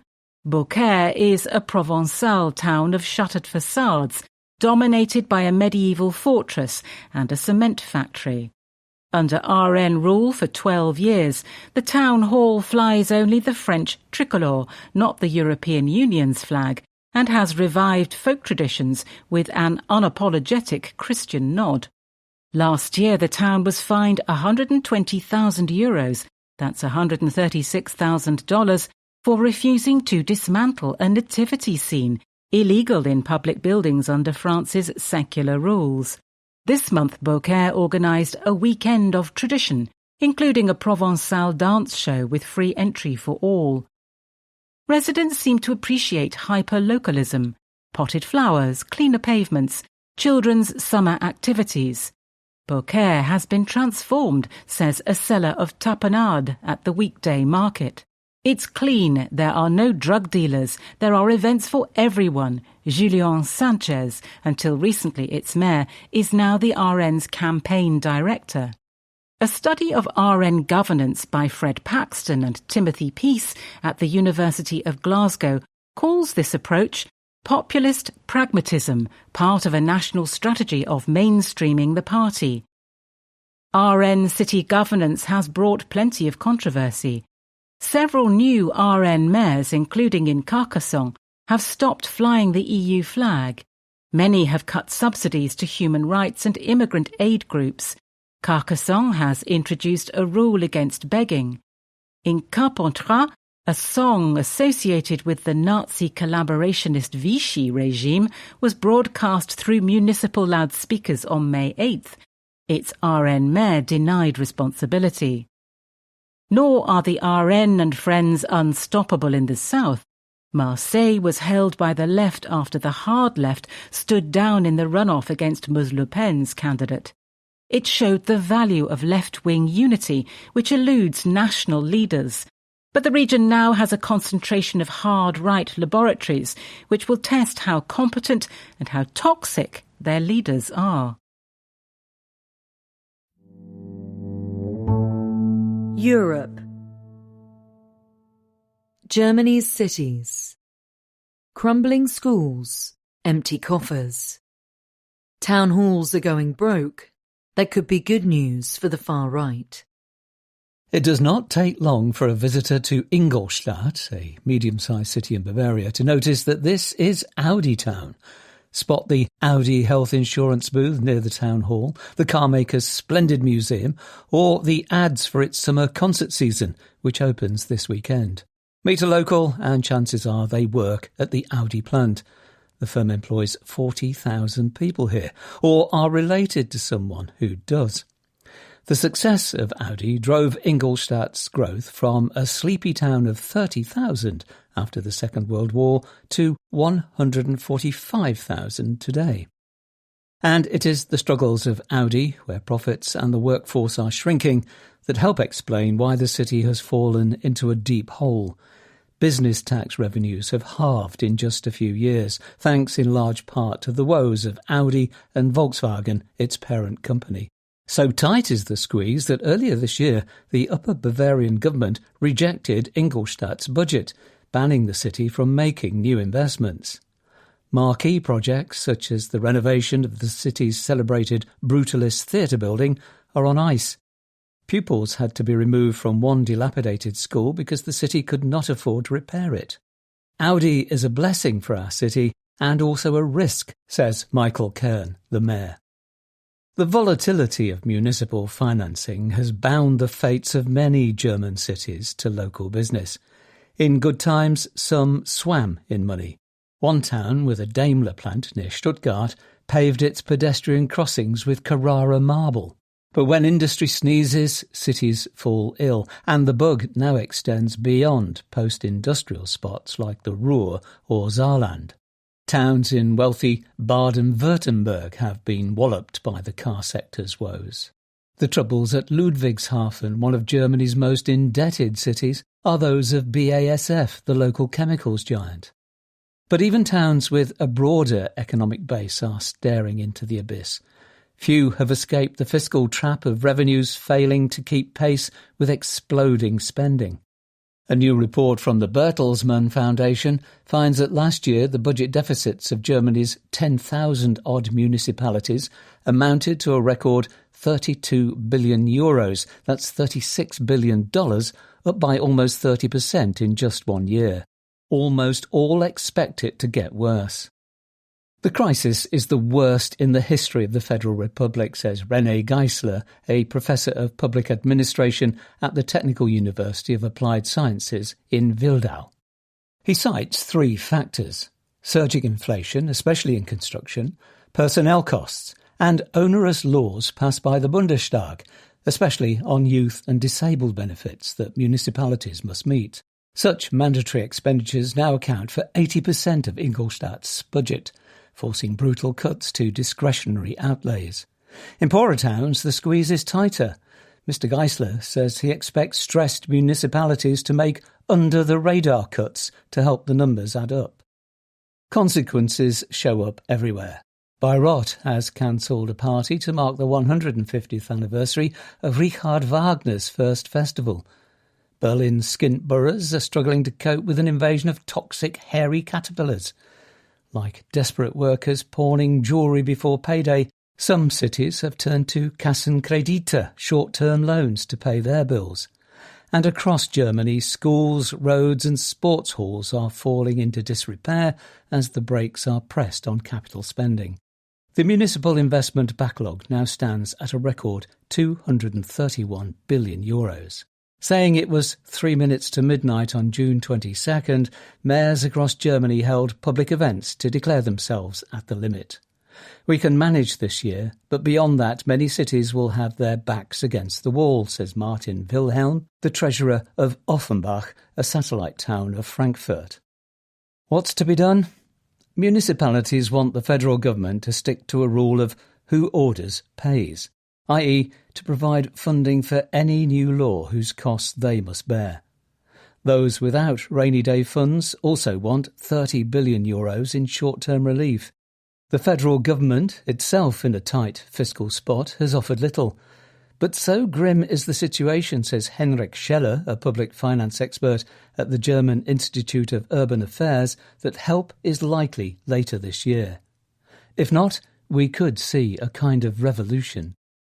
That does not feel imminent in Ingolstadt, but Michelle and Christian, a local couple, say they notice small signs of decay, from libraries soliciting donations to a city festival that had its funding cut. Elsewhere, many fear a deteriorating public realm could help the far-right alternative for Germany. Every leaking school roof that is not repaired for 3 years boosts the right-wing populists, says Mark Gros-Montagne, Ingolstadt's education and culture chief. Perhaps that will concentrate minds in Berlin. Europe. Hungarian democracy. Operation Cleansing Fire. How to burn away the remnants of Viktor Orban's regime. Peter Magyar, Hungary's Prime Minister, had two intertwined tasks when he came to power in early May. One was to restore Hungary as a full democracy and a reliable member of the European Union. The other was to unlock billions of euros in funds from the EU, which Hungary's ailing economy badly needs. These had been frozen because of numerous violations of the rule of law under the reign of Viktor Orbán, his predecessor. Mr. Magyar is moving quickly on both fronts. In Parliament on June 22nd, he announced Operation Cleansing Fire, a constitutional amendment that would, among other things, remove Tamás Sulyok, the president, whose term runs until 2029, and Péter Polt, the head of the Constitutional Court, both loyalists of Mr. Orbán. He also unveiled plans for a new constitution. Mr. Magyar pledged to free our country from the economic and political mafia. The amendment reintroduces mandatory retirement at 70 for the Constitutional Court's 15 judges, which would mean the 70-year-old Mr. Polt and 3 others must step down immediately. It would limit lawmakers' terms to 12 years, and it would create an agency for the recovery of national assets to prosecute the Orbán regime's misuse of public funds. Mr. Magyar claims corruption costs Hungarians 8 to 10% of GDP annually. Economists say it is hard to estimate, but agree it is substantial. I am now more optimistic that Hungary can avoid a constitutional crisis, says Daniel Hegedűs, a Hungarian who is deputy director of the Institute for European Politics in Berlin. When he took office, Mr. Magyar asked the President, the Constitutional Court's judges, the public prosecutor, the bosses of the competition and media watchdogs, and the head of the Audit Office to resign by the end of May. All are allies of Mr. Orbán and refused. Mr. Magyar thus found a more controversial way to purge Mr. Orbán's apparatchiks. TISA, his party, enjoys a 2/3 supermajority in Parliament, enabling it to pass constitutional amendments. His proposed amendment states that the day after it comes into force, the President's term of office will end. It will be Mr. Magyar's second constitutional amendment. On June 15th, Parliament passed one to limit a Prime Minister to 8 years in office. So Mr. Orbán, who ruled for a total of 20 years from 1998, cannot run again. The former leader is being hoisted on his own petard. He often used his own party's supermajority to alter the constitution. Still, from the rule of law perspective, an amendment designed to force people out of office is not great, says Zeka Chaki of the Centre for European Reform, a think tank headquartered in London. Supporters of Mr. Magyar say using the toolbox left by Mr. Orbán's regime is necessary to restore democracy and regain access to EU funds. On May 29th, Ursula von der Leyen, the head of the European Commission, approved the provisional release of €16.4 billion, or $18.6 billion, in EU grants and loans from the Union's COVID recovery pot and its cohesion funds. The release depends on Hungary fully reaching 27 milestones, including revised public procurement rules, new anti-corruption measures, and strengthening academic freedom. Removing the president and top judges from their jobs is not among the milestones, but it should signal that the Hungarian state's capture by Mr. Orbán is over. Next comes a referendum, following a period of national consultation on a draft of a new constitution. The new one may make it harder to pass amendments, for example, by requiring approval by 2 successive legislatures. That would stop the next party to win a big majority from changing the rules of the game. Europe. Meloni and Trump. Declaration of independence. The dalliance between the populist right leaders is off, or is it? Several of Giorgia Meloni's ministers are due at a reception at the American Embassy in Rome on July 2nd to mark the United States' 250th birthday. The mood may not be festive. Last week, a row between the Prime Minister and President Donald Trump led to her foreign minister scrapping a visit to Washington. Then, on June 24th, her defence minister tried to rebut statements by Mark Rutte, head of NATO, that Italy had, despite its denials, let American planes use its air bases in the war on Iran. It all illustrated Ms. Maloney's impossible task, preserving relations with America while distancing herself from Mr. Trump to appeal to Italians. The ructions between the populist right leaders began on June 19th, when Mr. Trump accused Ms. Maloney of begging him for a photo op at the recent G7 summit. She hit back with an impassioned video telling him, "Neither I nor Italy ever beg." Mr. Trump was already irritated by Ms. Maloney's refusal publicly to endorse the attack on Iran. When he responded to her video by claiming she had lost popularity, she snapped back, "My popularity is none of your concern. I suggest you focus on yours." The obvious explanation is exasperation. Italy's Prime Minister had clung more tenaciously than leaders of other European states to a belief in the West and to an Atlantic alliance the President has repeatedly undermined. Mr. Trump may also have touched a genuine sore point. Italy saw the summit as a chance to repair ties with America that had been frayed by the President's clash with Pope Leo. It is hard to imagine Ms. Maloney begging, but it is possible an aide assigned to get a joint photo overdid it. The cynical explanation is that Ms. Maloney's beef is calculated. Her biggest headache is the rise of a new right-wing party, more extreme than her brothers of Italy. Led by a retired general, Roberto Vanacci, Futuro Nazionale is rapidly gaining support, perhaps overtaking the League, one of the brothers' coalition partners, which has fallen to around 6% in polls. To fend off Mr. Vanacci, Ms. Maloney might have to embrace hard-right positions that would, in turn, alienate mainstream conservatives who flocked to her in the 2022 election. Her response to Mr. Trump meant the general could not attack her for failing to defend the nation's honour, and won her the admiration of Italians who revile America's president. She may hope that will give her ministers room to quietly share an Independence Day beer with the Americans. But Mr. Rutte's tactlessness has restarted the fireworks. Europe. Charlemagne. Ever slower union. The European Union takes too damn long. In July 2025, America and the European Union agreed on a lopsided trade deal signed at President Donald Trump's Turnberry golf course in Scotland. By September, officialdom in Washington had completed the necessary paperwork. Getting it through the EU system in Brussels has proved more complicated. There were two legislative proposals from the European Commission, a report from the European Parliament, then some haggling between the bloc's 27 member states on how they should jointly negotiate with MEPs.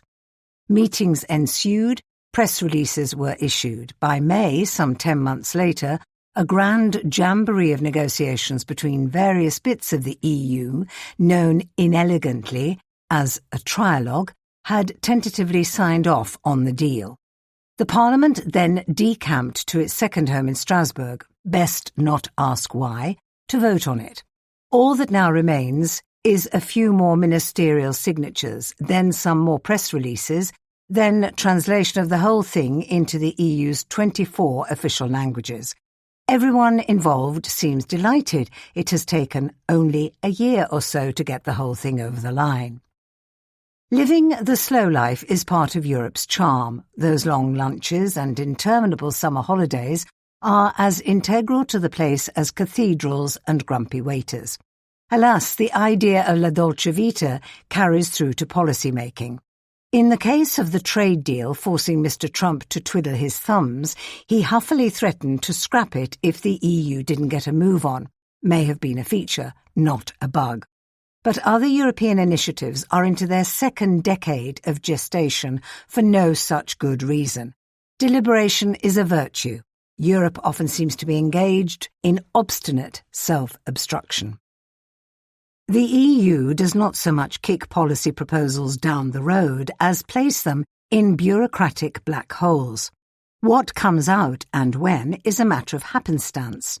A recently passed revision of air passenger rights required 13 years of legislative contemplation. The idea of a capital markets union to make citizens' savings flow more easily to European businesses seems barely closer to reality today than when it was first proposed in 2015. More humdrum initiatives can drag on for decades. A scheme for companies to register at EU level rather than in each country was first presented in 1988. A fresh push to get it done was unveiled in Davos by the President of the Commission, Ursula von der Leyen, in January 2025, and again identically in January 2026. Even if it all goes well in the inevitable trilogues to come, it will be another 2 years before it comes into force. Some continents have drifted faster. Delays blunt the usefulness of the EU's best-laid plans. In most countries, economic stimulus schemes linked to COVID-19 are a thing of the distant past. The money was out of the door within months, when the fiscal oomph was needed to combat recession. Not in the EU. There, COVID stimulus cash is still being spent. This is unsurprising given that the plan involved a triple filière of administrative entities, from Brussels to national governments and regions. Anything to do with money slows Brussels to a crawl. The EU's budget is set once every 7 years and takes half that long to be agreed upon. Rarely has so little money, just 1% of GDP, give or take, been haggled over by so many for so long. In part, the policy-making torpor is hardwired into the system. The EU machine in Brussels has many of the responsibilities of a national government, but the working methods of an international organisation.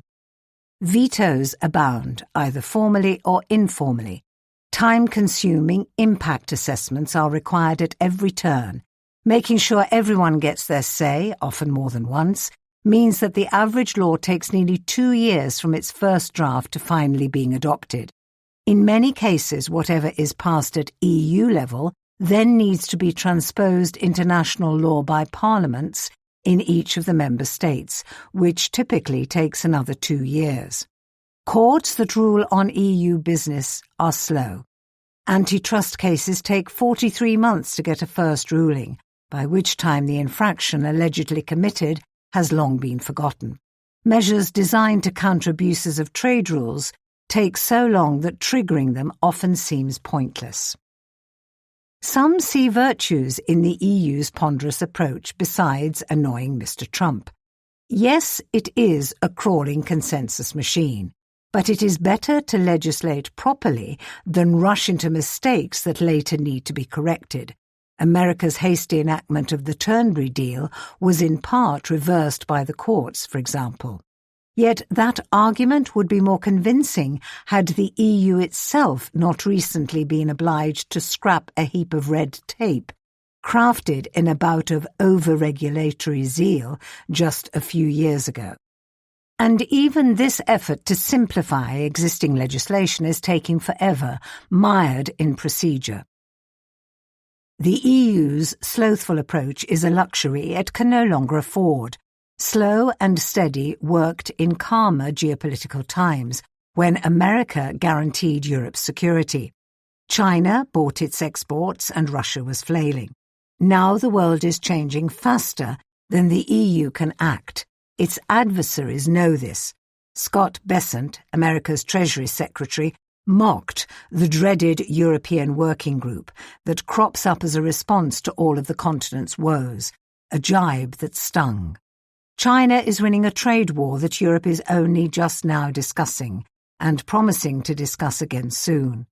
Europe's sole appropriately speedy endeavour is its aid to Ukraine since Russia's invasion, and even there it started slow in 2022. Can Europe pick up the policy-making pace? That may seem an odd question to ask just as Eurocrats are leaving Brussels for the summer. The obvious solution is for gridlocked projects to advance among a subset of countries, an approach being tried with the Capital Markets Union. That seems more realistic than revisiting the EU's constitution, which would require a good decade of haggling before it could speed things up. Europe's deliberation once looked wise, or at least defensible. Now it looks foolish. Britain. Andynomics. The Yes Prime Minister. If Andy Burnham is to save Britain's economy, he needs to be tougher, and not just a slicker version of Sir Keir Starmer. I'm more of a spender than a saver. I would much prefer to say yes, confessed Andy Burnham in 2024. This attitude suited him well as Mayor of Greater Manchester. It was his job to wring as much cash from Westminster as possible. But after Sir Keir Starmer resigned on June 22nd, the newly elected MP for Makerfield is now almost certain to become the next Prime Minister. He would be Britain's 7th since 2016. Being in charge of doling out the dosh and responsible for the nuclear codes to boot is a much tougher gig than Mr. Burnham is used to. For a start, he will have to begin saying no. Mr. Burnham has undeniable strengths. He is untainted with the government's failures and can talk human. His net favourability rating, -4 percentage points, might seem bad, but it is better than that of any British party leader.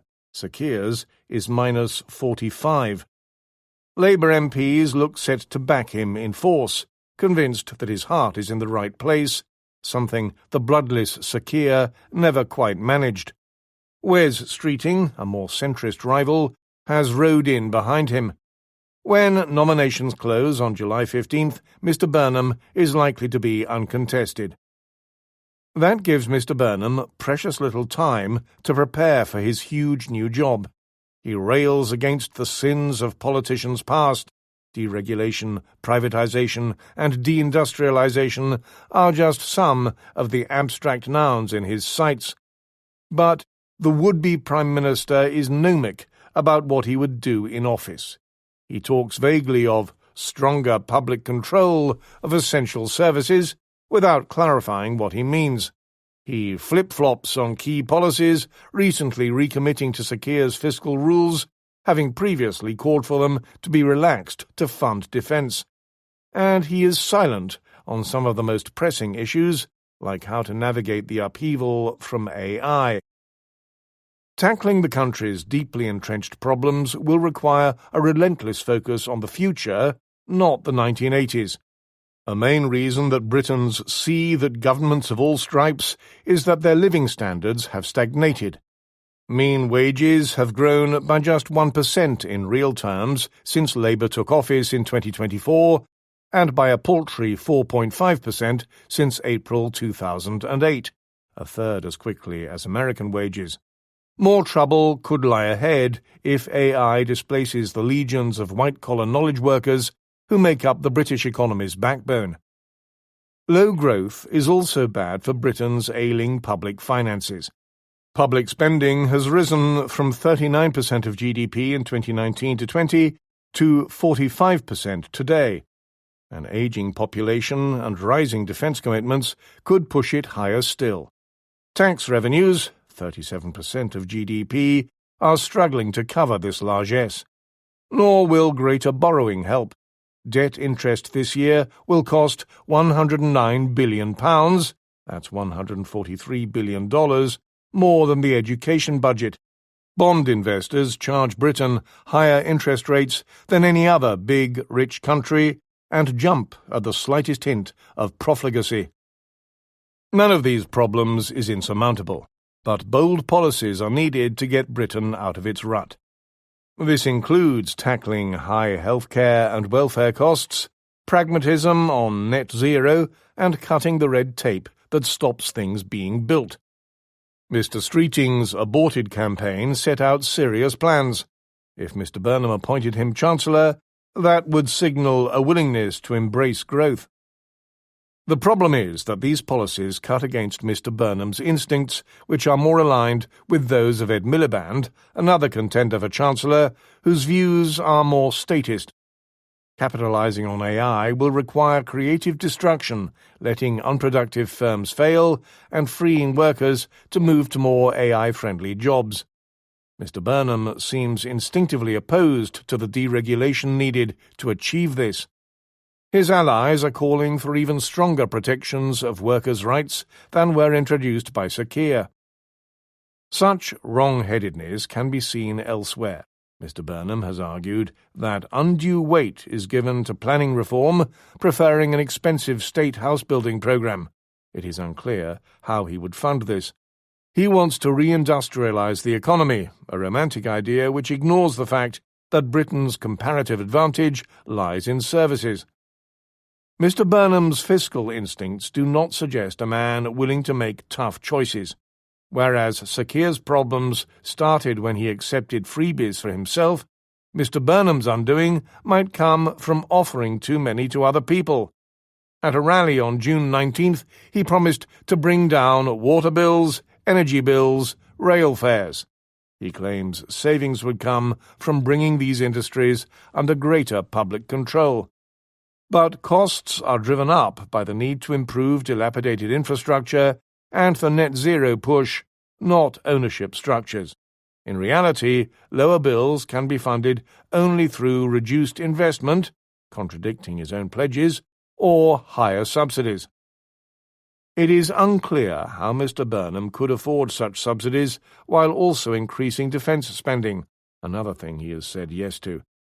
The aspiring Prime Minister has committed to Sir Keir's manifesto pledge not to raise employment taxes or VAT, yes, but also wants to protect the triple lock, an expensive ratchet for increasing the state pension, yes, yes, yes. He even endorses the least deserving causes, like the women protesting against pension age increases that they were told about decades in advance, though he has since backtracked there too. The only area he really says that he wants to save money from is working-age welfare, but he is vague on specific measures. A few of Mr. Burnham's instincts are welcome. True, his partisanship for the North may become tiresome, and some of his regional policies, like legally requiring Westminster to prove its decisions always reduce regional inequality, are balmy. But he is correct to identify over-centralisation as a drag on England's regions and to push for greater fiscal devolution. He is also right to want to reform Britain's broken property tax system and its shamefully patchy provision of social care, though again he shies away from outlining the painful measures this would require. Might being Prime Minister stiffen Mr. Burnham's backbone? His reported appointment of James Purnell, a pragmatic veteran of Sir Tony Blair's government, as his Chief of Staff augurs well. A much-touted speech on the economy next week will give him the chance to flesh out his vision. But if the man who likes to say yes fails to make the necessary trade-offs, he need only look at Sir Keir to see the fate that awaits him. Britain. Mountains and molehills. Burnham's bounce. New Prime Ministers tend to provide a polling boost. Those don't always last. Rome is saved, quipped an opposition MP as Andy Burnham entered the House of Commons on June 22nd. "Turn the water into wine," said another, as the former Manchester mayor was sworn in as an MP. "He's not the Messiah," another heckled. Mr. Burnham, with his cheeky charm and a quick-witted Monty Python reference, replied, "Naughty boy." He won his place in Parliament with the by-election triumph on June 18th. With Sir Keir Starmer stepping down, Labour MPs hope Mr. Burnham will take over and work his magic on their own constituencies. Switching horses is a common tactic. Since 1945, 10 of Britain's 18 Prime Ministers have taken over between elections. They lasted for an average of 2 years and 324 days, ranging from Harold Macmillan, nearly 7 years, to Liz Truss, 49 days. 5 went on to win a general election, albeit losing her majority in Theresa May's case, and 4 to lose one, including Mr Burnham's ex-boss, Gordon Brown. Ms Truss resigned before an election could be called, but after the Tories were toast. The Economist analysed opinion polls since 1955 and found that when the governing party changes Prime Minister, it has got an average poll bounce of 3.8 percentage points. This is partly the reward for removing an unpopular incumbent, with an average 1.8 point uptick after the Prime Minister's resignation. When Margaret Thatcher resigned in 1990, the Tories had a 10-point surge. When a fresh Prime Minister is installed, the ruling party tends to gain a further 2 points.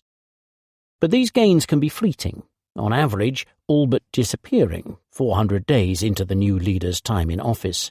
When Mr Brown succeeded Sir Tony Blair in 2007, Labour's poll numbers rose by 9 points. A year later they had collapsed to 5 points below when Sir Tony left office. There are already warning signs for Mr Burnham. During the by-election campaign, the share of Britons with an unfavourable view of him rose from 30% to 41% in YouGov polls, before ticking down to 38% after his victory. In power, he will face the same problems as Sir Keir. His popularity could plunge. Or he could follow the example of another charismatic former mayor, Boris Johnson. In spring 2019, Mrs May was still struggling to persuade MPs to vote for her unpopular Brexit deal. Mr Johnson was chosen to break the deadlock and reunite Tory voters. It worked. Between May 2019, when Mrs May announced her resignation, and the general election in December 2019, the Conservative support rose from a little over 20% to 44%, enough to secure a landslide victory. If Mr Burnham can unite the left, he could repeat that trick. Britain. Another northern town. Meet the Warrington model. Never mind Manchester. The really interesting town associated with Andy Burnham lies to its west. Andy Burnham has sailed into Westminster largely on the strength of his performance as Mayor of Greater Manchester. As his accent suggests, though, Mr Burnham is not from Manchester. He grew up a few miles to the west, on the edge of a very different northern English town, which deserves to be better known. Warrington is not a glamorous place. It has no skyscrapers and is small, with about 215,000 inhabitants. Its people like it that way. They don't want us to be too big and be a city, says Hans Mundry, leader of the Labour-run Borough Council. Warrington Town Football Club plays in the 7th Division of English football. Its rugby league team is far better. In 2015, the Royal Society of Arts ranked the town last out of 325 places for cultural amenities. Angry Warringtonians pointed out, not altogether convincingly, that Britain's first IKEA furniture store had opened there. For all that, it is successful. GDP per person is 1/3 higher than the British average and has grown faster since 2010. The place has prospered by pursuing policies distinct from what Mr Burnham calls Manchesterism, a vaguely articulated leftist approach to economic development which gives the state a big role. Warrington is an alternative model for the next Prime Minister and a warning. Along with more than a dozen other urban areas in England, it is a post-war new town. The government in Westminster gave it special planning powers in 1968, assuming that it would build homes to mop up working-class people pushed out of Manchester by slum clearance projects, much as the new towns around London did. But within a few years, Warrington was defiantly going its own way. Middle-class people converged on it, attracted by its location near 3 motorways, the M6, M56 and M62. Warrington's planners pivoted in response. Rather than erecting large social housing estates as originally envisaged, they accepted that private home builders would supply most homes. They frowned on underpasses and overpasses, symbols of modernity adored by the architects of other new towns like Milton Keynes and Stevenage. The instinct to work with market forces is still detectable among Warrington's leaders. Mr. Mundry argues that the town is quick to move on when old industries decline. It was once a wire-making powerhouse. A few years ago it used money from the developer of a warehouse park not to create prettier public spaces, a common use of such funds, but to set up a bus route to take workers to the warehouses.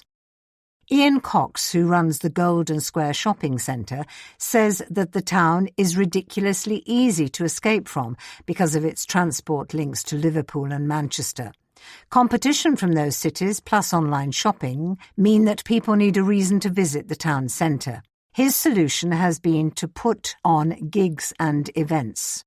Local councils can stymie such initiatives, but Mr. Cox says that Warrington has been simple to deal with, more like a company than a public body.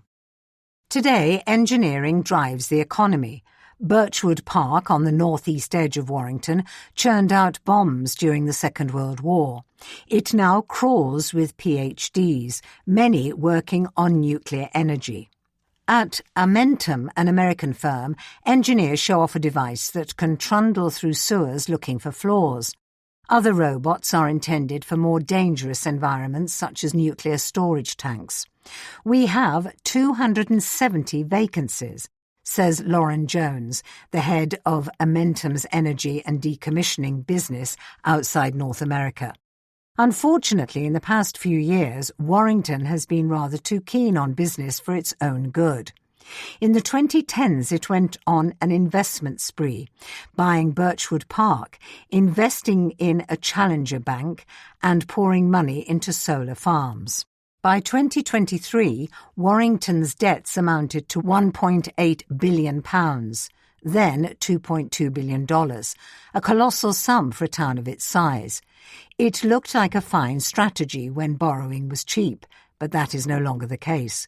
And last year, one of the solar parks near Cirencester in the Cotswolds caught fire.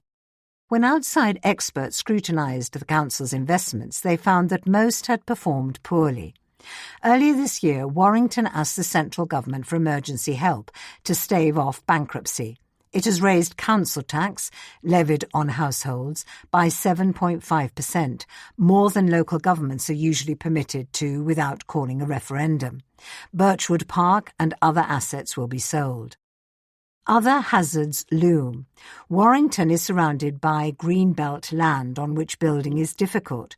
It has been able to take large bites out of the belt, but local tolerance for sprawl may be eroding.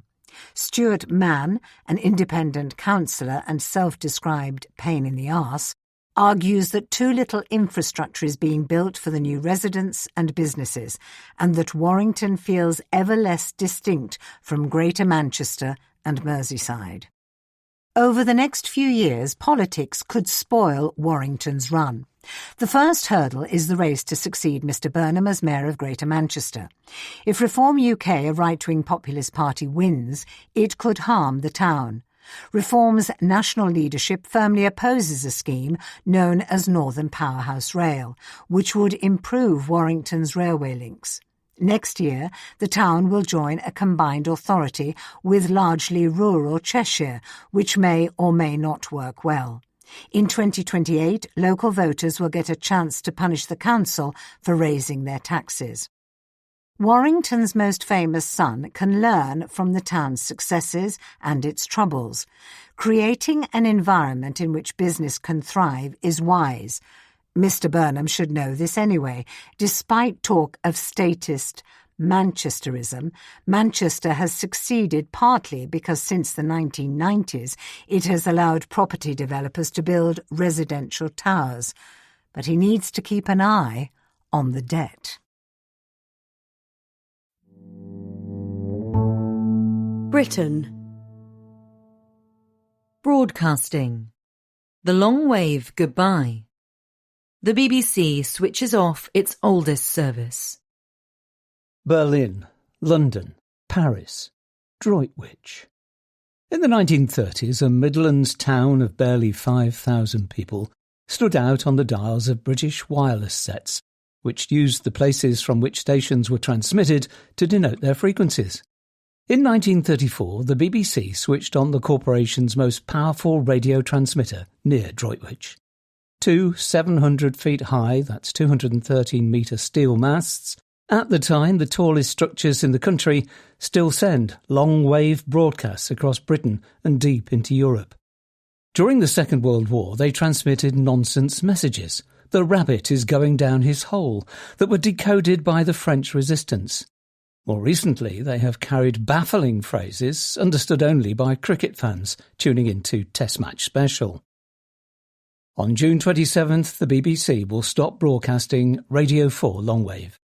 It blames the cost of maintaining out-of-date technology. Droitwich uses 2-metre-high ceramic and metal valves, which are no longer made. Almost no one in Britain will notice. But it is the first nick in what the broadcaster hopes will eventually be a slashing of expensive radio and TV transmissions. Devotees of longwave insist it is not obsolete. They say nuclear submarines listen for longwave broadcasts of the Today programme to confirm Britain hasn't been annihilated. Absurdly, that is not an urban myth, says James Jinks, a military historian. But the Royal Navy has other ways to monitor the country's vital signs. Fans also point to the importance of the shipping forecast.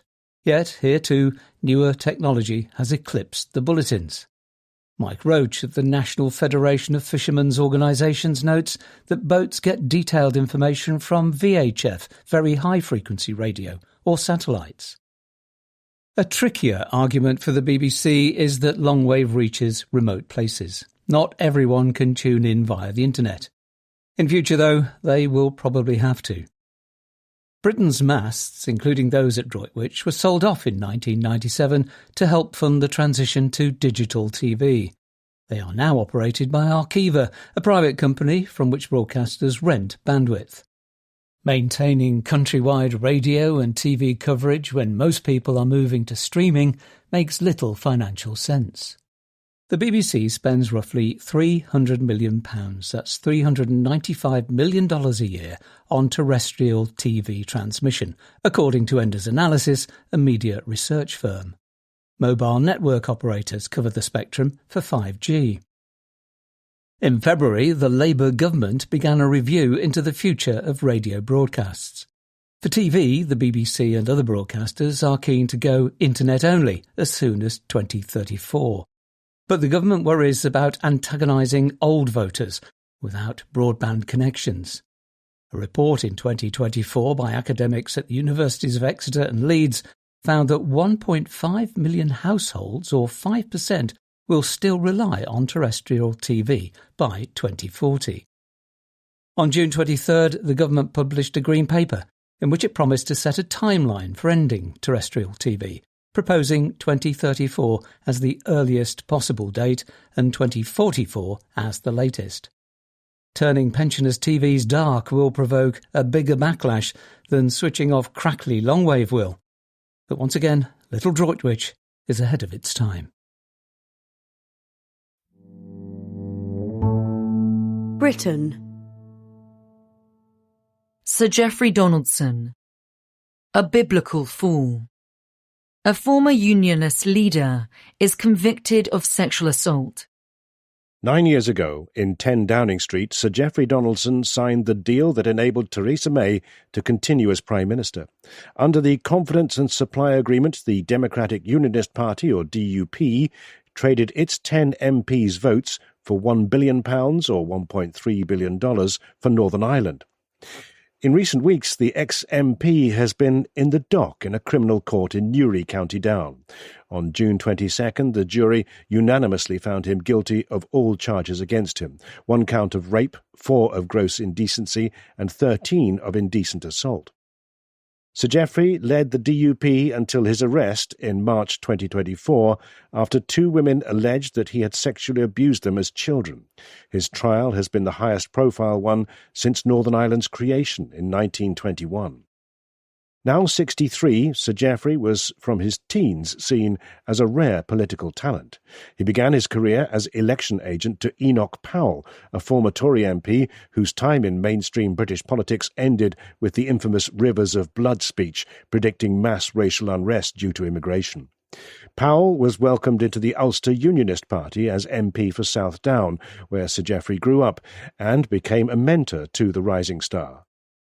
In 1985, Sir Geoffrey became the youngest assemblyman elected to Stormont, Northern Ireland's, at the time powerless, devolved assembly. According to the charges, this was also the year when his offences began, continuing until 2008. Both of his accusers have anonymity, as is standard for sex abuse cases in the United Kingdom. In 1997, he entered Parliament as MP for Lagan Valley, southwest of Belfast. That is the year a Christian group organised a meeting with one of his victims in which he asked for her forgiveness. The following year, he walked out of the talks which led to the Good Friday Agreement, the deal which ended 3 decades of sectarian violence known as the Troubles. Sir Geoffrey incessantly agitated against his then-leader, David Trimble, but failed to topple the agreement and moved to the more hardline DUP in 2004 as it was emerging as Northern Ireland's biggest party. He wore his evangelical faith on his sleeve, or more precisely, on his lapel, where he displayed the ichthus, the ancient Christian symbol of the fish. He continued to wear it in court, where he pleaded not guilty on all the charges. An excruciatingly hagiographic biography in 2004 presented him as a politician with a unique desire to enact God's will on earth. His fall has been biblical. The case against this Knight of the Realm and Privy Councillor, a member of the archaic body that advises the king, stunned friend and foe alike. The most serious allegation was that he raped a child of primary school age. The prosecution pointed out one of the weaknesses in its own case, the lack of precise dates of the alleged assaults. Sir Geoffrey's barrister put it to the first of his accusers that she may either have fabricated the abuse or else dreamed it and over the years come to believe it is true. She said this was insulting. A letter Sir Geoffrey wrote to her in 2020, by which point he was DUP leader in the House of Commons, was read to jurors. The letter asked for her forgiveness for the hurt, pain and distress I have caused, referring to sinful and selfish actions, and saying that he wanted to take full responsibility for it all. His lawyer put it to her that this has nothing to do with you and sexual assault. The court heard that Sir Geoffrey's wife, Eleanor, placed an audio bug in his car because she believed that he was having an affair. He admitted in court to another affair. She had also faced criminal charges of aiding and abetting her husband's alleged offences and a charge of child cruelty. However, just before the proceedings were due to begin, a judge ruled that she was mentally incapable of facing trial. She instead faced a trial of the facts, in which evidence against her was heard, and the jury concluded that she had done the act, the finding equivalent to guilty in such a process, but she cannot be jailed. Complainant B alleged that she was raped as a child. The jury were told that when Sir Geoffrey was interviewed by police and her allegations put to him, he said that he had no memory of that happening and that it was unbelievable. The direct impact on the DUP may be limited. Sir Geoffrey is no longer a member of the party, which seems to have acted properly in fully cooperating with the police as soon as it became aware of the allegations. But no one can be sure of the implications for Northern Ireland's evangelical Christians. Many of them have long been entwined in politics. The DUP's founder, the Reverend Ian Paisley, proclaimed political messages from the pulpit and thundered scripture from political platforms. Sir Geoffrey was a more conventional politician than Paisley, but he used his faith to elevate his actions above the grubby arena, telling voters he was driven by a higher calling. Sir Geoffrey was taken to jail immediately. He will be sentenced in September. He is likely to be stripped of his knighthood and shunned by former allies. It is a long way from Downing Street in 2017. Britain. Social climbing and falling. Contented climbers. The pain of social class movement has been overstated. I wanted an Aston Martin. I wanted a 3-guinea linen shirt. I wanted a girl with a Riviera suntan. So Joe Lampton, the young working-class hero of Room at the Top, announced his desire to penetrate the professional middle class. John Brayne's novel of 1957 was one of many post-war books to feature cocky, headstrong social climbers. It ends tragically with deception, heartbreak and death. Upward social mobility was a common experience for men and women who grew up in the mid-20th century. It is rarer these days, mostly because the great economic shift from manufacturing to services has run its course. Many people still acquire better jobs than their parents had, but a growing number find worse ones. How do they feel about it? The Sutton Trust, a charity, recently provided some answers. Kevin Latham and Esme Lillywhite draw on a long-running survey that covers tens of thousands of families. They measure social mobility by looking at the jobs people do rather than how they describe themselves. That is wise because Britons cannot be trusted on matters of class. Middle-class people tend to play up or invent working-class routes and overstate their own mobility. Being solidly middle-class seems to be the surest route to contentment. Once characteristics like ethnicity and age are controlled for, people who were born into professional families and do professional jobs themselves have the highest life satisfaction. But another group is close behind, modern-day Joe Lamptons who have risen higher up the occupational ladder than their parents. Other researchers, including Tak Wing Chan of University College London, have discovered the same pattern, yet some will still find it surprising. Accounts of upward social mobility tend to emphasise dislocation and pain. Lampton felt slighted by his new middle-class associates. Others sense they have left something behind or have somehow cheated. It is difficult to avoid a sense of treachery and overwhelming guilt, wrote Diane Ray, a miner's daughter who became a prominent sociologist. Perhaps the intellectuals who write such accounts are peculiar. A working-class child who triumphs in business might feel less guilty than an educational prodigy. Besides, material success is nice, so nice that it blunts feelings of dislocation. Upwardly mobile people have better, more stable jobs than solidly working-class people and are more likely to own their homes. Such things mostly explain their greater contentment. Material differences might also explain why social risers are a bit less contented than the established middle classes. I'm delighted that I am where I am, says Ben Jones, who grew up in a working-class household and now works on education policy in Greater Manchester. Meeting the children of professionals at university, he was impressed by their certainty that things will work out. But their ease and confidence and his lack of it was less a difference in attitude than an accurate reading of their different circumstances. The children of professionals tend to have strong safety nets, making them fearless. By contrast, Mr. Jones soon had to care for his mother. What of the unlucky folk who end up doing more menial jobs than their parents? They seem less satisfied than the upwardly mobile, but more satisfied than the working-class children of working-class parents. Some may have happily traded high salaries for reasonable hours. The social fallers seem satisfied with their leisure time, although they resent their pay. How their parents feel is not recorded. Britain. Badgett. Forget Andy, it's Ed's Britain. Ed Miliband is the Copernican centre of British politics. On Monday morning, another bout of history happened. At a podium on Downing Street, a tearful Sir Keir Starmer became the latest Prime Minister to quit mid-term. On the West Coast Main Line, a train carrying Andy Burnham, Sir Keir Starmer's inevitable replacement, hurtled from Manchester to London like Lenin on an Avanti Pendolino. But inside Labour, the changes at 10 Downing Street provoked less chatter than who would occupy 11 Downing Street as Chancellor. There are two candidates, Ed Miliband and not Ed Miliband.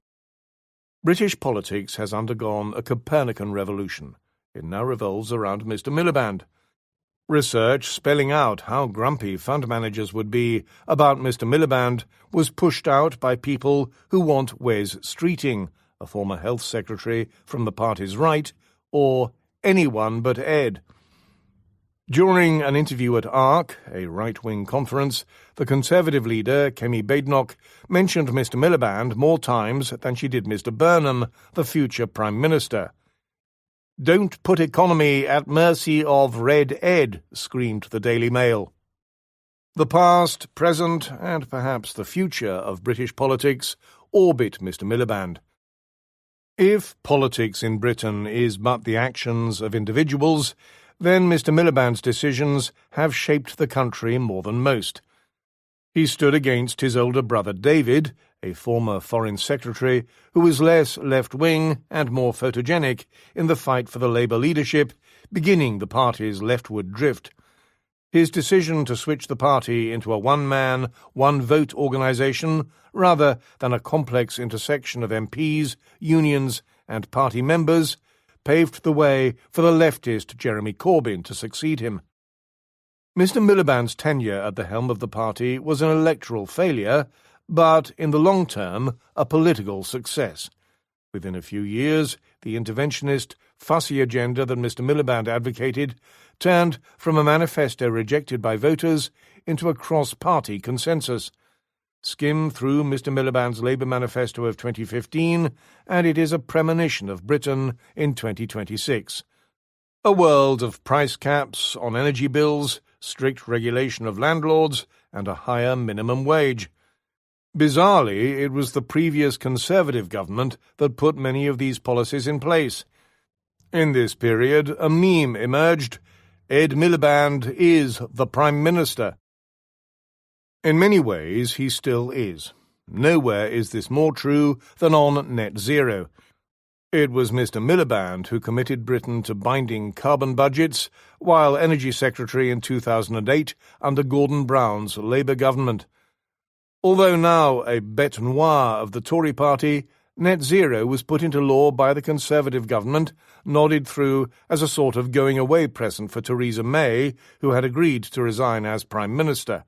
A card, a few well-wishes, and some consequential climate legislation.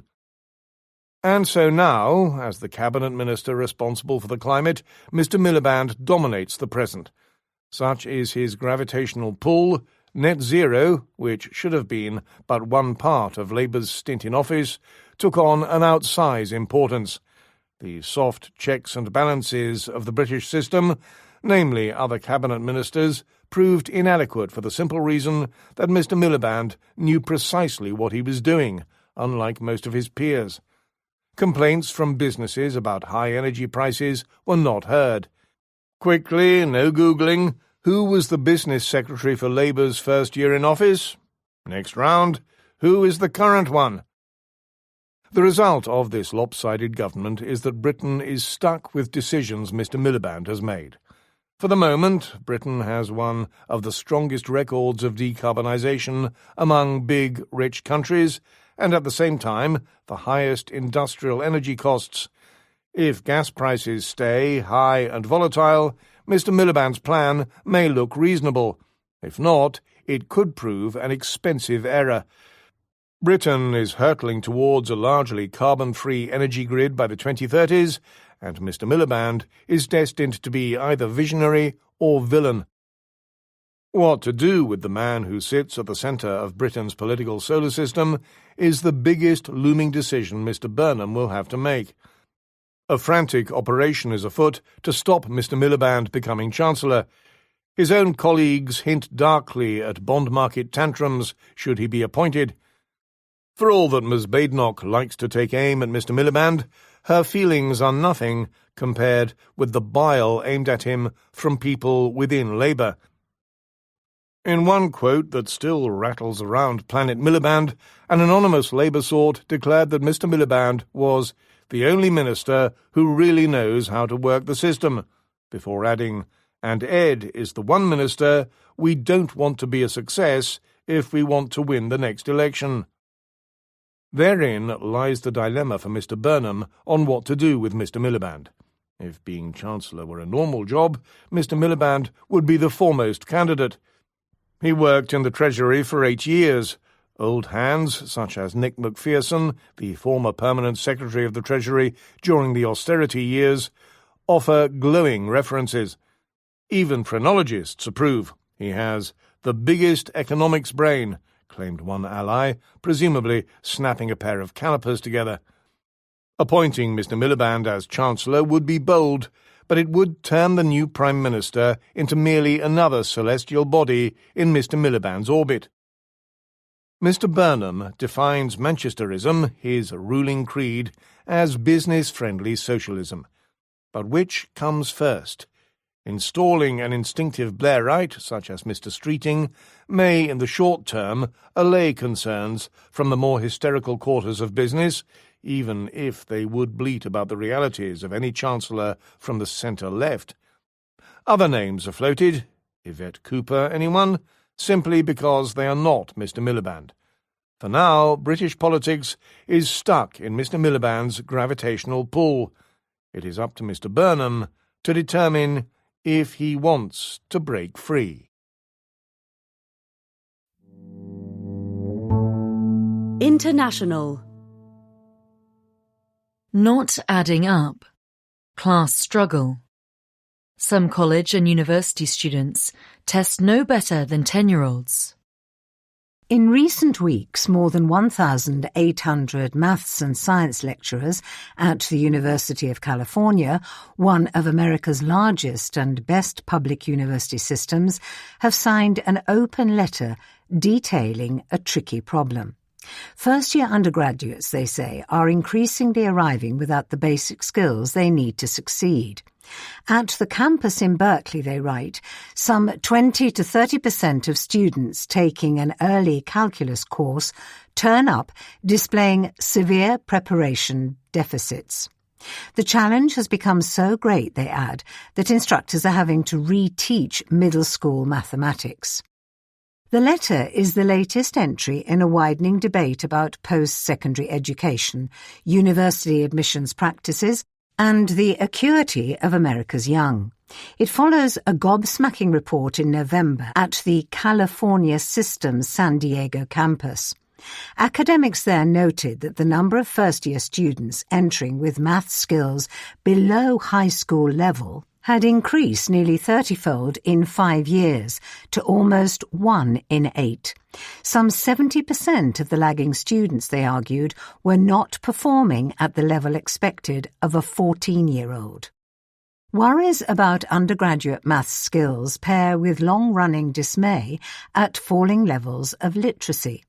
Lecturers warn of literature students who seem incapable of finishing books. It is not just on the West Coast or in public universities where these problems are reported. At Harvard, some humanities and social science professors say they feel compelled to shorten texts, according to a report released to faculty in October. Students are arriving at America's most famous university with less experience reading complex prose and less capacity for focus and sustained attention. They struggle with readings that students completed with ease just 10 years ago. Professors have been griping about students for as long as there have been ivory towers. Backing up anecdotes with broad-based data can be hard. After secondary school, learners very rarely sit nationally or regionally standardized exams. Fact-finders thus rely a lot on spotty reports from faculty, such as those in California, who feel compelled to raise the alarm. But observers seeking a sense of global trends and America's place within them need not fly completely blind. At least some insight may be wrung from a once-a-decade test carried out by analysts from the OECD, a club of mostly rich countries. Its survey of adult skills aims to gauge how far citizens in dozens of countries have the literacy and numeracy necessary to thrive in the real world. At their simplest, its tests find out how well people can make sense of the instructions on a pill bottle or work out how much wallpaper they must buy to redecorate a room. At more advanced levels, they explore how well people can draw sound conclusions from complex analysis and charts. Test takers are divided into 5 levels of acuity in each discipline. Level 1 ought to be achievable by a rich world pupil at the end of primary school, says Andreas Schleier of the OECD. Some 160,000 people of all ages were tested in the last round, the results of which were published at the end of 2024. The Economist asked the OECD for data just of those under 35 who were enrolled in tertiary education at the time they took the tests. That includes students in all universities, along with learners in most kinds of colleges, but only those taking courses that are in theory more advanced than are offered in high schools. Many of them do very well, but a striking share perform abysmally. Across rich countries, some 8% of students in tertiary education notch up a score in literacy no better than one might expect from a 10-year-old child. The share is about the same for numeracy. Worse, the share at or below this bar has risen since the tests were last run, a little over a decade ago. The share of very poor performers in literacy has more than doubled. Scores at the individual country level vary widely. In Estonia, fewer than 2% of tertiary students score at or beneath the bottom bar. That rises to a fifth in Poland for literacy and a quarter in Chile for maths. Brits can feel reasonably sanguine. Despite their growing public disdain for academia, results for its students are better than average and improving. America's scores, by contrast, are among the most disappointing. 1 in 7 of its tertiary students scored at or below primary school level in the literacy tests, up from about 1 in 20 a decade ago. The share at or below the bottom level for numeracy, meanwhile, was almost 1 in 5. What is going on? In part, colleges and universities are inheriting problems that have originated in the world's schools. One cannot overestimate the impact of the pandemic. Countries enforce national school closures lasting 20 weeks on average, rota systems for in-person learning, and quarantines for close contacts then disrupted lessons more. In the years immediately after that disaster, it was as if some students had not gone to high school, says Jessica Houghton-Wilson, a professor at Pepperdine University in California. It was actually a very scary thing to see. Yet in many places schooling was already going backwards when the mega lurgy hit. Scores in NAEP, America's National Reference Test, reached a peak in the early 2010s and have been edging down since. Scores from PISA, an international exam taken by 15-year-olds, are drifting the same way in a swathe of other countries. Places with unusually deep, long-running declines include France, Germany, the Netherlands, and New Zealand. The causes of these trends are hotly debated. Rising migration is relevant. Newcomers tend to be poorer than native-born students and more likely to speak a foreign language at home. Meanwhile, traditionalists accuse school reformers of watering down testing and accountability schemes, and of replacing time-tested syllabi with faddish curriculums that downplay learning concrete facts in favour of nice-sounding but vapid soft skills. Claims that social media have been rewiring children's brains bear strong echoes of past panics, such as over-television and computer games. But there is not much doubt that screens of all kinds have displaced more nourishing hobbies. The share of 9-year-olds in America who say they read books for pleasure has fallen from nearly 60% in the 1990s to 37% now. Indeed, it is not just school pupils or university students that are seeing declines in literacy. The OECD's tests also find this trend among older populations, notes Mr. Schleier. Perhaps because people are getting less practice than in the past reading long and complex texts. Yet colleges and universities that claim to be merely passive observers of this are marking their own homework. In many countries they enjoy broad control of their own admissions policies. They have frequently failed to use these freedoms to hold standards high. For decades, critics have accused college and university officials of lowering entry criteria to capitalize on growing demand.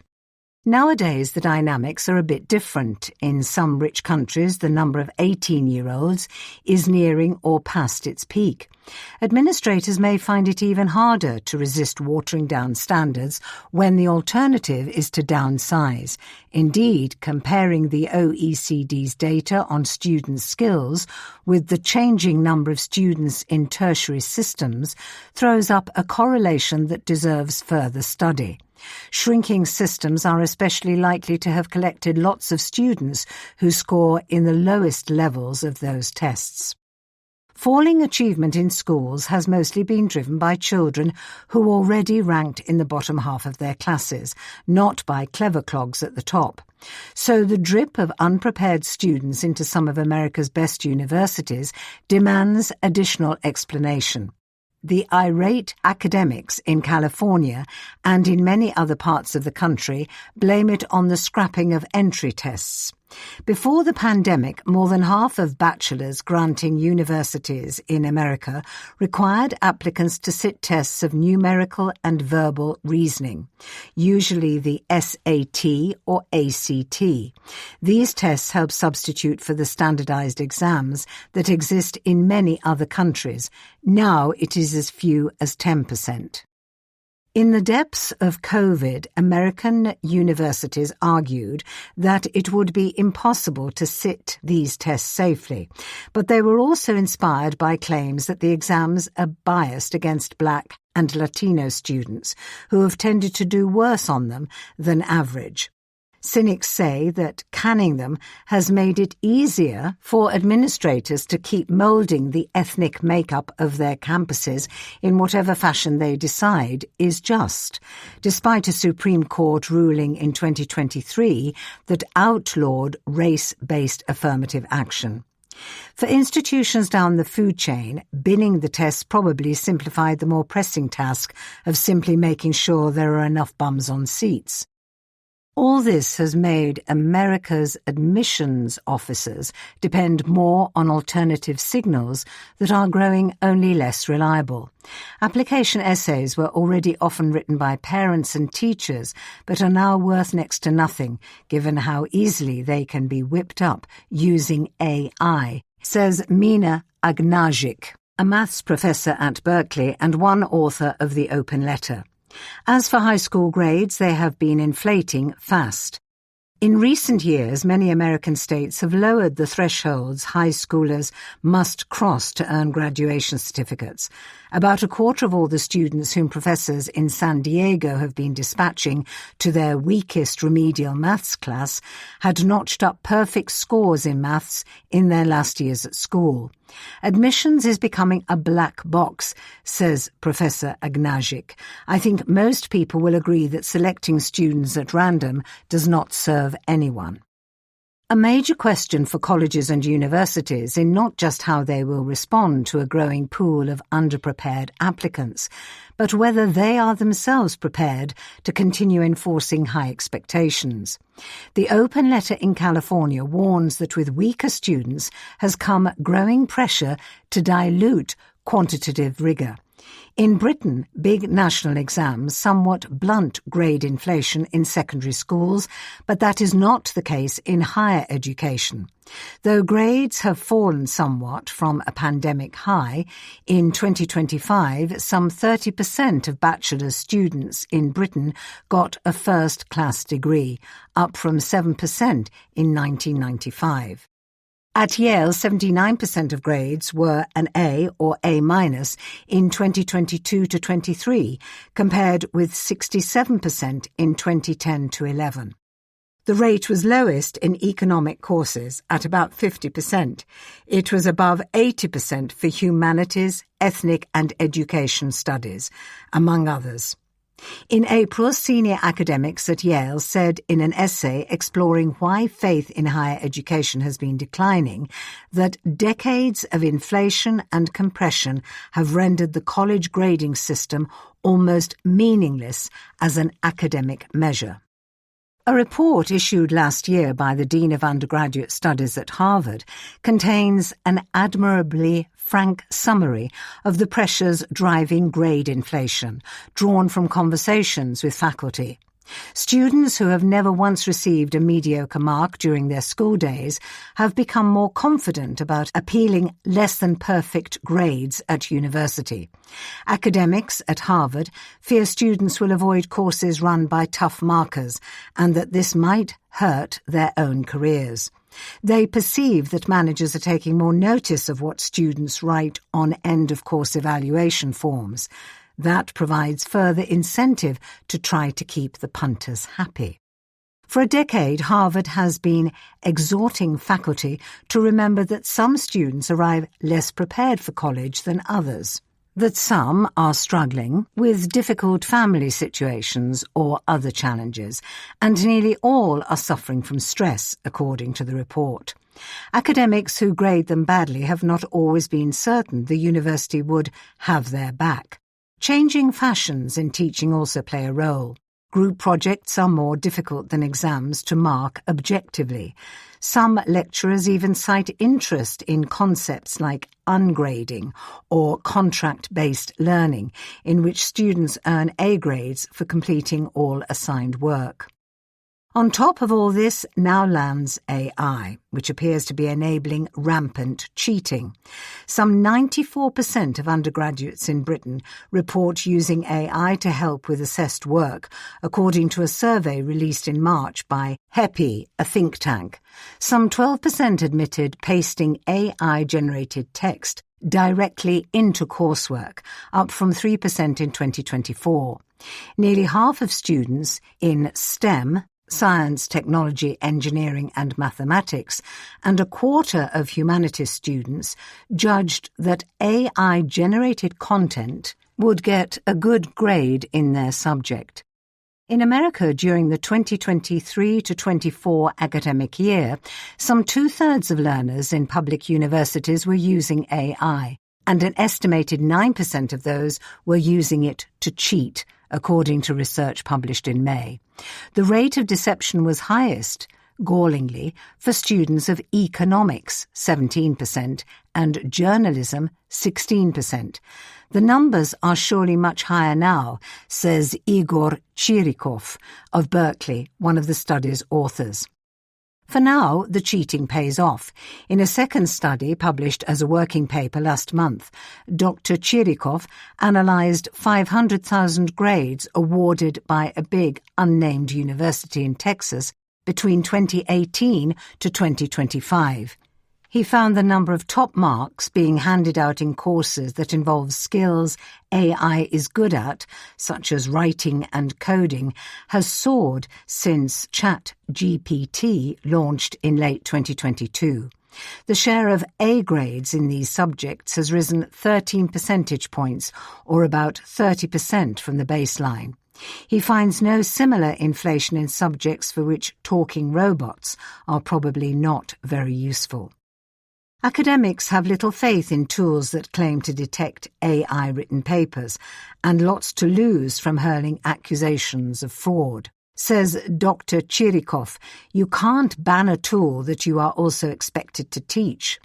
Many lecturers are reintroducing invigilated assessments. During COVID, open book tests that students may take home and complete within a 24-hour period became popular. But that can meet resistance from administrators who must find the space and staff for properly proctored exams. For some, AI has induced a sense of resignation. It is growing common to hear academics shrug that perhaps students no longer need strong basic skills because so much of the work they do in future will involve tweaking things made by AI. That is not pragmatism. It is surrender. Business. Artificial intelligence. Do not compute. America's data center backlash is putting the AI boom at risk.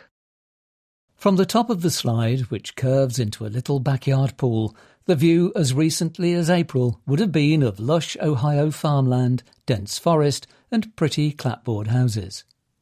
Now it is of 6 giant weatherproof tents of the type used by the armed forces to house fighter jets or by aid organisers in disaster zones. These will soon contain perhaps $30 billion worth of cutting-edge semiconductors. Along with a clutch of gas turbines to provide power, they occupy a site the size of an airport terminal. If Meta, the site's owner, stays on track to bring its Prometheus data center online in 2026, it will dedicate an entire gigawatt of power, the amount needed to power as many as 1 million homes, or roughly the output of a large nuclear reactor, to artificial intelligence.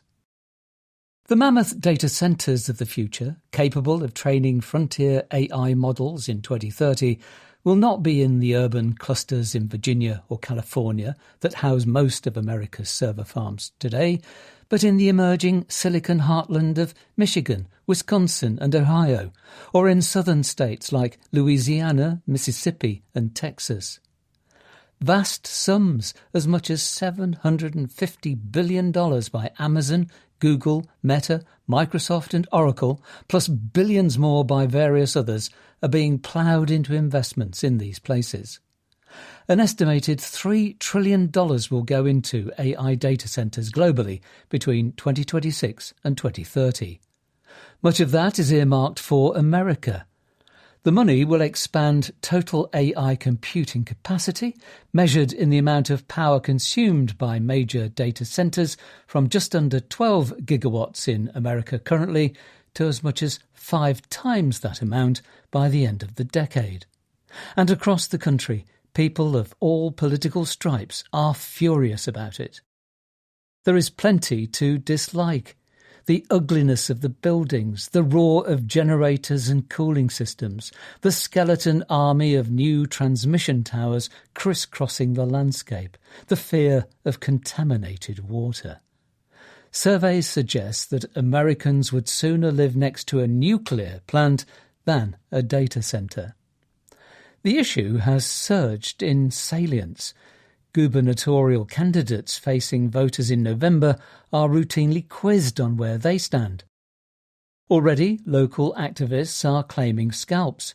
At least 20 data centre projects worth $42 billion, which would have used 3.5 gigawatts of power, were cancelled in the first 3 months of 2026 after local pushback. $85 billion worth have been cancelled over the past 3 years, including small centres proposed by Amazon and Meta. Residents of Cedar Rapids, Iowa, are resisting Google's plans to build one there. Several townships in Michigan have passed moratoriums after OpenAI broke ground on a project in Saline despite local opposition. Yet the resistance is more than simple NIMBYism. In April, a survey by Pew Research, a pollster, found that Americans who have merely heard of data centres are just as opposed to them as those who live within 5 miles of one. Philosophers have long worried that a rogue AI fixated on a singular goal, like maximising the production of paperclips, would doom humanity by hoovering up all its resources and paving Earth with servers. Sam Altman of OpenAI and Dario Amodei of Anthropic have spent years warning that AI will throw most people out of work or be turned to mass harm. Now the infrastructure they need is arriving on people's doorsteps, and it looks like something out of a war zone. Residents across America are standing up in council meetings begging for projects to be axed in the hope of slowing the technology's progress. Will they succeed?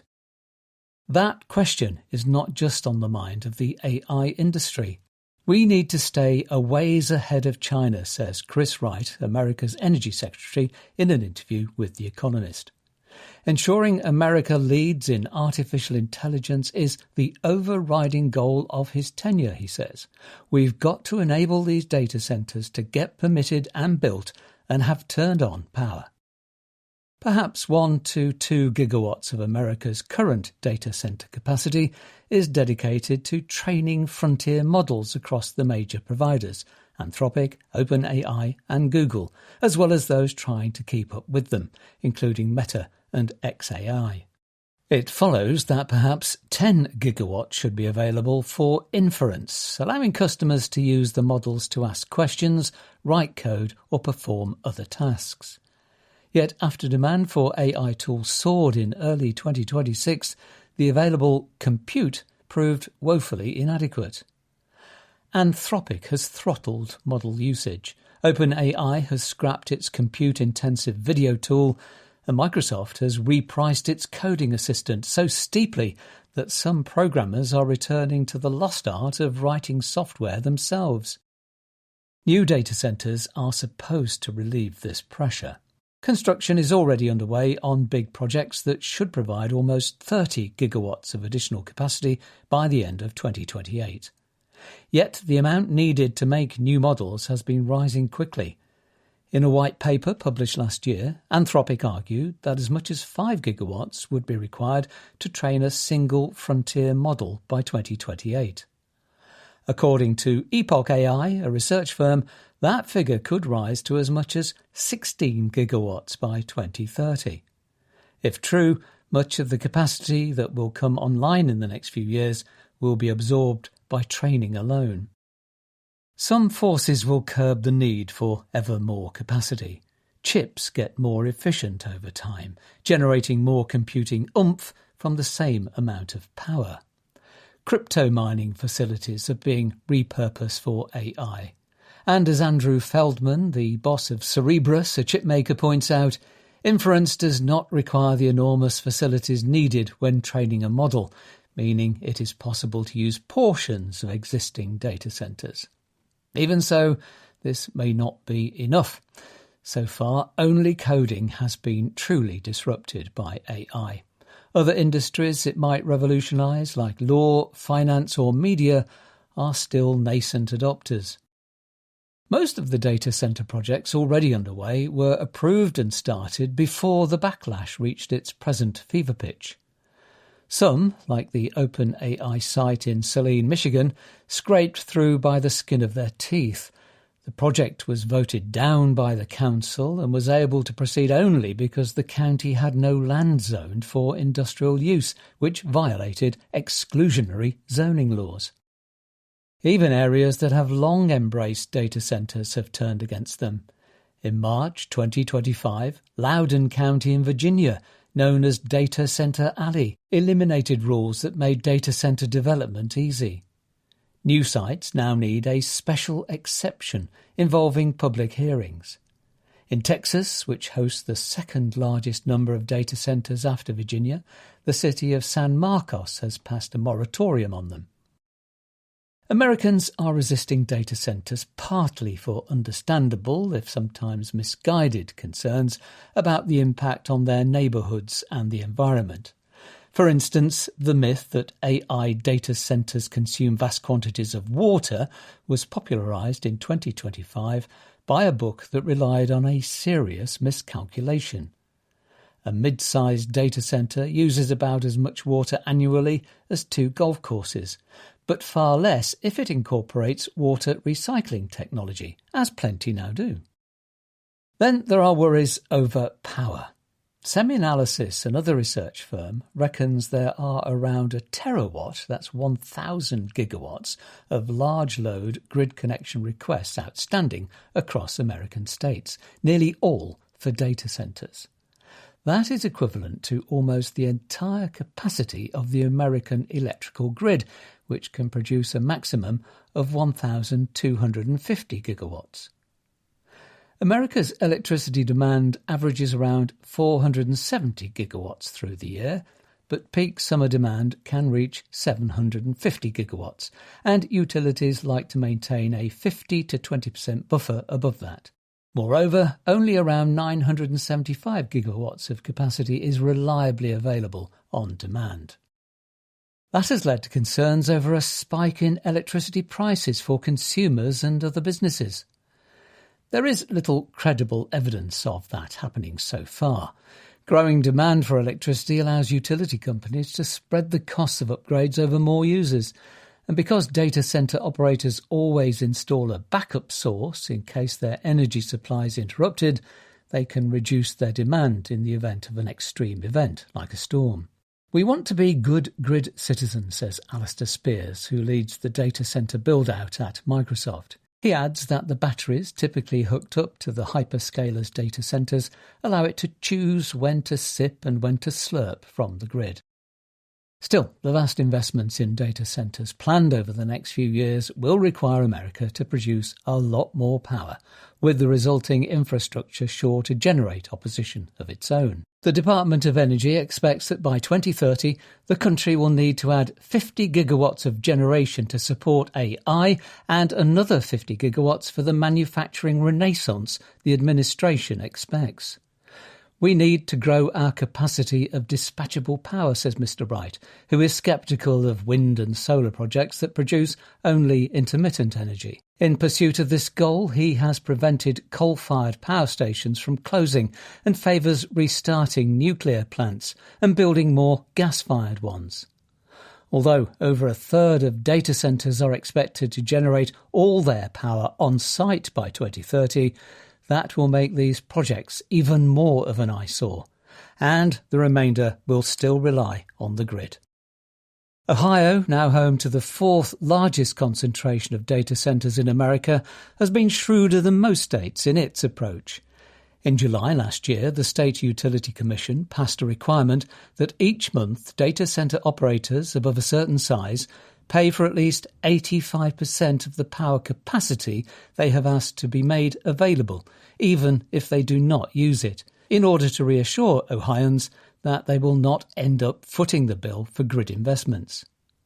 This innovation became one of the ideas included in the Ratepayer Protection Pledge that tech companies signed in the Oval Office in March. Ohio's provision is better than the pledge, for it is binding. Despite all this, the Buckeye State has struggled to soothe its residents. 3/4 of Democrats and 2/3 of Republicans in Ohio still oppose local data center development. Opposition is so great that despite Donald Trump winning the state by 11 points in the 2024 presidential election, Vivek Ramaswamy, an AI enthusiast who is running to be Ohio's governor, is neck and neck in the polls with his Democratic opponent. The Trump administration has means of bypassing local opposition. In March, the Department of Energy announced an enormous 10-gigawatt project in Piketon in rural Ohio on federal land, thereby avoiding some of the usual permitting processes. The project will be funded by SoftBank, the Japanese conglomerate, run by Masayoshi Son, which will build a gas power plant to supply what would be the world's largest data centre. Imagine being in an Appalachian farmer's field with mud on our shoes with Secretary Lutnick, Secretary Wright, Mr. Son and me and all the other hillbillies, says Adam Holmes, an Ohio state representative who attended the groundbreaking. Piketon's residents are hardly squeamish. The area was home to America's nuclear enrichment program in the 1950s. Even so, Shane Wilkin, the state senator who represents the district and sits on the Ohio legislature's Data Center Committee, is not having an easy time of it. We had the water utilities folks in here to testify and asked him how many data centres in Ohio have a discharge permit. 1. And then I asked him a question I didn't know the answer to, which is always a risk. Have they had any violations? And he said 2, for late paperwork. Mr. Wilkins says he explains to his constituents that data centres won't push up power prices because they bring their own power and they can't contaminate the water supply because they don't discharge their water. But they simply say, well, I just don't want it. Business. Chinese car making. A sucky business. Despite ferocious competition, new EV makers keep appearing in China. Next year, Dream, a Chinese business better known for its robo-vacuums, plans to start selling sleek electric vehicles, or EVs. It is not the only firm branching out from small household appliances to machines that can carry an entire household. Rox Motor, which started selling electric SUVs in 2023, was also founded by a vacuum tycoon. Xiaomi, which made its name producing cheap smartphones and also makes vacuums, among other things, began selling sports cars a year later.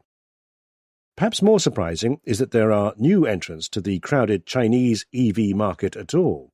No fewer than 143 EV brands sold at least one car last year, but 46 of them did not sell more than 1,000, according to Alex Partners, an advisory firm. Even so, 23 new EV brands were launched, while just 9 were halted. Admittedly, lots of these are sub-brands created by big companies to differentiate their high-end rides from mass-market models. Geely, China's third-largest car maker by sales, has a portfolio of more than 10 brands, including Zeekr, Polestar and Lynk & Co. Only 10 Chinese companies managed to sell at least 1 million cars apiece in 2025, accounting for 84% of the total. However, that share was down slightly from the year before, suggesting that the consolidation of China's EV market that industry insiders have long predicted is yet to take place. Only occasionally does an entire company collapse. Huzon Auto, which made the Neta EV brand, is in the process of doing so. It suddenly stopped paying many of its employees last year and attracted headlines when angry staff cornered the founder at his Shanghai office demanding their wages. Still, things look rather bleak for the industry in 2026. Overall, car sales in China have been falling swiftly. In April, they were down by a fifth from a year earlier, marking the 7th straight month of decline. The central government has criticised EV makers for engaging in a vicious price war since 2023. Prices started rising in May, suggesting that the industry may have started listening to the state. But BYD, the world's largest EV maker, attributes this instead to rising costs for components, such as chips and batteries, which may mean margins remain under pressure. As demand falls and prices rise at home, China's car makers will become even more reliant on foreign sales, which are advancing in leaps and bounds. In April, they were up 80% year-on-year. Setting up foreign distribution networks is costly and time-consuming, but as pressure on the industry continues to intensify, foreign sales, which tend to have higher margins, will make all the difference. China's EV makers are eager to hoover them up. Business. Venture capital. Unicorps. A growing herd of zombie unicorns is haunting Silicon Valley. Fantastic beasts roam Silicon Valley. Locals are familiar with the unicorn, a start-up valued at more than $1 billion, the decacorn, $10 billion, and even the hectacorn, $100 billion. Lately, however, another creature has been stalking the land, the zombie unicorn, a firm once worth $1 billion plus, but now a mere shadow of its former self. Their spread is keeping venture capitalists or VCs awake at night. By May 2026, 332 of the 1,900 unicorns in a database maintained by Ilya Strebulayev of Stanford University had raised money at a valuation at or below their peak. Of those, 212 were valued at under $1 billion. As many as 383 had disclosed no new funding in the previous 3 years. 41 of these had lost unicorn status. As Mr. Strebulayev points out, data on startups are notoriously noisy. Some unicorns may have raised no money because they did not need it, but others may be struggling to justify earlier mythical valuations. A growing number of unicorns appear to have joined the ranks of the undead. When unicorn spotting was at its height, plenty of those startups had scant revenue and sketchy business plans. Low interest rates encouraged investors searching for better returns to hand fistfuls of their money to VC funds. In 2022, VCs raised a total of $223 billion, according to PitchBook, a data provider. Interest rates have since risen and fundraising has plunged to a mere $66 billion last year. Some businesses seem simply to have been wildly overrated. Cameo, a video site where celebrities give personal greetings for a fee, was valued at $1 billion in 2021 amid a pandemic-era surge in demand. Now it is reckoned to be worth $82 million. Even for unicorns where businesses are on a surer footing, the fundraising downturn has punctured their ability to raise more money at their old valuations. Startups typically aim to spend 5 to 10 years growing before listing on the stock market or finding a buyer. Zombies and their backers may find it hard to do either. VC agreements often allow investors to veto an initial public offering or IPO if they believe they would do better to wait.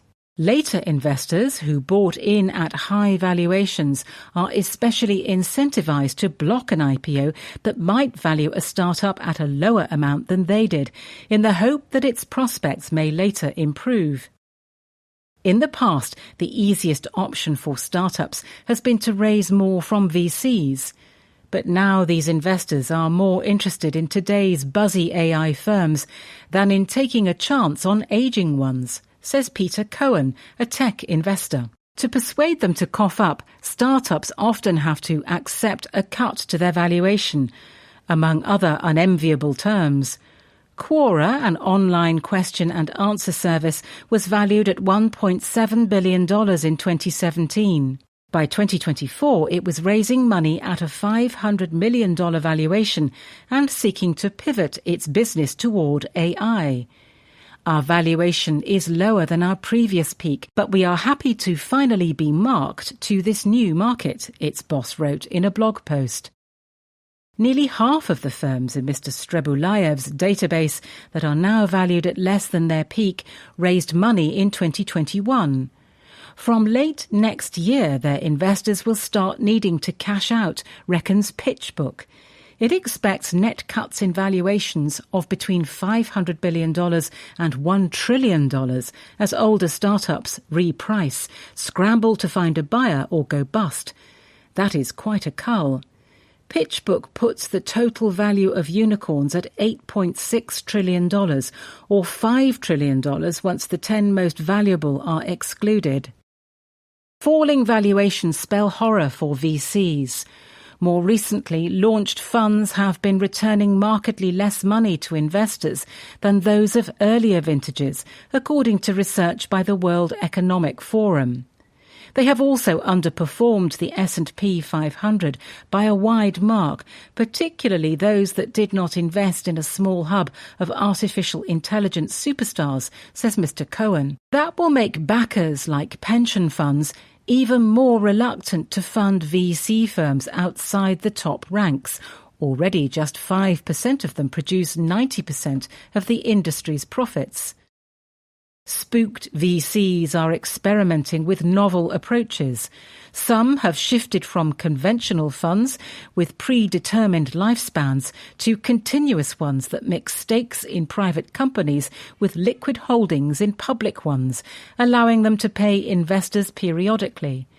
Others have turned to secondary markets for shares in private firms, which allow them to sell partial stakes, though most buyers are looking instead to get their hands on shares in the most in-demand startups. Some VCs hope that if this year's giga IPOs of star AI companies are a success, public markets will become more welcoming to tech's lesser lights. It may take more than that to bring the zombie unicorns back to life. Business. Logistics. Delivery targets. UPS is losing ground to FedEx. For America's biggest delivery companies, the pandemic brought a boom. To fulfill a torrent of orders from people stuck at home in lockdown, FedEx's white lorries and UPS's brown ones kept rumbling along America's highways, and their planes crisscrossed the skies. As demand has cooled, both have taken similar turns away from low-margin deliveries. In January 2025, UPS said it would halve the business it did with its biggest customer, Amazon, which once brought in 13% of revenue. The tie-up, UPS said, was a drag on profit. FedEx has just spun off FedEx Freight, an underperforming division delivering bulky stuff on pallets, such as car parts. Both are angling for higher margin, if more exacting, business-to-business work. On June 22nd, for instance, UPS said it would invest nearly $50 million in temperature-controlled facilities suitable for transporting medicines. Investors are so far happier with what FedEx has delivered. In the past year, its market capitalization has risen by 38% against just 5% for UPS.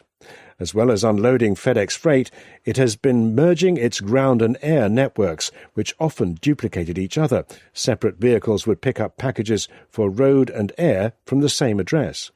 FedEx expects this to save $2 billion by the end of next year. On June 23rd, it reported increases in annual revenue and profit, though its operating margin fell slightly thanks to higher wages and fuel costs. UPS too has been slashing costs. Last year, it closed 93 buildings and cut 48,000 staff, reducing costs by $3.5 billion. Another $3 billion is due to be lopped off in 2026. This is partly owing to its extrication from Amazon. It says that by the end of this month, it will have cut deliveries for the e-commerce giant by half. Yet further savings will be hard-won. UPS is the largest employer of members of America's Teamsters Union. In 2023, it struck a wage deal with the truckers that runs until 2028, with a hefty increase still to come. FedEx's drivers, by contrast, are not unionized, but hired as contractors, though its pilots are union members. By agreement with the Teamsters, UPS can shed drivers only if it buys out a maximum of 7,500 of them for $150,000 each. Prospects for revenue are questionable too. It's really hard not to believe that UPS is going to be facing structural volume declines, says Brandon Oglensky of Barclays, a bank.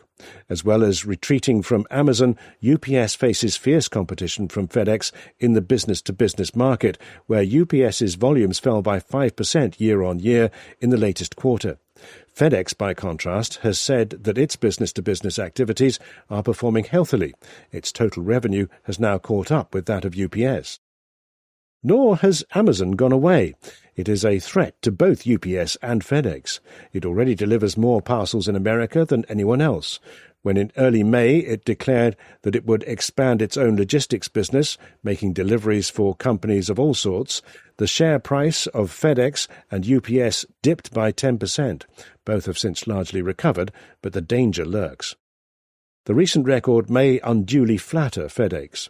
Bruce Chan of Stifel Institutional, an investment bank, points out that the merger of its air and road networks, though a big undertaking, was low-hanging fruit. UPS has no similar glaring redundancies. UPS promises that the second half of this year will be a turning point. Revenue and operating profit will start growing again. But it has a long, hard road ahead.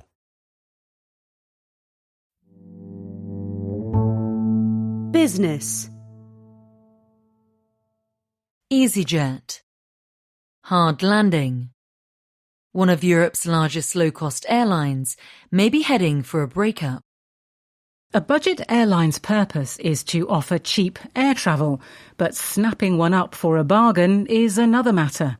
On June 22nd, after weeks of rumoured interest, Castlelake, an American investment firm, went public with its offer to buy EasyJet, a European low-cost carrier, or LCC, for £4.7 billion, that's $6.2 billion, revealing that two lower offers had already been rebuffed. EasyJet accused Castlelake of trying to buy the airline on the cheap. It rejected the bid, and another for £4.9 billion on June 25th. Yet it has said it will now start talks with its suitor. The airline business is tough. Fierce competition means generally meagre profits, making unforeseen upheavals, such as the soaring cost of jet fuel resulting from America's conflict with Iran, especially painful. Since the start of the year, IATA, a trade body, has cut in half its forecasts of the global industry's overall net profits and net margins to $23 billion and around 2%. Bankruptcies are frequent, such as the demise of Spirit, an American LCC, which went out of business in May. The past financial performance of EasyJet makes for pleasant reading against such a disagreeable background. Over the 2 financial years to September 2025, its annual revenue increased by around a quarter to just over £10 billion, with operating profits rising from £476 million to £703 million. More recently, however, the war in the Gulf has hit the airline hard.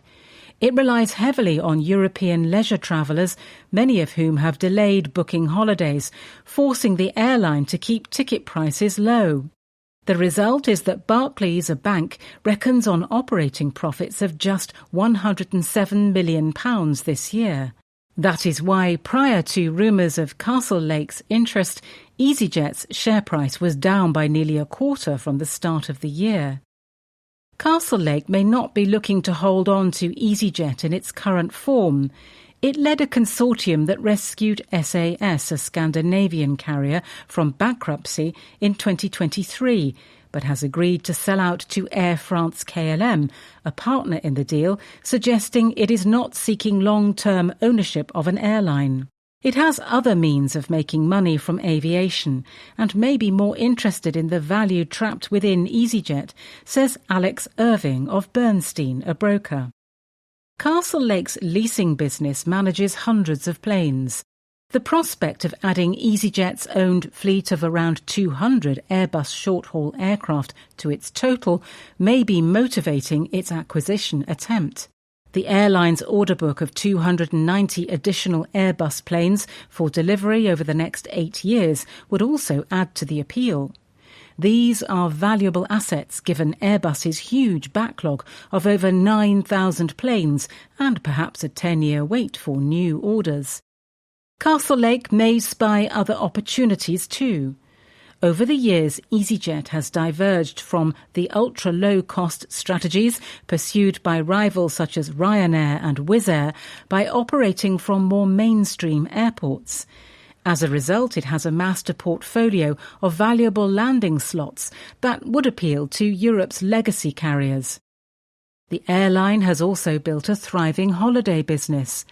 Launched in 2019 to make use of a website that serves over 100 million customers, some of whom may be interested in a package holiday, this business now accounts for over a third of pre-tax profits.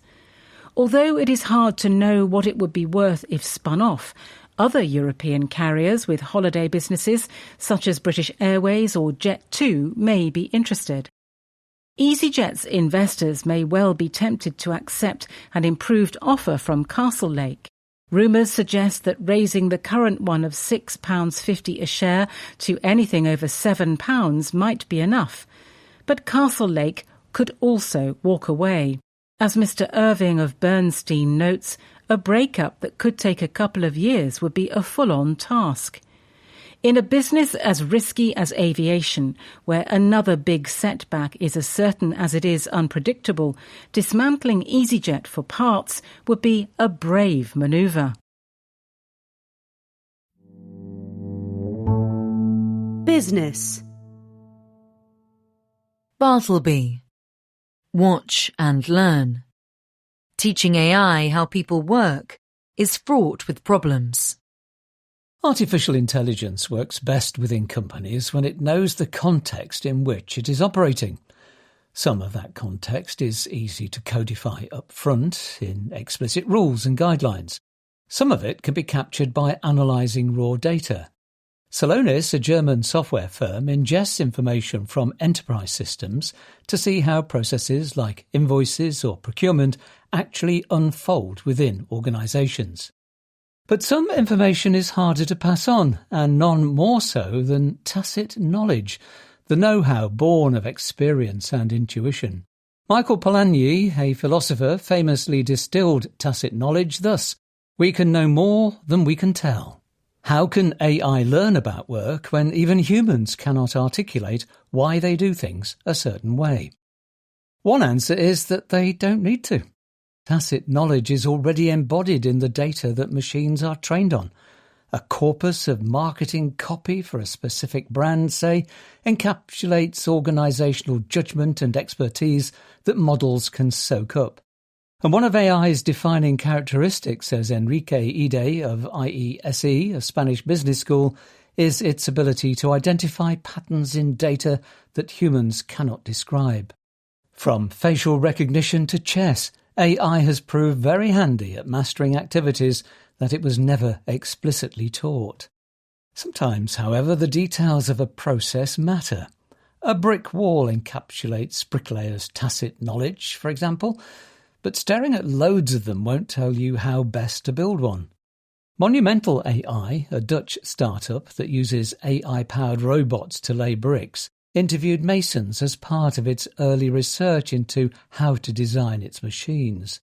But their answers tended to be maddeningly vague things like, "That's the way I've always done it." The bricklayers knew more than they could tell. What they could not articulate for themselves, hours of video footage could reveal. Monumental saw, for instance, that masons were vibrating their hands a little bit when they pushed a brick into the mortar. This small movement helps push mortar into the pores of the bricks, creating a stronger adhesive bond, which is why Monumental's robots were then designed to replicate it. An obvious answer, therefore, is to track how people work in ever finer detail. A few functions are already closely monitored. A customer service call centre naturally throws off lots of relevant information. Calls are usually recorded as a matter of course, and it is normal for agent screens to be monitored as well. AI could be let loose on much more data. A survey of American employees by Danielle Lee of the Massachusetts Institute of Technology and her co-authors found that workers believe they are sitting on large amounts of uncodified knowledge about their organisations. But more intensive monitoring of the specific actions of individual workers is also sensitive terrain. Meta's employees have reacted noisily to the firm's Model Capability Initiative, a program to track keystrokes and mouse clicks in order to train AI.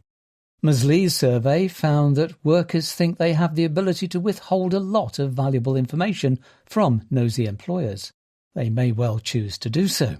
In an experiment, the researchers offered to buy survey data from participants.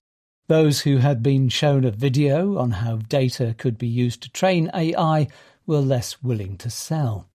Even the most intrusive monitoring regime would struggle to capture what is going on in people's heads, what they know about clients' preferences, or the thought processes behind certain judgments.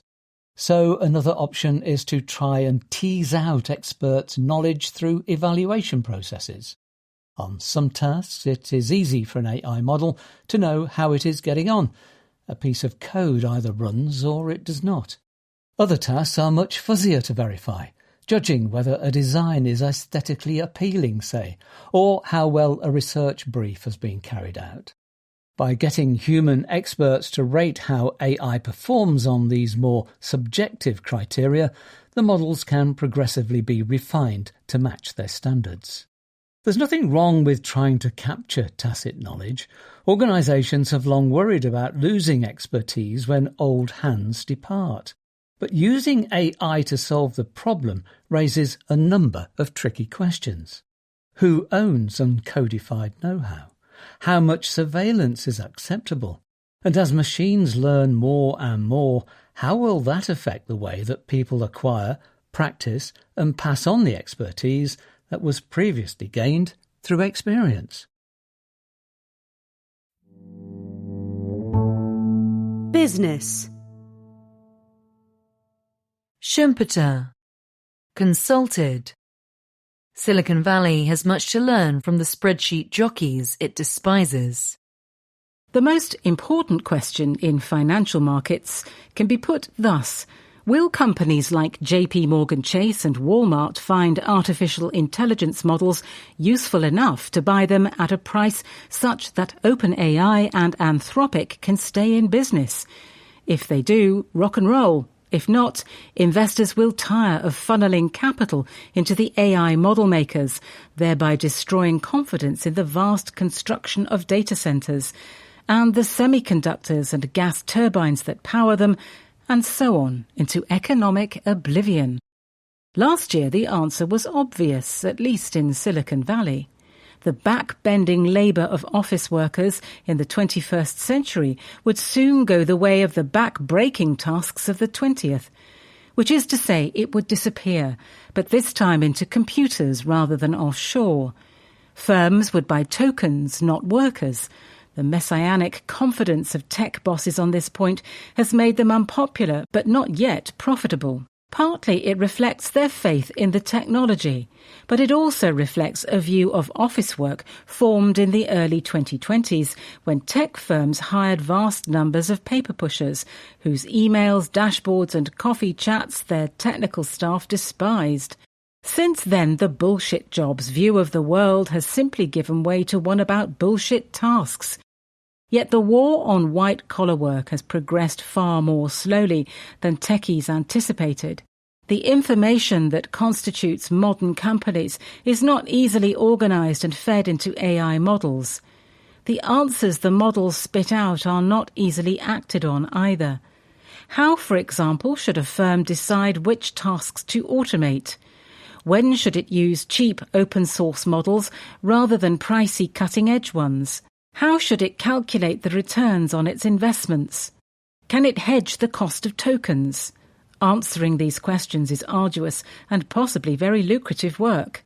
Hence the idea, simple, elegant, and brilliantly ironic, that model makers should become much more involved in how their inventions are used.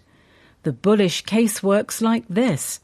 Companies get more out of AI, model makers solve their existential cash flow problems, the world economy marches happily on. To destroy the consultant, then, become the consultant.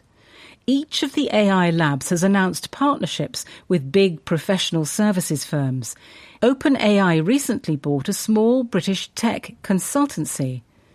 In May, Anthropic and OpenAI both set up joint ventures with big private equity houses, presumably hoping that AI models could turn around many software firms languishing in their funds. That private equity cannot sell what it owns is an existential concern for the industry. If things are as bleak even after the attention of the AI labs, it will be a concern for everyone. Bodies must be thrown at the problem, but how many and by whom? When big tech firms built their cloud computing businesses in the 2010s, much of the grunt work was outsourced to Accenture, a multinational consultancy which grew enormous implementing the innovations of giants like Microsoft and Google in its client companies the world over. It has warm bodies in abundance, which it describes in the impenetrable language of the corporate central planner. 30,000 workers to be trained on Claude in a major investment in talent, solutions and go-to market muscle, it declared in December, just a small detachment of Accenture's total core of nearly 800,000 souls. The market does not believe Accenture will play the role of a cash-generating middleman this time. Its shares have lost more than half of their value this year. Perhaps investors are right. That said, snobbery is an underappreciated aspect of what firms choose to bring in-house and what they leave in the marketplace. Some at the top of the AI labs think a corporate culture that prizes individual genius is incompatible with hiring many thousands of unremarkable workers to plug their products into the economy. Banks manage to combine star traders with huge back offices, though AI types are likely to find this analogy insulting too. Palantir is closer to what OpenAI and Anthropic might eventually build, and that firm's share price has also collapsed recently at the thought. The crux of Palantir's business is sending consultants into firms, sorting their data out and displaying it in a way that makes a middle manager feel as if he works at GCHQ. It is an impressive company, but also an impressive linguist. In its hands, a firm's data become its ontology. Consultants are elevated to the status of forward-deployed engineers. What distinguishes them from Accenture's new reinvention-deployed engineers or OpenAI's forward-deployed experts? Who knows? But pity any consultant who remains backward and undeployed. Which firms strike it rich telling companies how to use AI models depends to a large extent on whether model makers develop a better understanding of the mind-numbing nuances of modern business than incumbent consultancies do of AI. Yet so far nothing the AI firms have done indicates the slightest understanding of how ordinary firms operate. Perhaps that is not surprising for an industry whose staff pride themselves on being incompatible with the bureaucratic corporate life. Whether or not Silicon Valley's AI labs become white-collar advisors, they have a great deal to learn from studying them. In investment banks, they will find instructive case studies on being hated and dealing with systemic risks. Worryingly, popular mistrust is hard to dislodge, and regulation generally only follows disaster. In elite law firms, they will observe the extraordinary longevity of small and focused companies. And in consultancies, there are lessons on expanding too much, as top firms like McKinsey have done in recent years, but also on the perils of making bold predictions about the future of capitalism. That is not a warning the masters of AI are likely to heed. Finance and economics. Finance and compute. The futures of AI. How to turn processing power into financial assets. In 2014, as cloud computing was taking off, a group of German technologists and financial platform operators had an idea. They launched the Deutsche Börse Cloud Exchange, on which firms could buy and sell spare access to computing power. The effort to turn processing power into a liquid asset did not scale well, according to Randolph Roth, its chief executive and veteran of the exchange business.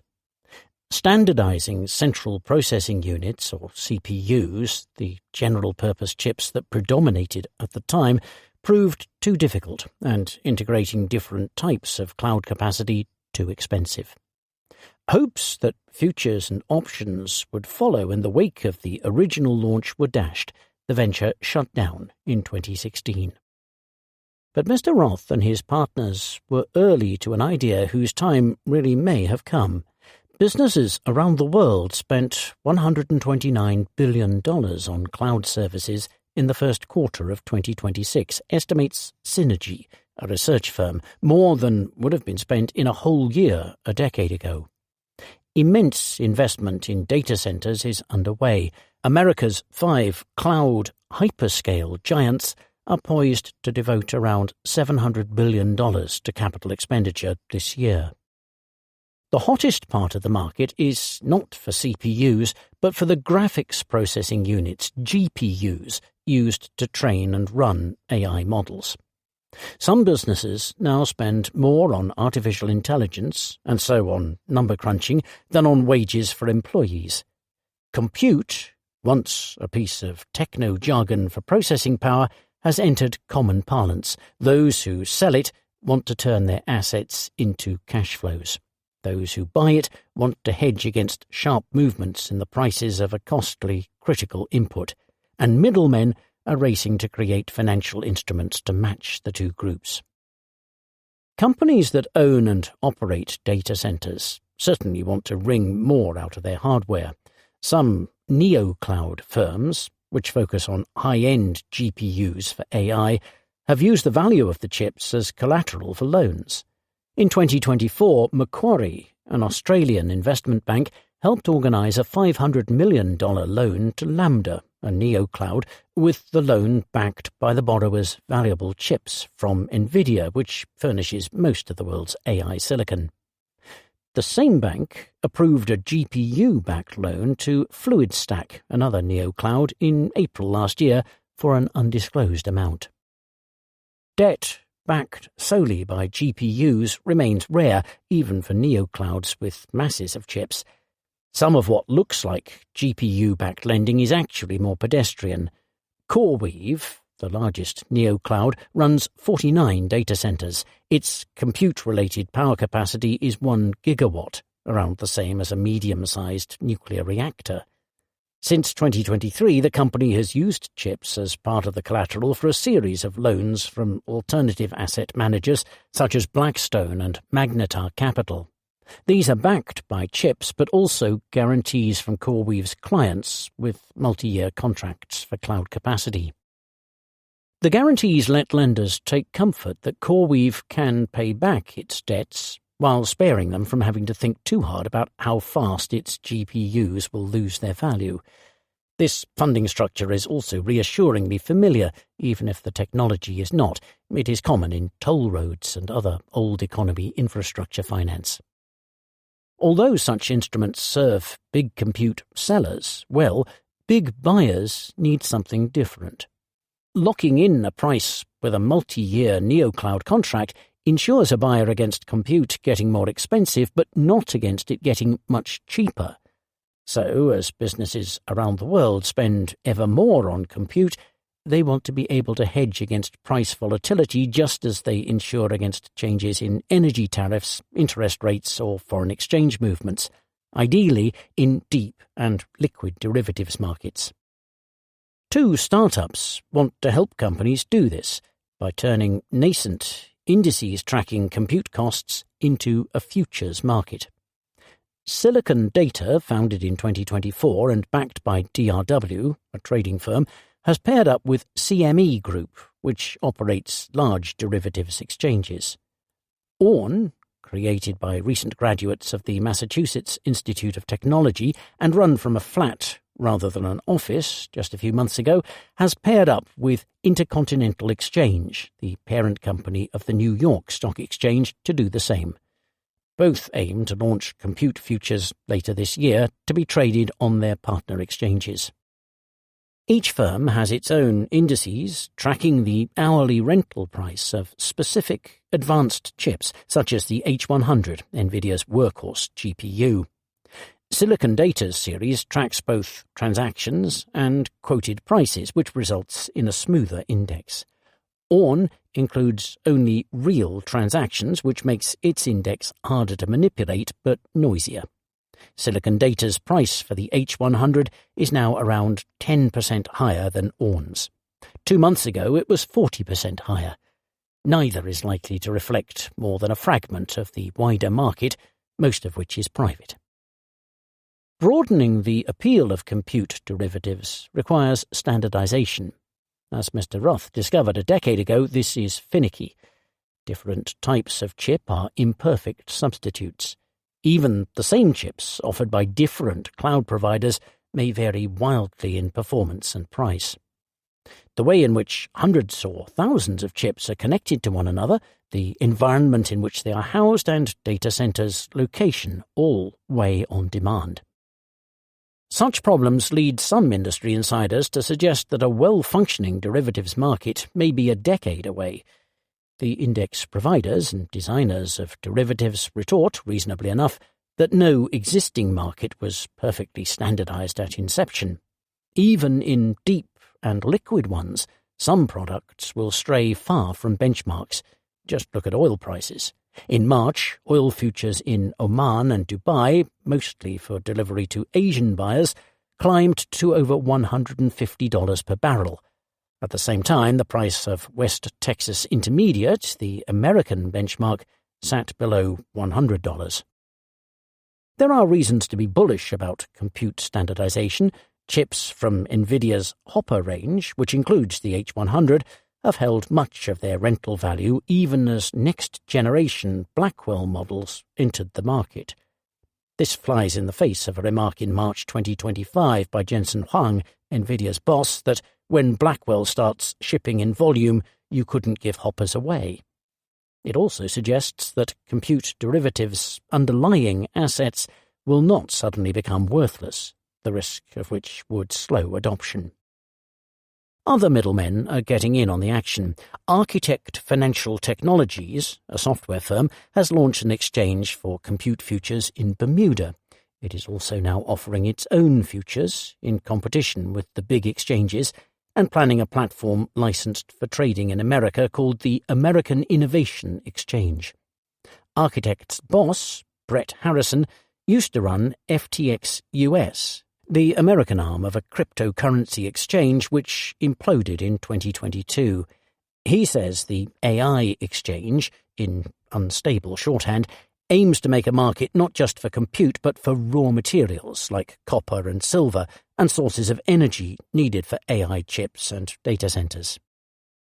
Meanwhile, Roundhill Investments and ProShares, two purveyors of exchange-traded funds, have filed paperwork with securities regulators to create ETFs for compute futures once these exist.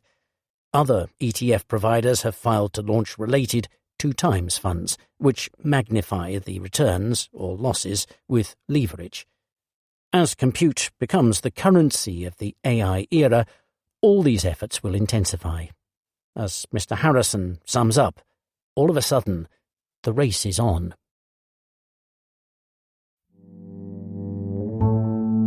Finance and economics. American balance sheets. A firm mattress. The household savings rate has plunged, but don't panic.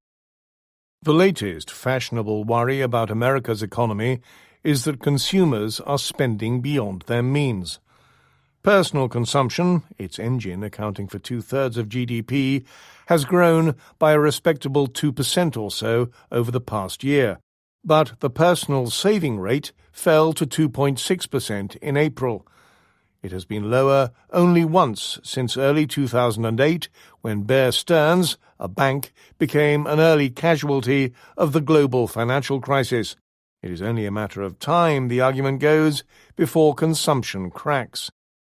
From 1970 to 2000, the personal saving rate, which measures how much income Americans have left after taxes and expenses, averaged around 10%. Even a year ago, it was double April's figure. Annual inflation is now outpacing wage growth for the first time in 3 years. Larger tax refunds from Donald Trump's One Big Beautiful Bill Act, worth about $350 more per household than last year, have mostly been dispersed. On the surface, then, the low saving rate looks like proof that Americans are running short of cash. There are, though, some benign explanations. The first is demographic. The saving rate at the end of the 20th century was supported by a much higher ratio of workers who save for retirement to pensioners who draw down their savings. Today, America has more pensioners than ever. The number collecting Social Security reached 54.5 million in May. For the first time, more than half of those outside the labour force are 65 or older. Pensioners typically have less current income than workers, but keep spending by tapping lifetime savings. That pushes down the saving rate in a financially innocuous way. Adjust for demography and the picture looks less alarming. Research by Federal Reserve economists suggests that a typical pensioner spends $15,000 to $22,000 more than their income each year. The gap is much larger for richer households with more assets. Across all oldies, such dis-saving knocks just over 5 percentage points off the headline saving rate. Some of today's low figure then reflects older Americans spending down what they saved in the past and doing so more freely as high asset values boost their wealth, not younger households running out of money. A look at household balance sheets offers more reassurance. The saving rate measures the money left over from each month's income, not the stock of cash that households already have on hand. And that stock of cash looks better than the monthly flow. Data from the Fed show that liquid assets, cash, bank deposits, and money market funds are equivalent to about 84% of annual disposable income, up from less than 70% in the 3 decades before the pandemic. The cushion is not confined to the rich and is thicker than the saving rate might suggest. The bottom half of households by wealth average liquid balances of around $12,800, more than at any point before the pandemic in real terms. There is certainly no sign of an imminent consumption crunch in the latest private sector data. PNC, a bank, finds that card spending, excluding petrol, rose by nearly 5% year-on-year in May, close to its fastest pace in 4 years.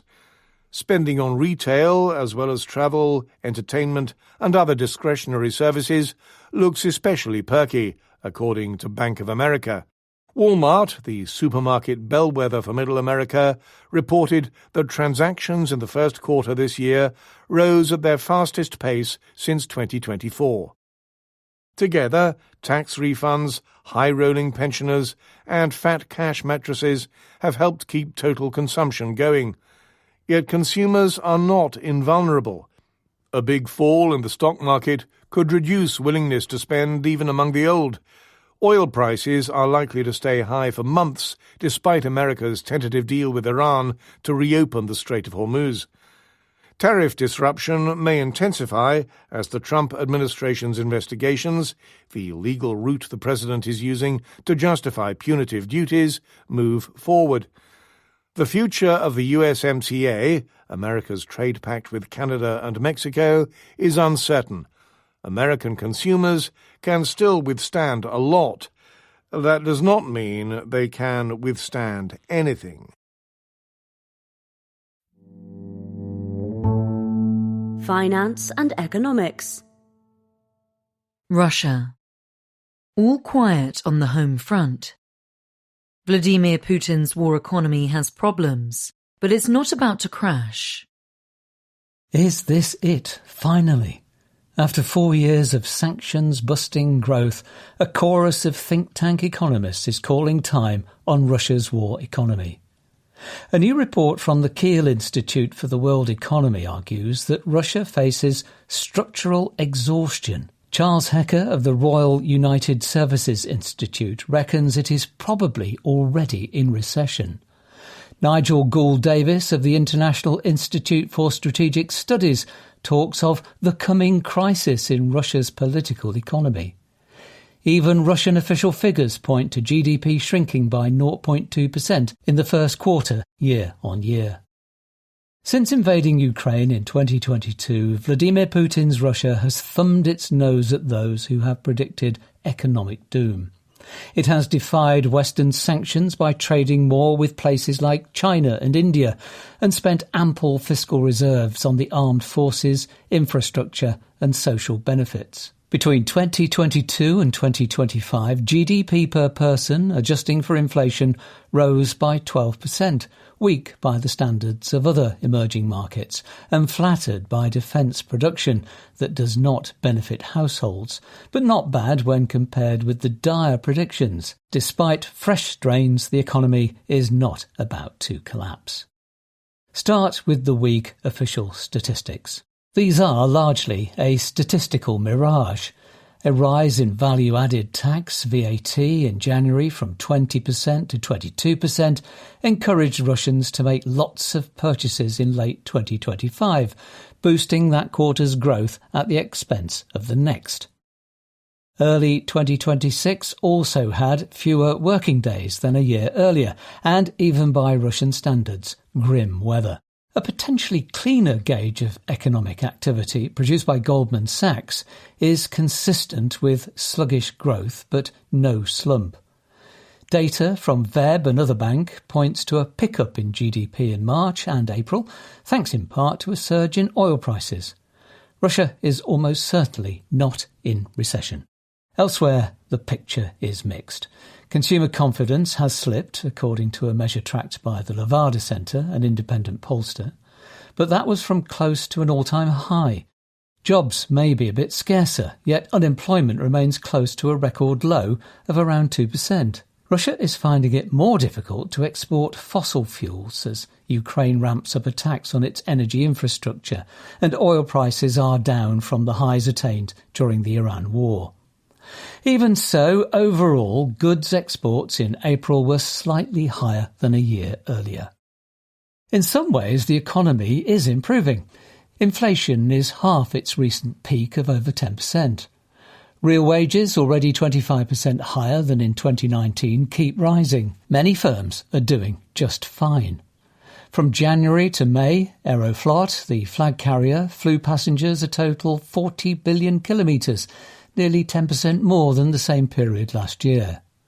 Oligarchs are doing even better.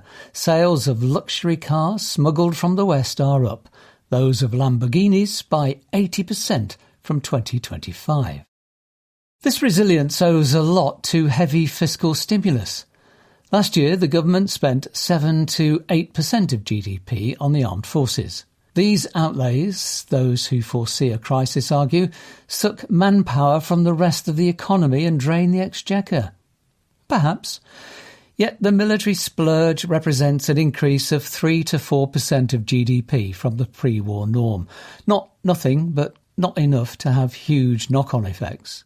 The civilian economy is treading water, not contracting.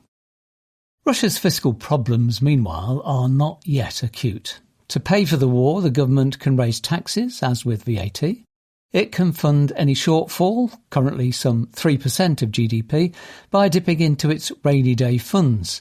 It can borrow from the captive domestic market. At a pinch, Mr. Putin's financiers can raid the ruble deposits held by corporations and households. This would be a last resort, with real knock-on consequences. But who would stop them? All things considered, Russia can expect GDP growth of 1% or so this year, about as good as France or Canada. Tougher sanctions, like those unveiled by Britain on June 16th, may cut this growth a bit. So will oil prices if they continue to fall, and more Ukrainian attacks on Russian oil infrastructure. But it would take something much more radical to keep Mr. Putin's war economy from trundling along. Finance and economics. Sanctions. Cancelled penalty. Letting Iran sell its oil is a huge economic concession by America. Iran's footballers are having an unexpectedly good World Cup. On June 21st, they held Belgium, ranked 9th in the world, to a draw in Los Angeles, leaving them within reach of the knockout stages. Over in Switzerland, Iranian diplomats are scoring even bigger successes. On June 22nd, the Treasury Department upended 4 decades of American policy by issuing a sanctions waiver permitting the production, sale and delivery of Iranian petroleum for 60 days. The move will bring instant relief to the Iranian regime, and it could, over time, make Iran rich again. America banned its firms from buying Iranian oil in 1980 in response to the hostage crisis in its embassy in Tehran the previous year. That embargo was supplemented in the early 2010s by secondary sanctions, exposing other buyers to American penalties. Those were suspended under Barack Obama's nuclear deal of 2015, then reimposed in harsher form when Donald Trump tore up the pact 3 years later. The latest waiver goes much further than any previous relief.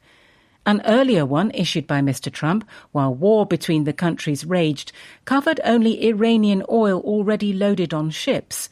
Licenses granted to third countries under Mr. Obama required them to cut purchases, which drove exports down from 2.5 million barrels per day, or BD, in 2011 to 1.5 million in 2012. Even Mr. Obama's nuclear deal lifted only secondary sanctions. Mr. Trump's new license imposes no such constraints. American refiners may now buy Iranian petroleum directly, pay for it in dollars, and receive it from blacklisted tankers, rolling back temporarily the original embargo from 1980. Why be so generous when talks have so far yielded no Iranian concessions? One transparent motive is to keep negotiations alive and the Strait of Hormuz open, despite rising tensions over Israel's continued attacks in Lebanon. Beyond that, says Michel Brouard of Kepler, a data firm, who also advises America's Energy Department, the administration hopes the move will push oil prices down, stop China getting cheap Iranian crude, and deter Iran from closing the strait. In reality, it will make a marginal difference at best. One reason is that Iranian crude already flowed more freely after America lifted its blockade of Iran's ports in mid-June. Exports of oil went from nearly nothing in May to 1.5 million BD, notes David Veck of Vortexa, another data firm. Loadings from Kharg Island, Iran's main export terminal, have risen too. Iran still has some way to go before it reaches the monthly average of 2 million BD recorded before the war. But the price of Brent crude, the global benchmark, which has barely moved since Mr. Trump's concession was announced, suggests that markets were pricing in a surge in Iranian shipments even before the waiver was announced. For exports to rise much more and prices to come down further, Iran must find new buyers for its oil. In recent years, nearly all of its barrels have gone to small teapot refineries in northeastern China. They are quite excited about the prospect of purchases, with less need for costly efforts to conceal them, says Tom Reed of Argus Media, a price reporting agency. However, the teapots cannot easily increase their purchases. Iranian crude is now priced on a par with Omani and Emirati oil, limiting the incentive to binge. For other buyers to come forward, their bankers, insurers, and compliance officers must first have confidence that they can do business with Iran for longer than 60 days, and that Mr. Trump will not suddenly revoke his waiver. They still face European and British sanctions, which remain in place, and they must consider the reputational risk of putting money directly into the Iranian regime's pocket, says Amrita Sen of Energy Aspects, a consultancy. These obstacles will put off many potential customers. India, which once bought lots of oil from Iran, might take some. Japan and South Korea, regular buyers as recently as the late 2010s, may start coming back if the current arrangement lasts a few weeks, says Nader Itayim of Argus. Western purchases probably will not revive before a permanent deal is sealed. As for keeping Hormuz open, the sanctions relief looks unlikely to achieve the clarity America hopes for.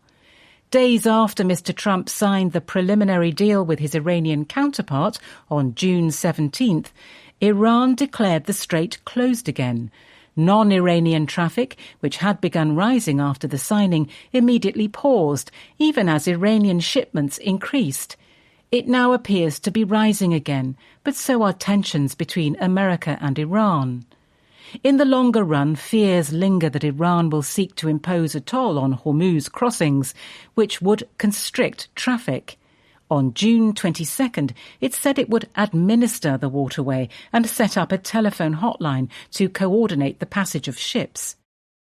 In other words, the sanctions waiver so far looks ineffective from America's perspective. For Iran, it is a boon. It hastens the recovery of exports and, by freeing up space in its nearly full storage, enables curbed production to restart. By reducing friction in logistics and payments, it lets Iran's oil firms and the regime earn a little more on every barrel they sell. If the license is renewed indefinitely, as some experts expect, Iran would attract a bigger and more diverse group of buyers. Add in billions of dollars a year in transit fees, the return of unfrozen assets, and Mr. Trump's promised $300 billion reparation fund, and Iran could become one of the Gulf's richest states within a decade, without having conceded much on its nuclear program or its support for troublesome proxies, says a big trader familiar with the region. Mr. Trump may face domestic opposition to what would be near total capitulation, but the odds of such an outcome are steadily rising.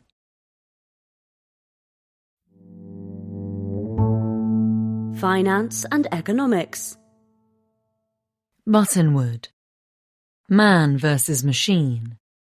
For now, humans are still better macro traders than AI. How much would you have paid 10 years ago, as votes were counted for Britain's Brexit referendum, to glimpse the next morning's headlines and trade ahead of them?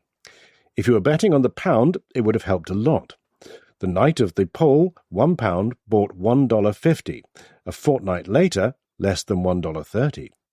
But if you were trading stocks, a forewarning might have done more harm than good.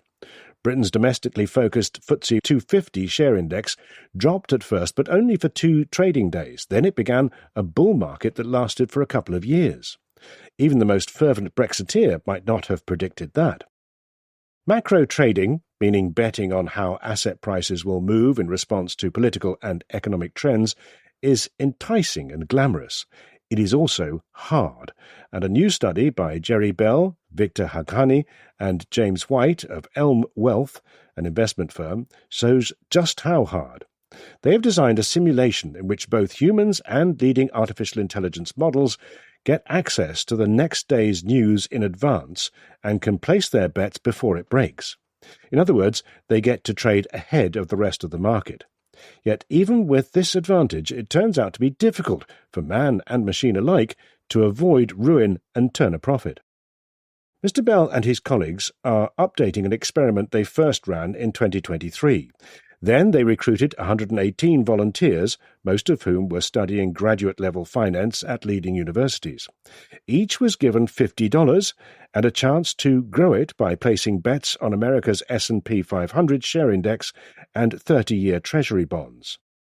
They could do this once per asset per day at the market close before each of 15 trading days selected by the authors from between 2008 and 2022. Before trading, participants were shown the front page of the Wall Street Journal pertaining to the following day. So at Monday's close, they were shown Wednesday's front page, with any actual price moves on Tuesday redacted. They could go long or short each asset and could leverage their bets by up to 50 times. This would translate a 2% price move, for example, to a double or nothing wager. Each trade was terminated at the following close. Most participants did not make themselves proud. Roughly half lost money, and 1 in 6 went bust. The average finishing pot was just $51.62, or a gain of 3.2%. Since then, Elm has hosted a similar game on its website with an imaginary starting stake of $1 million. The 60,000-odd people who have played it have fared substantially worse than the original paid cohort. Perhaps the greater surprise is that in the experiment's latest iteration, several of the leading AI models did not truly excel either. The Elm team gave each of ChatGPT, Claude, Gemini, and Grok 10 runs at the game, also starting with an imaginary $1 million. They were told to play as a middle-aged American investor managing 100% of their financial wealth. Only ChatGPT and Claude made money, with average finishing pots of $1.5 million and $2.6 million respectively. Grok's was $970,000 and Gemini's just $490,000. So what makes macro trading so hard, even for those with a crystal ball? The biggest lesson is that both humans and AI are bad at sizing bets. The authors note that even ChatGPT and Claude were lucky as well as skillful in this respect. None of the models correctly predicted the direction of stocks and bonds more than about 60% of the time, yet their average leverage applied to their bets ranged between 7 and 12 times. Given that American share prices moved by more than 5% on 23 days since 2000 and by more than 9% on 7 days, the models were therefore running too much risk of a catastrophic loss of capital, including the possibility of a complete wipeout. The humans were even worse. In the original experiment, players in aggregate bet no more heavily when the news made price moves easy to predict, and, like the AI models, they took too much risk overall. On 30% of days, they used leverage above 20 times, which could easily have sent them bust. Some humans, of course, are much better. The Elm team also invited 5 expert macro traders to play their original game. All 5 professionals finished in the black, with an average return of 130%. They did a bit better than AI at predicting directions, a hit rate of 63%. But crucially, they varied their position sizes a lot, betting more when they felt confident and not at all when they did not. Even with excellent foresight, knowing which assets to buy is tough. Deciding how much, it seems, is tougher. Finance and economics. Free exchange. Of robots and R-Star. Kevin Walsh thinks AI calls for lower interest rates. Is he right? As chairman of the Federal Reserve in the 1990s, the jazz-loving Alan Greenspan earned a reputation as the maestro of monetary policy. Many of his colleagues believed that unemployment had fallen so low that it was certain to stoke inflation and called for higher interest rates. But Mr. Greenspan heard a different tune. From anecdotes about retailers tracking inventories by satellite or airlines using computers to adjust fares to match demand, he inferred that an IT-driven productivity boom was taking hold before it appeared in official statistics. The economy could thus grow faster without stoking inflation. He held rates steady for much of 1996 and 1997, trusting his inference over economic models. For a time, it worked. Kevin Walsh, the Fed's new chairman, has cast himself as Mr. Greenspan's heir. In his telling, artificial intelligence will expand supply and lower costs, allowing the economy to grow faster with less inflationary pressure. He too thinks the productivity statistics will arrive late. In an interview last December, Mr. Walsh praised Mr. Greenspan for forming his views from anecdotes and rather esoteric data, arguing that when the data and the anecdotes diverge, central bankers should trust the latter. He sees the excitement in the eyes of chief executives as evidence that a productivity revolution is afoot. This forms part of Mr. Walsh's broader case, disputed by many of his colleagues, that AI is a disinflationary force and that it calls for lower interest rates. Has Mr. Walsh drawn the right lesson from his hero? In the near term, the effect of AI on rates comes down to a race between supply and demand. For now, demand is winning.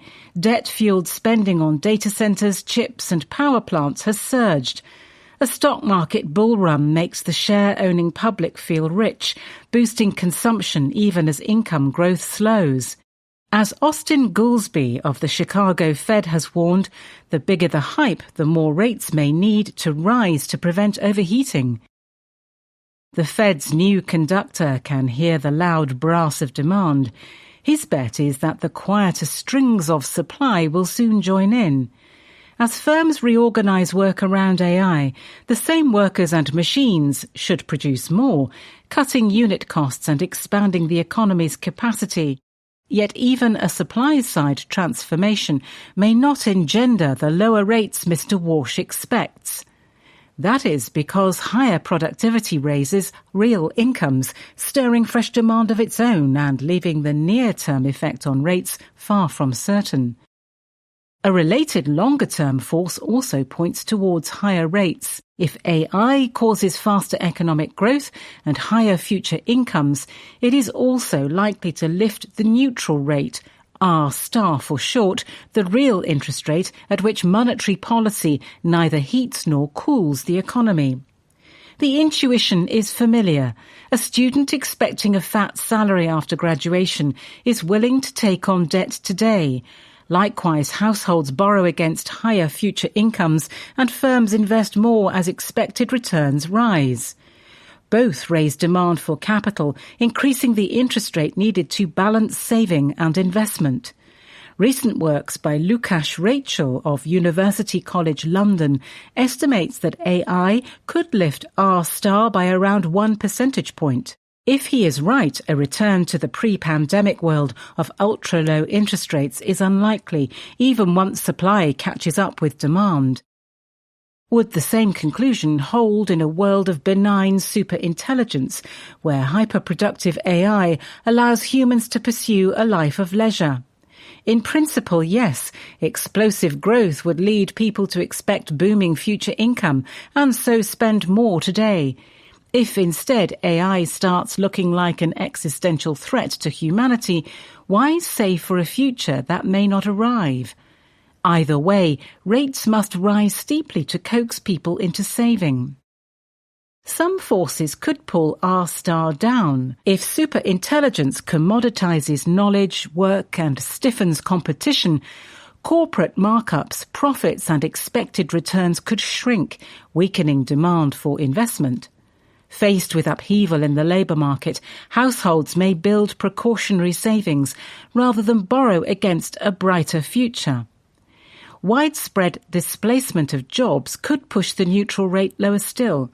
If less income flows to workers and more to owners of capital, aggregate spending may weaken, since the rich save more of each additional dollar they receive. Redistribution could offset some of this by directing income back towards households more likely to spend it.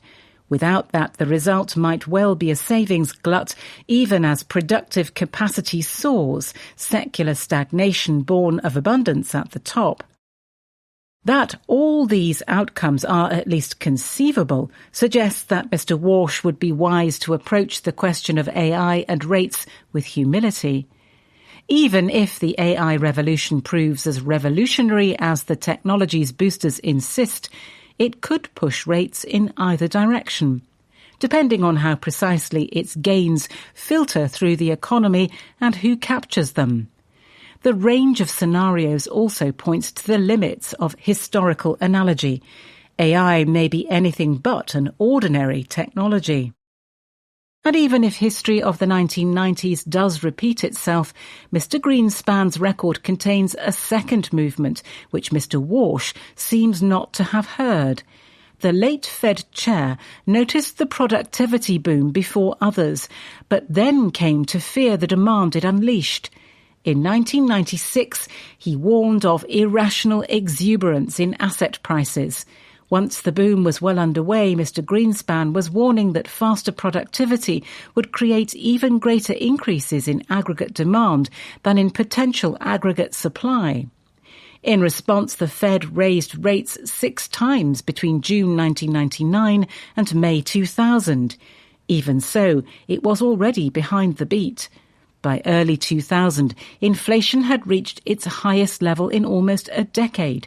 The asset bubble burst soon afterwards. Mr. Walsh may have learned the first part of the maestro's score. He should listen carefully to the coda.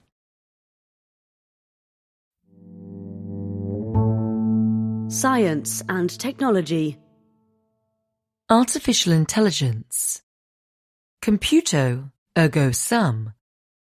Why big AI labs are hiring philosophers to shape their products. 10 years ago, as the AI revolution was gathering pace, arts and humanities students were told that if they wanted to make themselves employable, they should learn to code. That may have been bad advice. These days, it is programmers who are nervous about AI taking their jobs. They might consider learning to philosophize.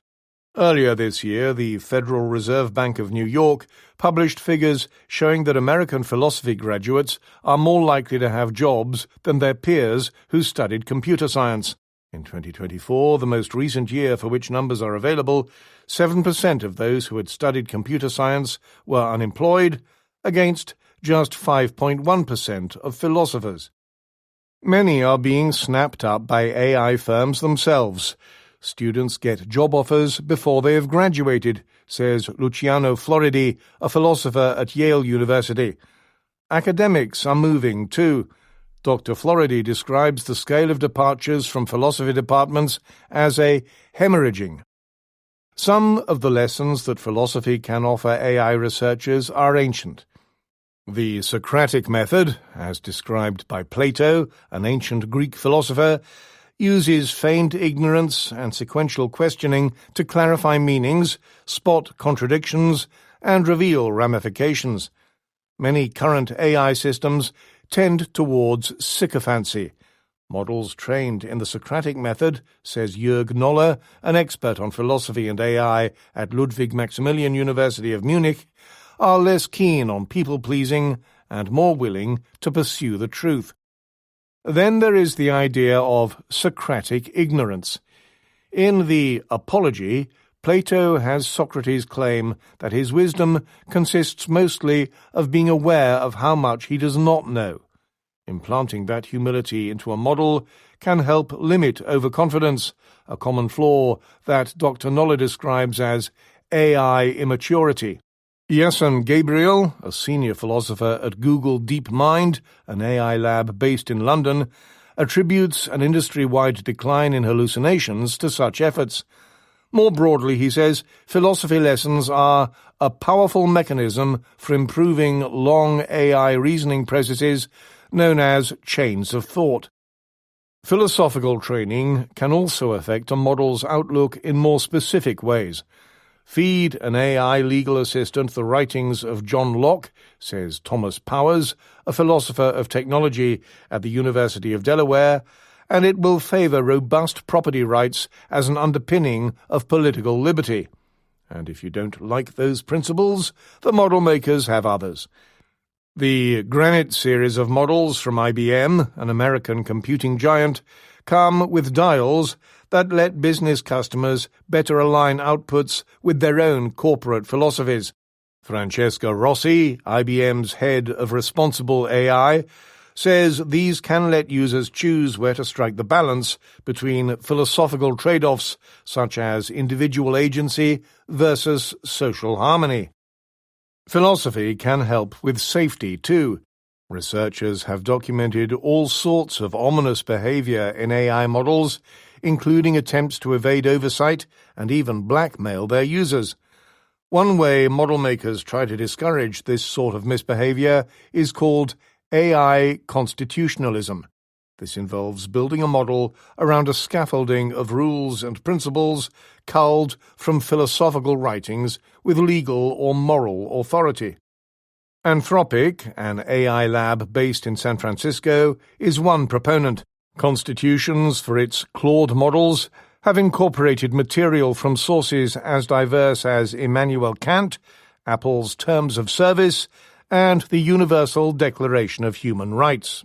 The latest iteration, led by Anthropic's top philosopher Amanda Askell, was published on January 21st. Some staff at Anthropic have nicknamed the 78-page constitution Claude's Soul Doc. The biggest question, though, is what sorts of rules should be put in those constitutions in the first place. Philosophers have zeroed in on two main ethical frameworks. One is deontology, Popular with Kant, among others, this imposes strict rules that prohibit things like lying, coercion, and treating people as a means rather than an end, even if it is for a greater good. Anthropic's constitution incorporates many deontological strictures. These can make AI behavior more consistent, says Dr. Powers, a plus for deploying robots in homes and public spaces.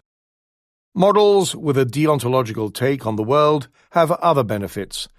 One is greater honesty, a trait widely noted in Claude. Models that are more truthful, says Nick Bostrom, a philosopher at the University of Oxford, are less likely to mislead their users. Inflection AI, another Silicon Valley lab, imposes deontological constraints onto its Pi chatbot, which is designed to provide emotional support. Sean White, its boss, says Pi is good at spotting users at risk of harming themselves or others. Deontological constitutions also help with legal compliance, says Dr. Floridi. The other approach to ethics of interest to philosophers of AI is called consequentialism. It weighs cost against benefits to decide what to do. Models more sympathetic to consequentialism include OpenAI's ChatGPT and Google's Gemini. Google's AI models are designed to produce likely overall benefits that substantially outweigh the foreseeable risks, a classic consequentialist goal. Consequentialist algorithms are also crucial in software for autonomous vehicles. If an accident is unavoidable, a decision must be made on the least tragic way to crash. Chris Gerdes, a senior engineer at Waymo, which makes self-driving cars, says the trend is to make driving software more consequentialist.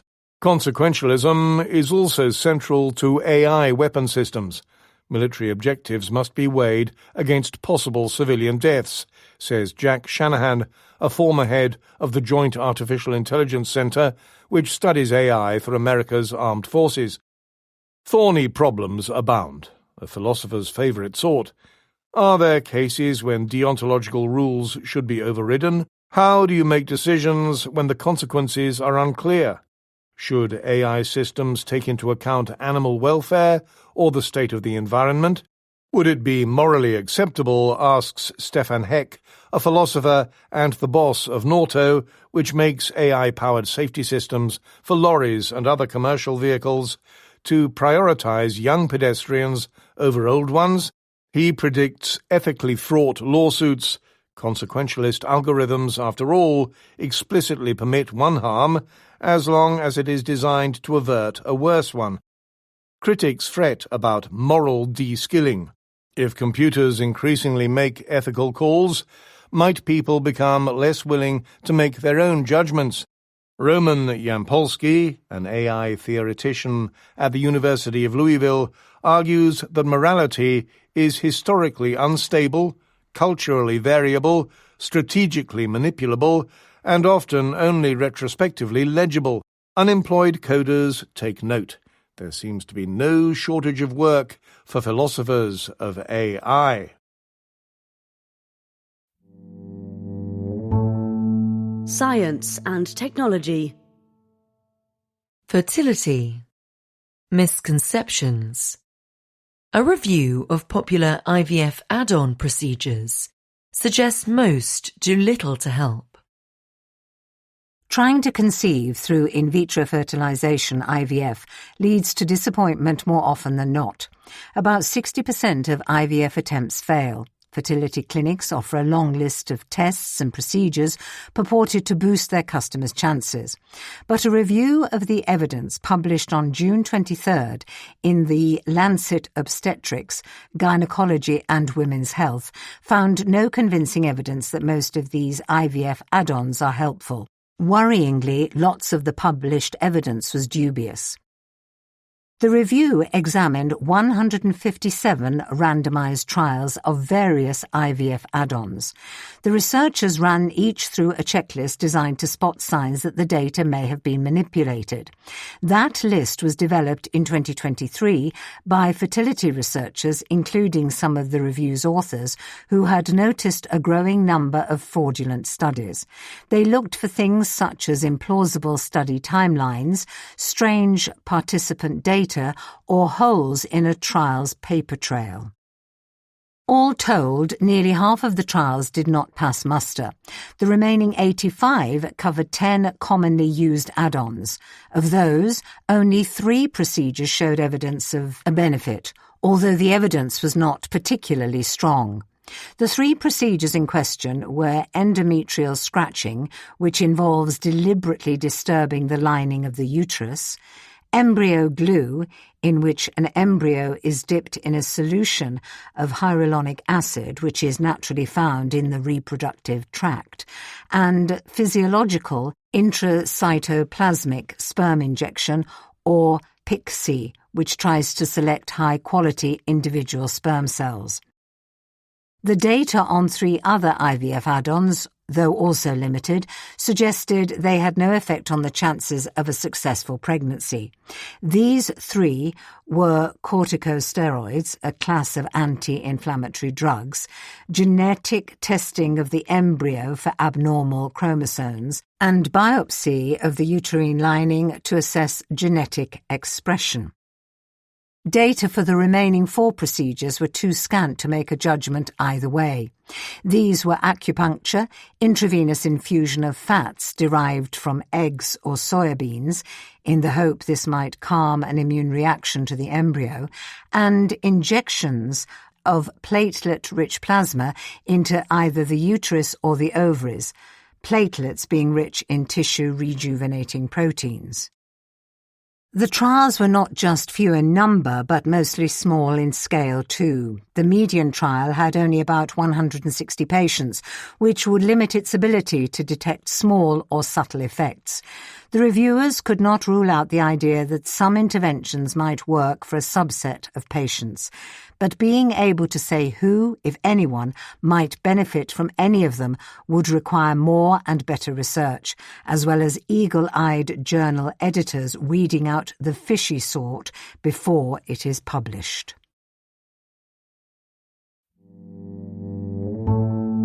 Science and technology. 3D printing. Additive artistry. Electronics can now be 3D printed onto living tissues. It began in the 1980s as a way to quickly produce simple prototype models in plastic. These days, 3D printing, or additive manufacturing, to give it its posher name, is used to make kitchen gadgets, jet engine parts, dental implants, and even some buildings. In a paper published in Science Advances, a team of researchers led by Yonglin Kong and his colleagues at Rice University in Houston, Texas, propose another application. They have come up with a way to print electronic circuits onto delicate materials, including living tissue. The researchers hope that could eventually lead to medical implants that wirelessly monitor the condition of their recipients, high-tech pills, and more. 3D printing circuitry is not a new idea. Nanodimension, based in Massachusetts, for instance, prints electronics into communications equipment and medical sensors. Printers made by Optomec, based in New Mexico, build antennas directly into smartphones' cases, as well as printing circuits onto touchscreens and solar panels. The process uses electronic inks that contain tiny particles of conductive material, such as copper, silver, or gold. The particles are then fused together to form a conductive pathway, usually by a process known as annealing, which involves either heating the entire product in a furnace or zapping the inks with a laser. But that approach has limits, says Dr. Kong. The heat needed to fuse the particles can damage sensitive materials, including some polymers and living tissue. It is this issue that Dr. Kong and his colleagues now think they have overcome. They have developed a way to anneal electronic inks using microwaves focused into a beam smaller than a human hair. The precision of the beam ensures that only the ink particles heat up, avoiding any damage to the surrounding substances. The researchers produced a special resonator to amplify the microwave energy and a tapered tip to focus the beam into a dot less than 200 millionths of a meter across. The kit is compact enough to be fitted to a desktop 3D printer. By adjusting the power of the beam, it is possible to change the microstructure of the ink. This can be used to create regions of higher or lower conductivity along the circuit, allowing some components, such as resistors, to be created within the wiring. Dr. Kong and his colleagues have plenty of applications in mind. 3D printing has already been used to make biological tissues for transplant, including heart valves and tracheas, without the need for human or animal donors.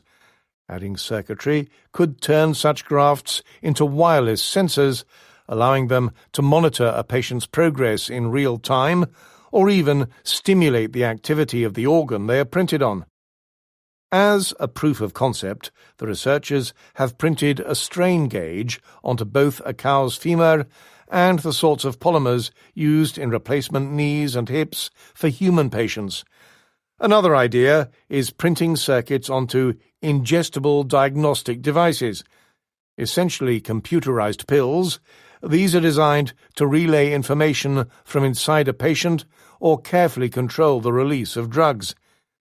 The researchers have even managed to print a humidity sensor onto a living leaf.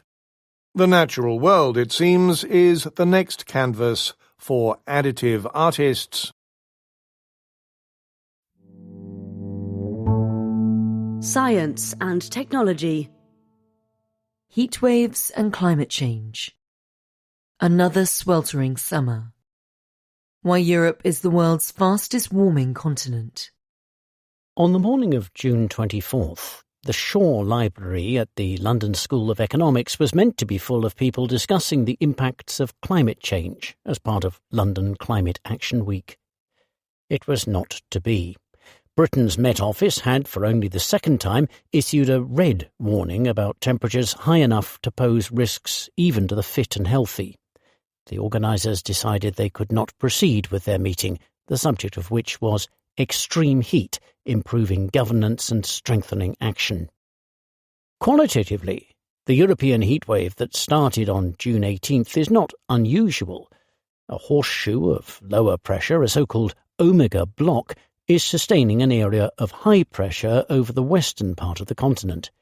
The air near the surface in this high-pressure region came from the southeast rather than off the Atlantic, and so started off fairly warm. High pressure above stopped it from losing its heat through convection, a process that produces clouds. A lack of clouds let the sun stoke things further. Temperatures rose. Quantitatively, it has been something else. Temperatures over 40 degrees Celsius, that's 104 degrees Fahrenheit, were recorded in much of France and Spain. They were not ruled out for Britain, which has seen them only once before. France saw its hottest day ever on June 24th, with 58 administrative departments under a red alert. The same applied to 16 Italian cities. Germany's heat record could be broken by June 28th. Across the continent, schools are shut, trains are cancelled, and power grids are groaning. What makes an unexceptional weather pattern lead to exceptional heat? The obvious answer, climate change driven by greenhouse gases, is the correct one. A quick assessment offered by Climameter, a consortium of scientists based at France's Institut Pierre-Simon Laplace, suggests that climate change has made the heat wave 2 to 4 degrees Celsius worse than it would have been under the same conditions in the second half of the 20th century. Discussions of global warming tend to stress the effects on poor and middle-income countries at low latitudes. That is proper. The extremes experienced are worse, and people who live there have fewer or none of the resources needed for adaptation. Recent heatwaves in Asia have been horrific, but higher latitudes are warming faster. Europe's temperature is rising by 0.56 degrees Celsius per decade, twice the world average, and faster than any other continent. This is mainly because of a basic principle of climate change. Other things being equal, there will be a greater warming at the poles than in the tropics, in part because the poles lose ice, which reflects sunlight, as the planet warms. The geographical centre of Europe, which sits near Vilnius at roughly 55 degrees north, is closer to a pole than that of any other inhabited continent. Also relevant is Europe's clean air, which allows more sunshine to warm the surface. Air pollution is falling in lots of places, but the European decline has gone on longer and progressed further than most. Climate change may also be influencing the frequency of omega blocks. But Frederica Otto, a climate scientist at Imperial College London, stresses that it is the outcomes such patterns can now lead to, rather than changes in how often they occur, that matter most. Heatwaves are becoming more frequent, more severe and long-lasting, says Will Lang of the Met Office. The health impacts will be dire. In the heat waves of 2003, there were over 70,000 heat-related deaths across 16 European countries. In 2022, at the time, the hottest European summer on record, there were more than 60,000 across 35 countries. In 2023, not quite so hot, estimates were a little under 50,000. Europe has been getting better at protecting itself. A study by Elisa Gallo of the Barcelona Institute for Global Health and colleagues, published in 2024, estimates that without such adaptations, the death toll in 2023 would have been around 90,000, and the death rate among the over 80s twice what it was. But if Europe is going to lower the risks of the worsening climate, rather than just keeping up with them, it needs to do more. Science and technology. Well-informed. How good is infant formula? Good, though perhaps less than marketers say. Baby milk has come a long way since a patented soup for infants made with cow's milk, potassium bicarbonate and wheat and malt flour was introduced in Prussia in 1865. Today, the Food and Drug Administration, FDA, an American regulator, requires baby formulas to have minimum levels of 30 nutrients including iron, iodine and vitamin D. Formula makers these days are just as keen to tell people about the extras they add to their products too. In 2023, the BMJ, a journal, published a study of 757 formula products in 15 rich and poor countries. Many trumpeted additives such as prebiotics, probiotics, and long-chain polyunsaturated fatty acids, LC PUFAs, some of which must be included in formula sold in Britain and the EU. The benefits claimed included supporting growth and development and a healthy immune system. The most common claim, appearing on just over half the formulas that claimed benefits, was that they helped develop the brain, eyes, or nervous system. Do they? Infant formulas are usually classified as food rather than medicines, which leaves them freer to make claims about benefits without the backing of rigorous trials. 3/4 of the products evaluated did not cite scientific references. Of the references that were cited, only half were clinical trials. Of those trials, fewer than a third were registered. Among the small group of registered trials that used a randomized comparison, 9 in 10 claims relied on evidence the study's authors deemed to have a high risk of bias. Industry funding and affiliations were common. The risk of bias might give some parents pause for thought. But it does not in itself prove that their claims are wrong. Only the evidence can do that, and as best as scientists can tell, it is equivocal.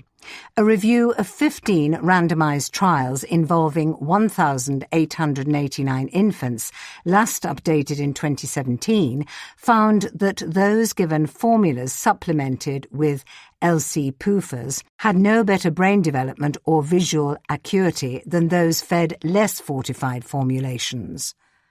A study published in 2021 examined 1,607 British adolescents and found that those who had been fed supplemented formula, as babies had not, gained an academic edge. On the other hand, a meta-analysis of 9 randomized controlled trials involving 1,039 babies was published in the journal Nutrients in 2025. It found a slight but statistically significant improvement in cognitive development among infants fed formulas supplemented with 2 LC-PUFAs, ARA and DHA. The FDA notes that other studies have suggested that babies born prematurely may especially benefit. Artificial formulas have generally proved safe in trials. Experts worry, though, that breastfeeding is undermined by slick emotive marketing of formulas with an aura of scientific superiority. The benefits of breastfeeding vis-à-vis any type of formula are well established. Many studies link breastfeeding with lower rates of infection for infants. Several recent ones have linked it to lower rates of asthma and allergies. It is also much cheaper than buying formula milk, even accounting for the extra calories that a breastfeeding mother must consume. The FDA and many other rich country health bodies advise that breastfeeding is optimal, but mothers who cannot breastfeed or who find that they must top up with formula should not worry. Today's infant formulas are safe and nutritious, even if some of the marketing runs ahead of the science.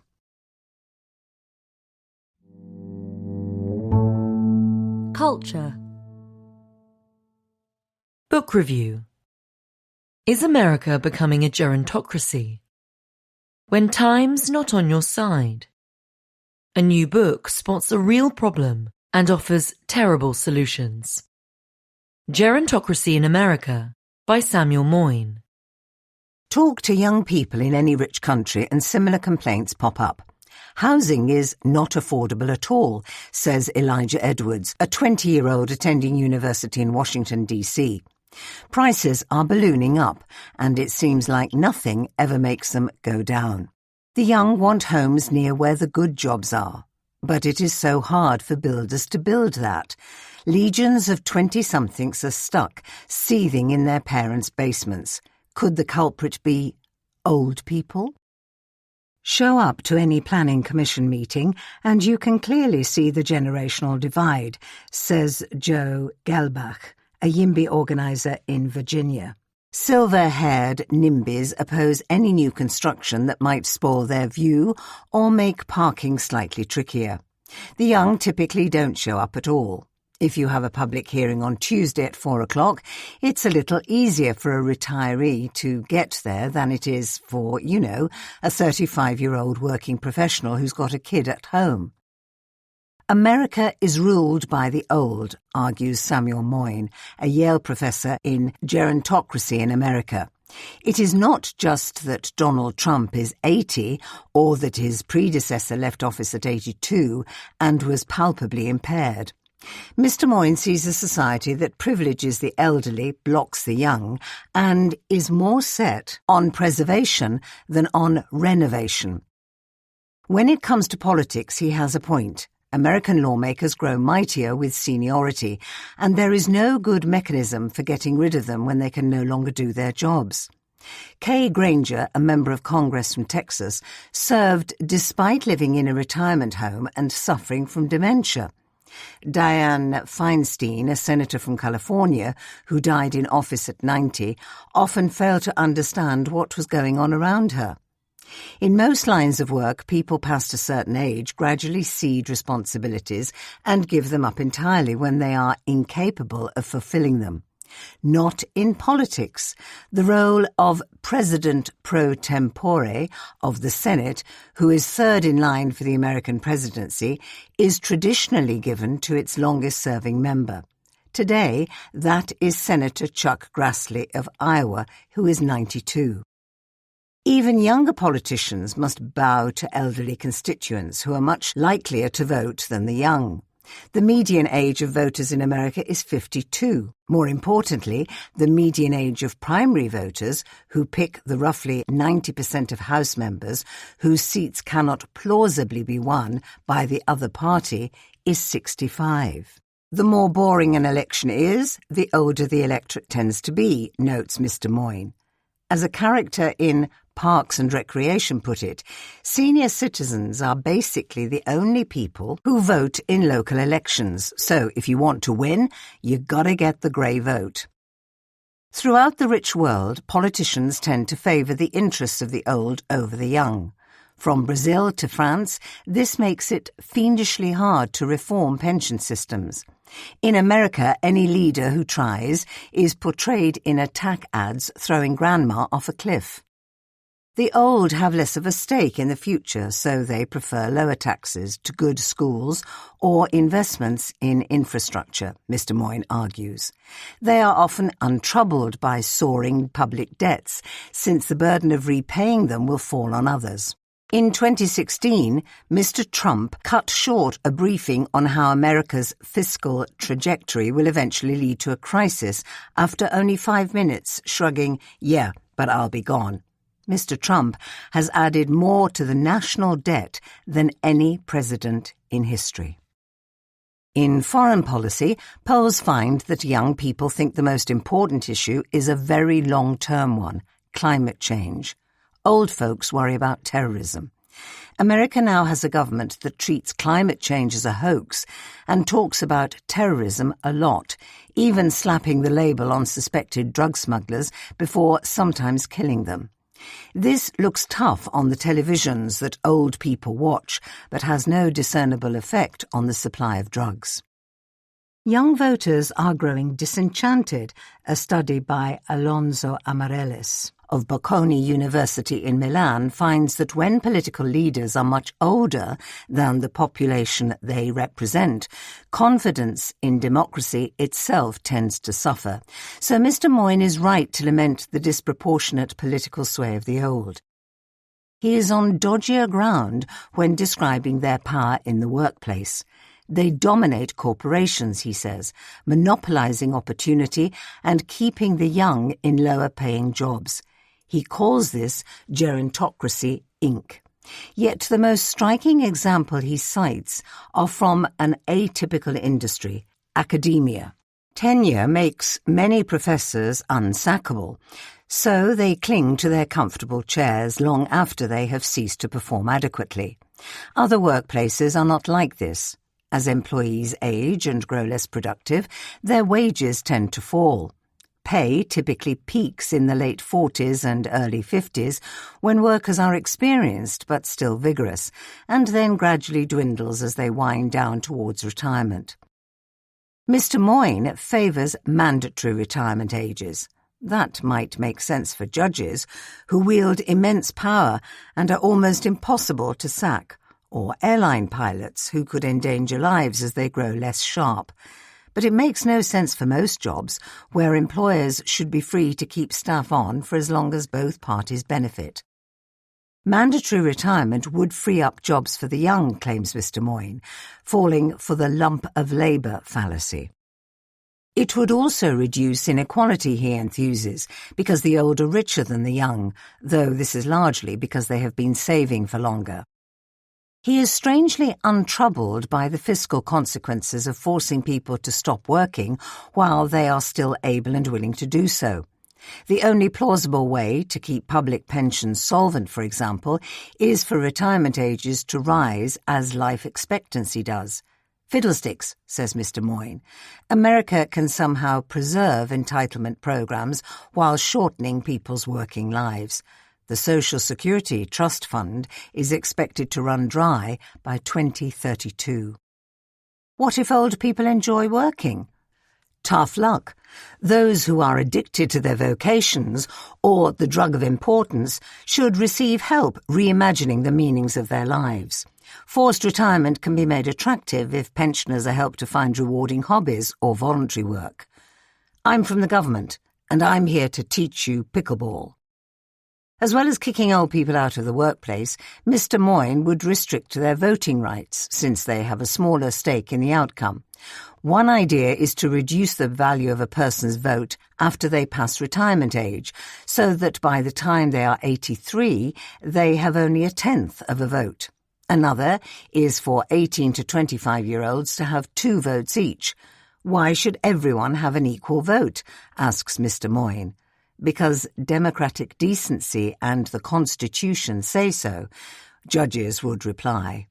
Judges say the darndest things. Maybe it's because they are old. In short, Mr. Moyne spots a real problem, but offers outlandish solutions. Congress may be a gerontocracy, but the workplace is not. Stopping silver-haired taxpayers from earning is no way to make society fairer. As the debate about AI illustrates, work gives people purpose as well as a paycheck. Forcing them to quit early is a recipe for a miserable old age.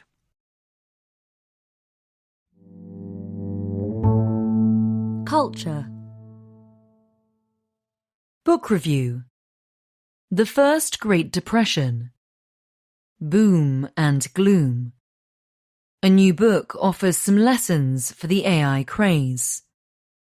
1873 by Liaquat Ahmed. Liaquat Ahmed, an American author, has excellent timing. His first book, Lords of Finance, charted how blundering central bankers plunged the world into a depression after the Wall Street crash of 1929. It was published in 2009, when crises were on policymakers' minds and lips. His new book also catches the moment. Rocketing share prices have made some investors feel torn between giddy enthusiasm about AI and fear that the boom will turn to bust. Perhaps in part because of this, Andrew Ross Sorkin's 1929, an account of the Wall Street crash that was published last year, spent more than 6 months on the New York Times bestseller list. In 1873, Mr. Ahmed tells the story of how the global railway boom of the 19th century ran out of steam, setting off what was then called the Great Depression. The AI boom is often compared to the craze for railways. This book shows just how much the comparison flatters today's tech bros, though the author does not mention them. In the 2 decades to 1870, the output of the 4 dominant economies, Britain, America, France and Germany, almost doubled, and global trade volumes expanded 5-fold. Powering this surge, writes Mr. Ahmed, was a jump in capital investment led by railroad construction. In 1869, the first transcontinental railway across America collapsed the time taken to travel from New York to San Francisco from 6 months to 6 days. How did it all go wrong? As in so many booms, investors' justified optimism about a revolutionary new technology eventually became divorced from reality.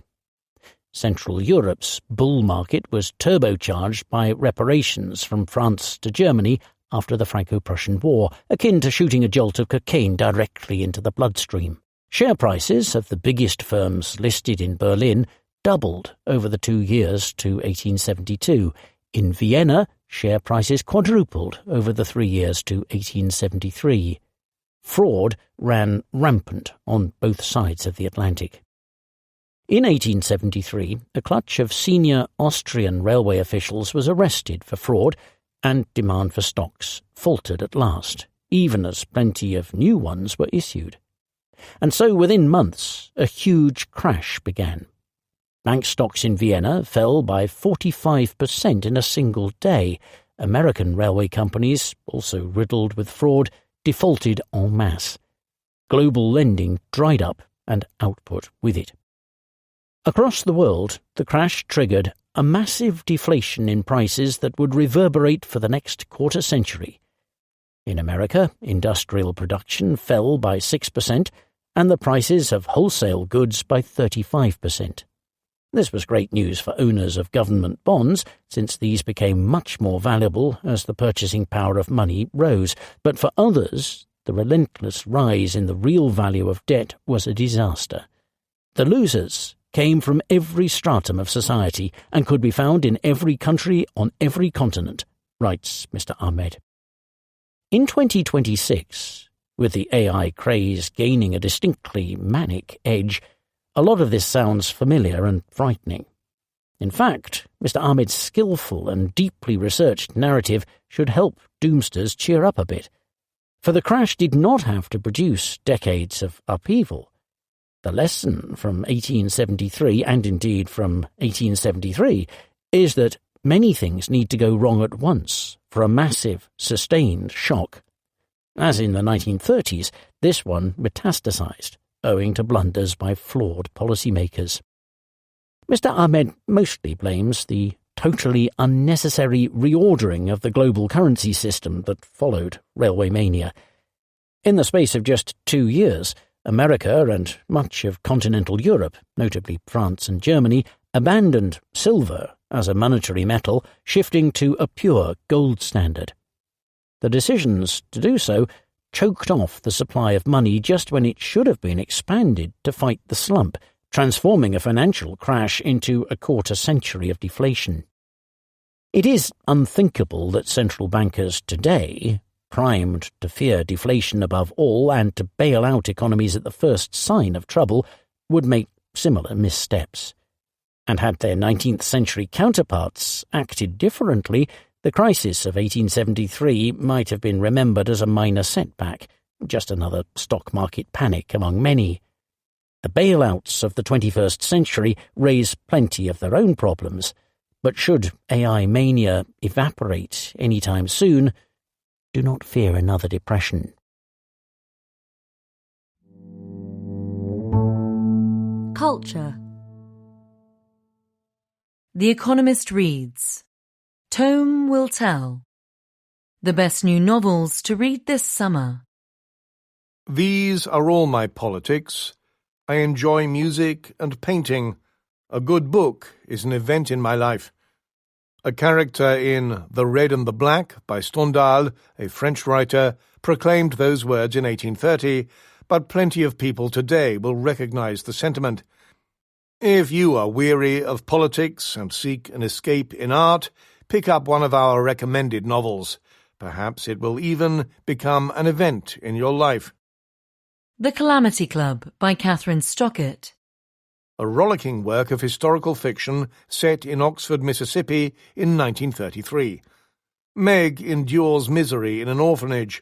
Birdie comes to town to borrow money from her married sister. Inevitably, the characters' paths cross. Soon they find themselves joining forces with other downtrodden women intent on improving their lives. This novel has intricately woven storylines and a vibrant cast.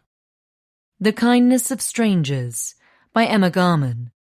Set in London in 1953, this accomplished debut revolves around a ragtag assortment of residents of a Victorian boarding house. When a young man shows up and threatens the stability of the household, it becomes clear all the occupants have something to hide. A skillfully constructed mystery full of sly twists, dark wit, and rich period detail. Land by Maggie O'Farrell. In 1865, Thomas, a cartographer, and his son Liam travel to a remote western peninsula of Ireland to map their country for their British masters. After discovering a mysterious, mystical site, Thomas vows to carry out an act of honour and resistance. It is a decision that will transform his life and that of his family. A bold, epic novel about the relationship between people and place. Other People's Children by Ben Ficini. Tom has a lot to contend with. He is plagued by memories of his late father. He struggles to bond with his partner's young sons. Adding to his woes is the increasingly strange behaviour of his Italian grandmother, Alma. When he delves into her wartime past, he unearths a devastating secret that alters his outlook. This book is elegantly written and astute as it traces family ties and the long shadow of history. The Things We Never Say by Elizabeth Strout. Artie Dam is a happily married man and a popular history teacher. But deep down he feels trapped in a state of dismalness and is contemplating suicide. A shocking revelation, however, makes him appreciate all he holds dear. This bittersweet novel about the effects of trauma, anxiety, and loneliness examines how well people really know each other. Transcription by Ben Lerner. In this short, clever novel, an unnamed narrator conducts a magazine interview with his 90-year-old college mentor, but fails to record it. It is the first of several exchanges with different individuals, all of which offer shrewd insight into art and technology, friendship and fatherhood, and the reliability of memory. Uprising by Tamima Amnan. Kushum Khan is tricked and sold into slavery on an island. In this prison, children look on while their mothers engage in sex work to pay off crippling debts to the cruel madam. But Kushum finds a way to unite her fellow prisoners into resisting and revolting. A fierce and unflinching novel inspired by the real women of Banishanta, Bangladesh. Whistler by Anne Patchett. Daphne hasn't seen her stepfather, Eddie, since they were involved in a near-fatal car accident 44 years ago. A chance meeting in New York allows the pair to reconnect. It also gives Daphne the chance to finally learn the truth about why Eddie's marriage to her mother fell apart. A tale of secrets and lasting love, enriched by sharply drawn characters. Culture. A new AI art museum. Lights, camera, too much action. Dataland takes your senses by storm. Visitors to Dataland, a new museum for AI arts in Los Angeles, step onto an escalator and descend into a tempest. Rain blows sideways across mirrored walls. Next, psychedelic pink amoebas and green squiggly lines gyrate across the walls and floor. It is hard to walk straight. Is this what it is like to be trapped inside a lava lamp? Soon guests are enveloped in the sounds of the rainforest, and fireflies flit across the screens. It's a living sculpture, says Refik Anadol, a digital artist and the museum's co-creator. He points to lines emanating from people's feet. That's your data. Dataland is the creation of Mr. Anadol and his wife, Efsun Erkilic, two Turkish artists. Mr. Anadol is probably the most prominent and polarizing AI artist working today, regarded by some as avant-garde and by others as spectacle-heavy and too commercial. His works have appeared in the Museum of Modern Art in New York and the Sphere, a concert venue in Las Vegas. Dataland opened in a downtown development that Frank Gehry, its architect, always hoped would become part of an arts district. Mr. Anadol's ambition is for the new museum to convince visitors that there is more to AI art than hype. He starts with the premise that there is ethical and unethical data. The former is about asking permission and getting licenses for artworks' data inputs, not training models on data irrespective of consent. If a human and machine collaborate, it's a new form of art, says Mr. Anadol. Dataland's more radical premise is the idea that its AI creations might help visitors get in touch with their humanity. This is done in large part by assaulting the senses. When guests arrive, they are given medical-grade devices, a watch and a heavy collar that record heart rate, body temperature, and emotional responses. As visitors move around, their measurements and location are fed into a system that changes the art to react to each person. Your correspondence collar occasionally emits a fresh scent, evoking summer rain and laundry detergent. The question of how to use tech to enhance visitors' experiences is one with which every museum is grappling. Many are opting for interactive experiences in the virtual reality vein. Some are designing whole exhibitions around screens which can leave you feeling both overstimulated and isolated. Are the days of asking the person next to you what they think of a painting over? What about being sure that you are seeing the same thing? At Dataland, the experience is transfixing and overwhelming. It fails in its more grandiose ambitions, though it does inadvertently make you appreciate nature. By the end of the visit, many guests will find themselves desperate for sunshine. After being immersed in a kaleidoscope digital forest, they will crave the silence and stillness of a real one. Culture. Toy Story 5. When it's not all fun and games. The film's real villain is unexpected. Cowgirls are an intrepid bunch, intent on figuring out why the neighbour's twin children refuse to play with 8-year-old Bonnie. Jessie, Bonnie's doll, saddles up, crosses the street, and peers in the window. Inside, the twins are clenching their screens and swiping. Outside in the garden, discarded playthings are griping. "The age of toys is over," wails a small robot. Pixar has turned the world of junky plastic into gold. Toy Story, 1995, the first full-length film made with computer-generated imagery, and the next 3 films earned more than $4.5 billion at the box office in today's money. Toy Story 5, released on June 19th, could become the highest-grossing film of the year, but unlike many mindless blockbusters, this film is soulful and splendid. That is because it deals amusingly with urgent themes, such as how technology has hijacked childhood. Hoping to help their shy daughter make friends, Bonnie's parents buy LilyPad, a tablet.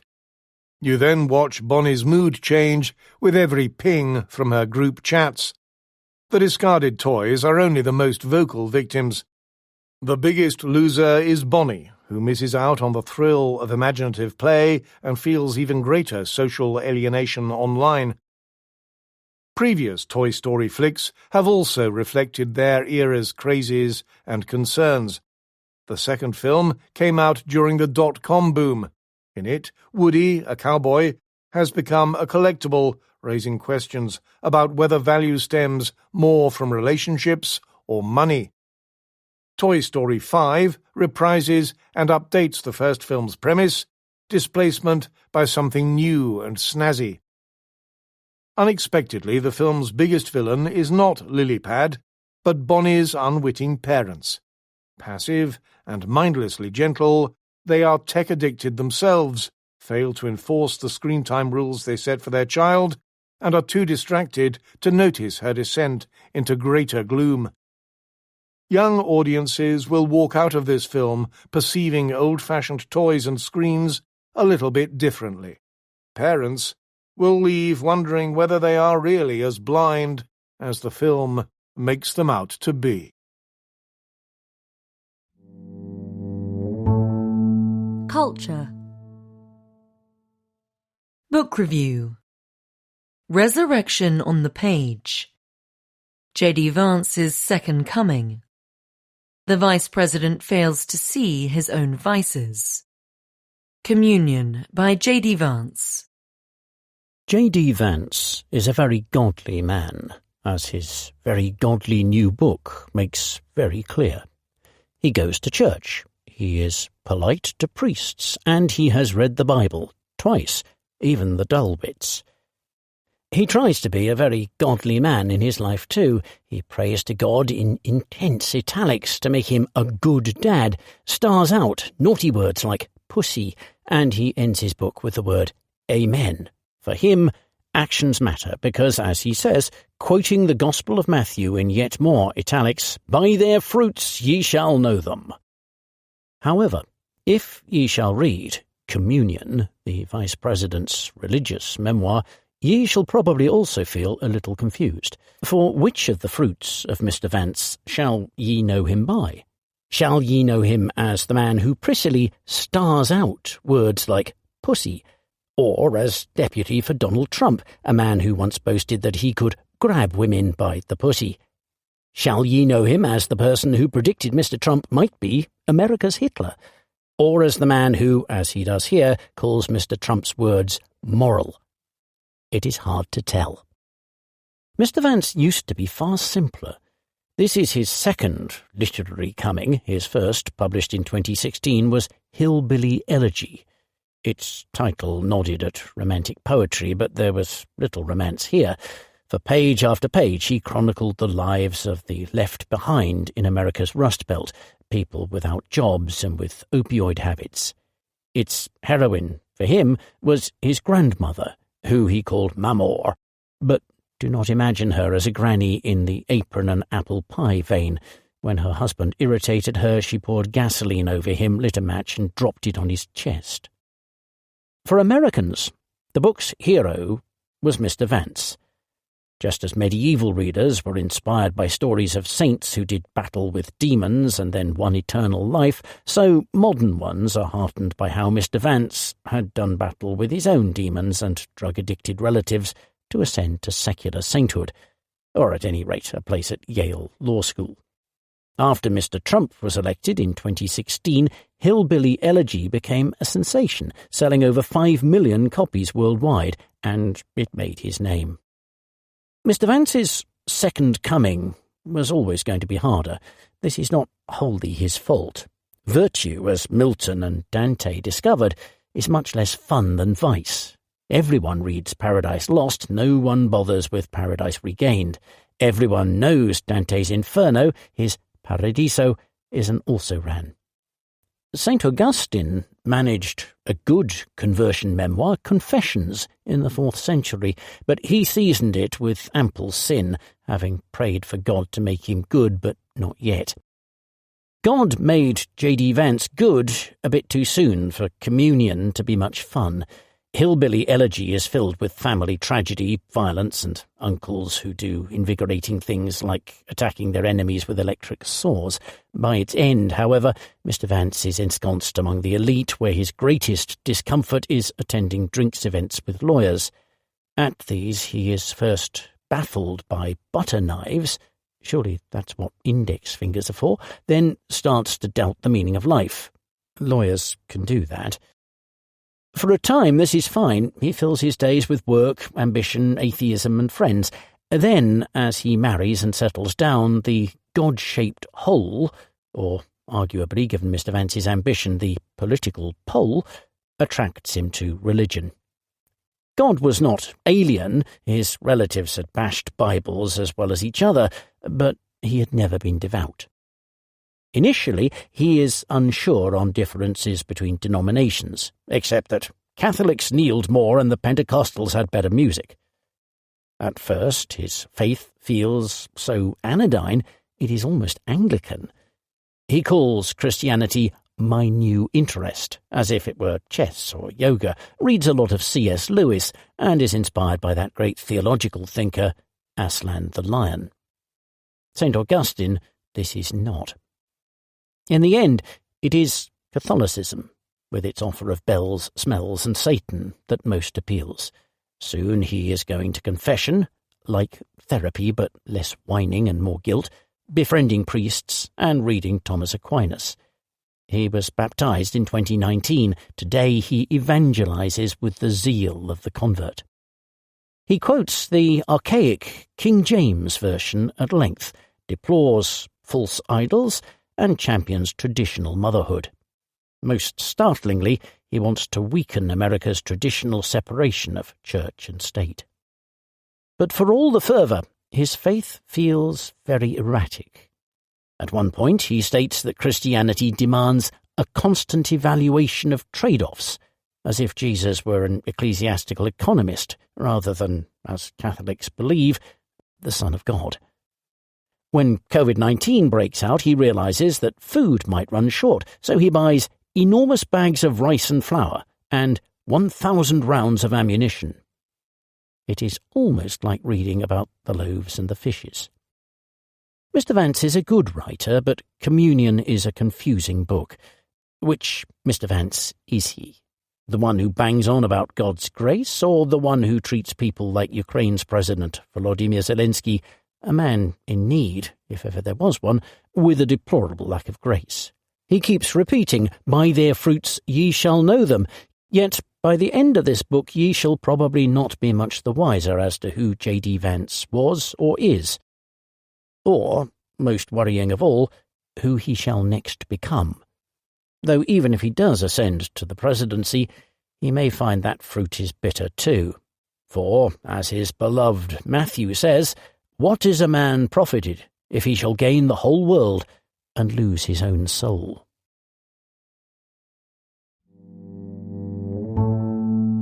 By invitation.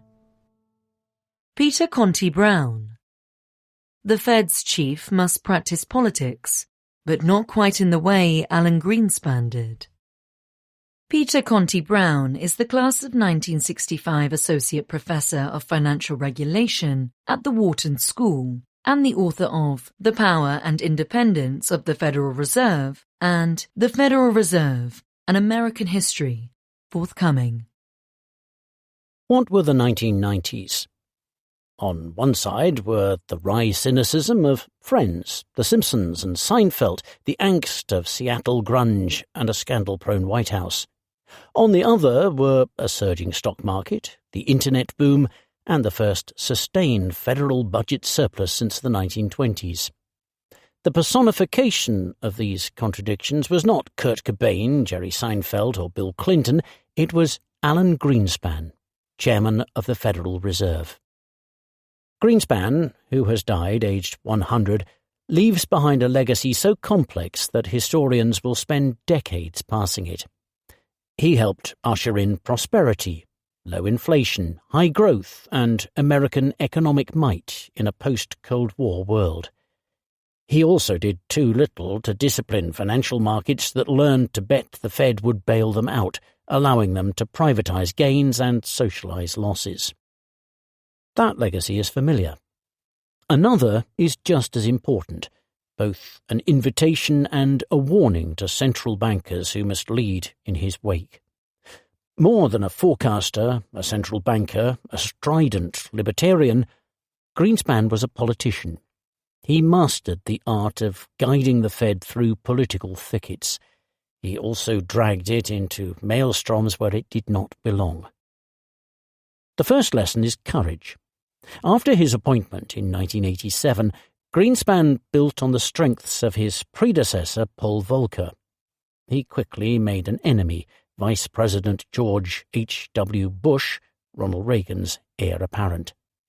As the 1988 election campaign gathered steam, the Greenspan Fed raised rates out of fear of overheating and resurgent inflation.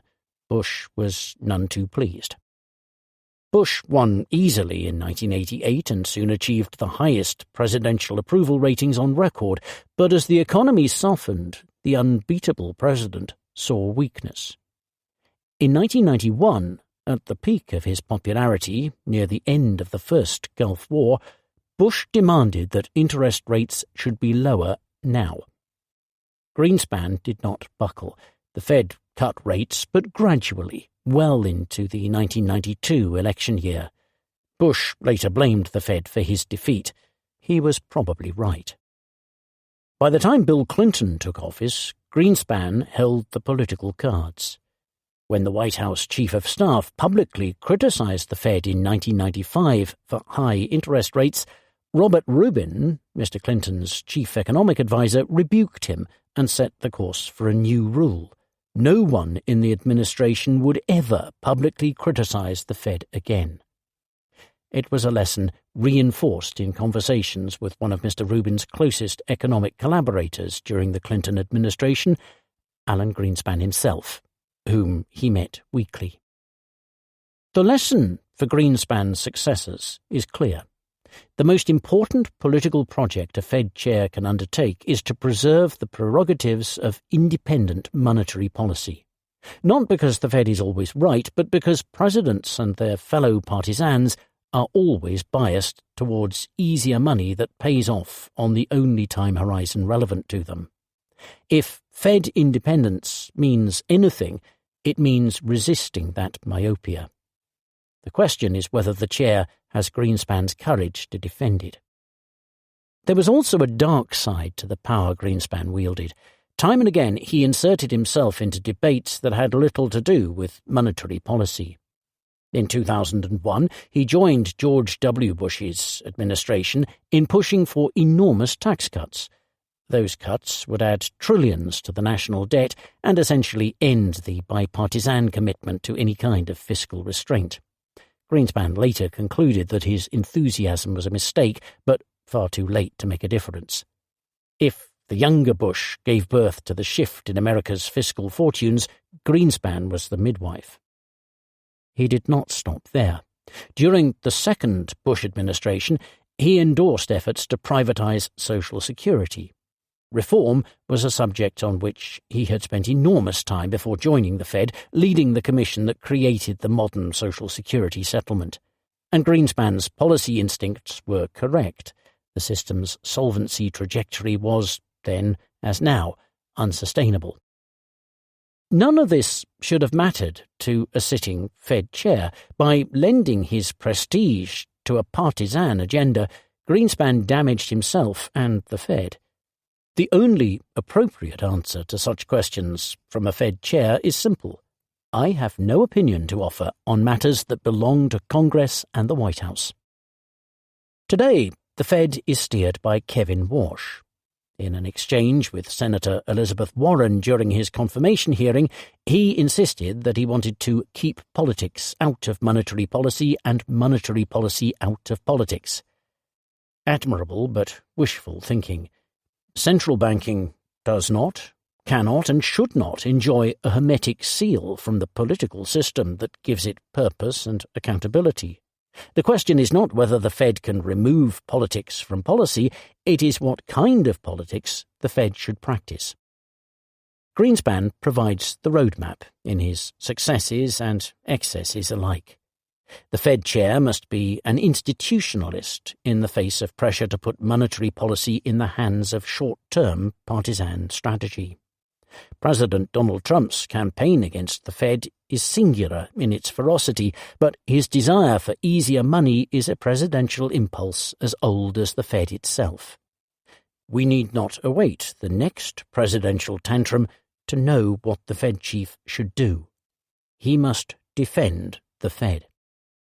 But Mr. Warsh, like Mr. Greenspan, is a rock-ribbed partisan. The second lesson from Greenspan's legacy is that the current chair must now do his best to shed those intuitions. No praise for his party or its politicians, no commentary on this or that partisan program. His lane is narrow. From now on, his political project is simple. Protect the Fed from outside influence. His success or failure will define his legacy. The rest will be footnotes.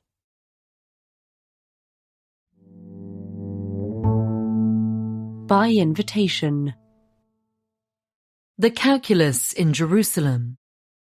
Israel will come to terms with Donald Trump's Iran deal, yet the unstable peace may veer off track, even without attempts to derail it, writes Dalia Dasa-Kay.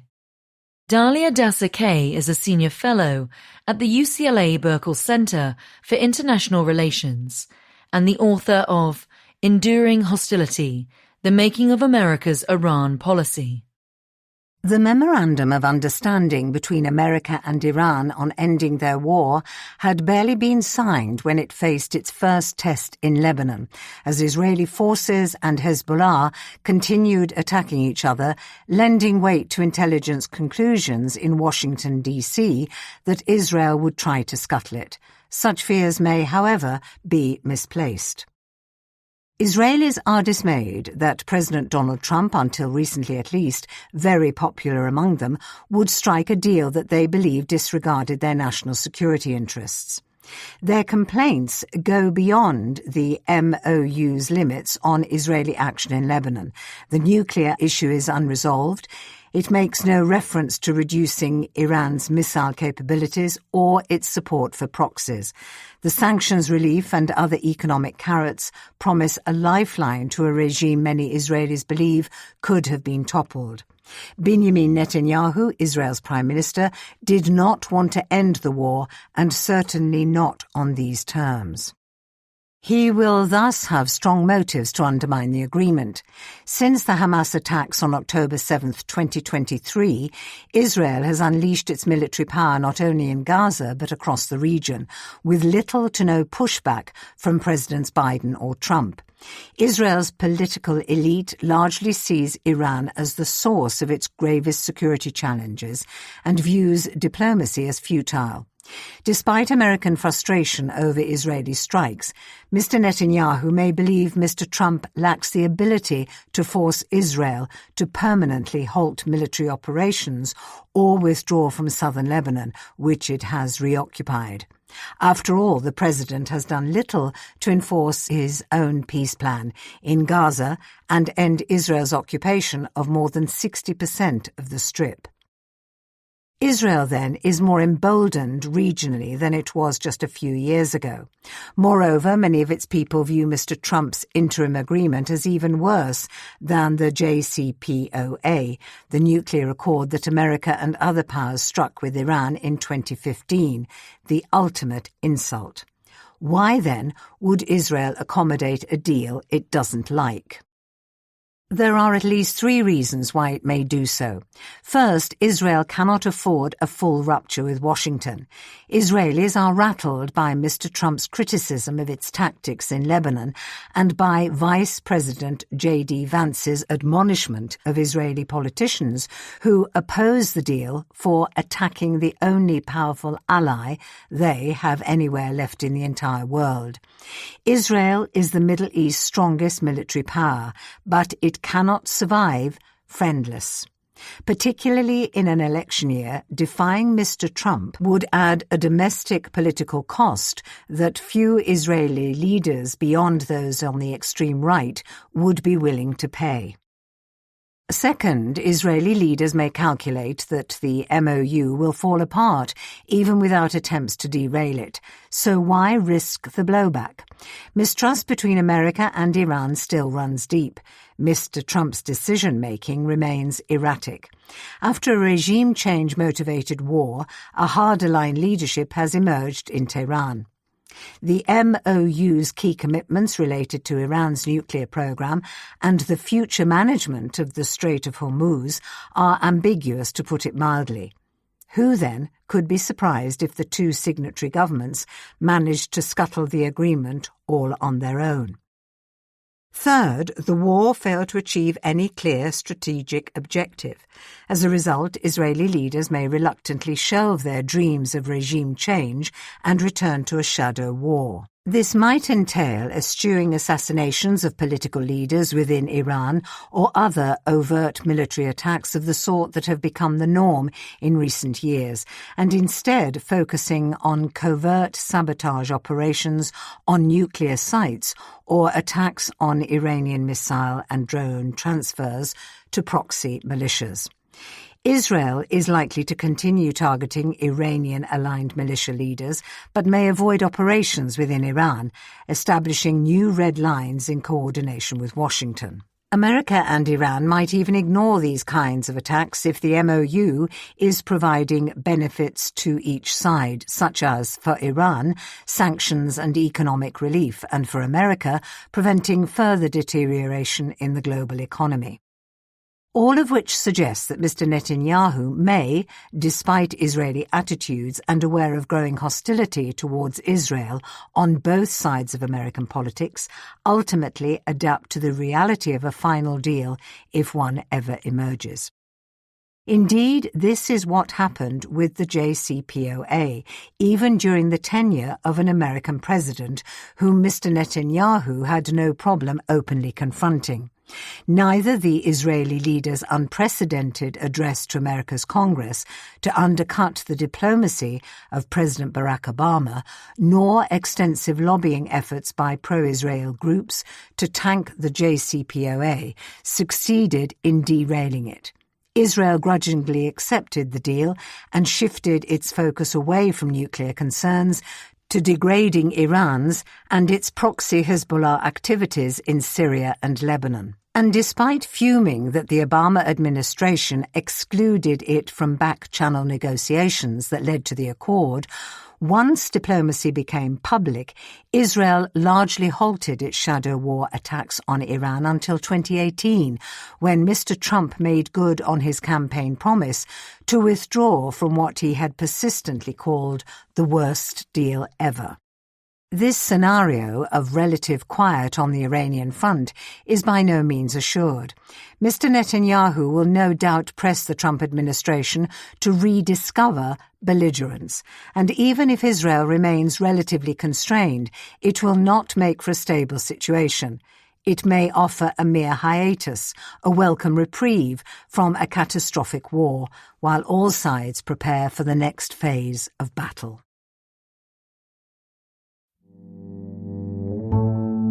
Obituary. Alan Greenspan, the Master Chairman of the Federal Reserve, died on June 22nd, aged 100. The numbers were a guide, like the notes on sheet music. They were a guide in the 1930s, growing up in Washington Heights, at the northern tip of Manhattan, where Alan Greenspan tracked the statistics of his beloved New York Yankees.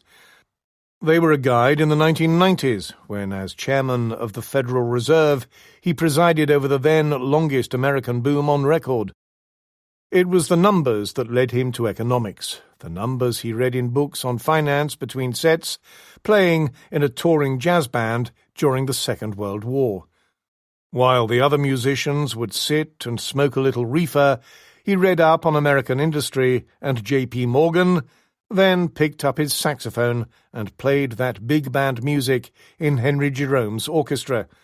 He had taken classes at Juilliard, the conservatoire in New York City, and played alongside geniuses like Stan Getz. They played by feel. He trusted the notes on the page as he trusted his numbers. By 1945, he was studying at New York University in the era of John Maynard Keynes, whose analysis of the Depression changed economics. He admired Keynes's analytical wizardry, but had no time for his sweeping vision. He kept to his data. As a consultant, his first job, he impressed clients with his knack for spotting turns in the business cycle, as in 1957, when growing steel inventories led him to intuit that a recession must be looming. It was all right there in the numbers. There was more to life than data, though. He learnt that from his friend Ayn Rand, a zealous, gut-level believer in individual freedom and the evils of state intervention. As the 1960s drew to a close, it was easy to see in America's slowing growth rates and rising inflation the inevitable side effects of government bloat. He was not a rabid partisan by nature, but as a jazz-age conservative in Vietnam-era America, infused with the libertarian spirit of Rand and her circle, he gravitated towards the Republican Party. He had a way with people in high places. In 1975, he began squiring Barbara Walters, and he spent the last 4 decades of his life with Andrea Mitchell, also a television journalist. He fell in with Richard Nixon, too, who brought him onto his team as a campaign advisor. Nixon's partisan rage turned him off, but he served happily under Gerald Ford as chairman of the Council of Economic Advisers, leading the band now, stepping out from behind the music stand. When Ronald Reagan ran for the presidency in 1980, he joined the campaign team. It was Reagan who chose him for the job that would define his career. As chairman of the Fed, he would become the world's most powerful economic figure, coaxing the massive, complicated machinery of the American economy to perform its best, to play its sweetest. His tenure began on a sour note. He was just 2 months on the job on October 19, 1987, Black Monday, when America's stock markets lost more than 20% of their value in a single day. It was the worst one-day drop in the country's history. In calm response, he jawboned banks into maintaining credit and pushed the administration to call for cuts to the budget deficit, which he reckoned would boost confidence. He was fierce in defending the independence of the Fed. When the administration of President George H.W. Bush leaned on the central banking system to do more to beat back the recession of the early 1990s, he had none of it. But independence did not mean that the chairman had to mind his own business. In the murky language known as Fed speak, of which he became the most famous and fluent speaker, he would render his judgments on the plans of the President and Congress, never using one syllable when 6 would do. The American press proved a rapt audience. The maestro's control never seemed more complete than in the 1990s. In 1994, he joined Robert Rubin, Bill Clinton's Secretary of the Treasury, and Larry Summers, a Deputy Secretary, to make up a trio of crisis fighters, managing financial havoc in East Asia and Russia, and in American financial markets when long-term capital management, a massive hedge fund, required a Fed-orchestrated bailout. His Fed kept the American economy humming, speeding through an unprecedented boom. If you want a simple model for predicting the unemployment rate in the United States over the next few years, here it is, wrote Paul Krugman in 1997. It will be what Greenspan wants it to be, plus or minus a random error reflecting the fact that he is not quite God. Finally, Mr. Greenspan was playing by feel. He believed new technology was changing the way the economy worked. When Fed members worried that the economy was running too hot, he told them to be cool. The numbers had to be wrong. He let the boom run, counting on a productivity miracle to keep inflation in check.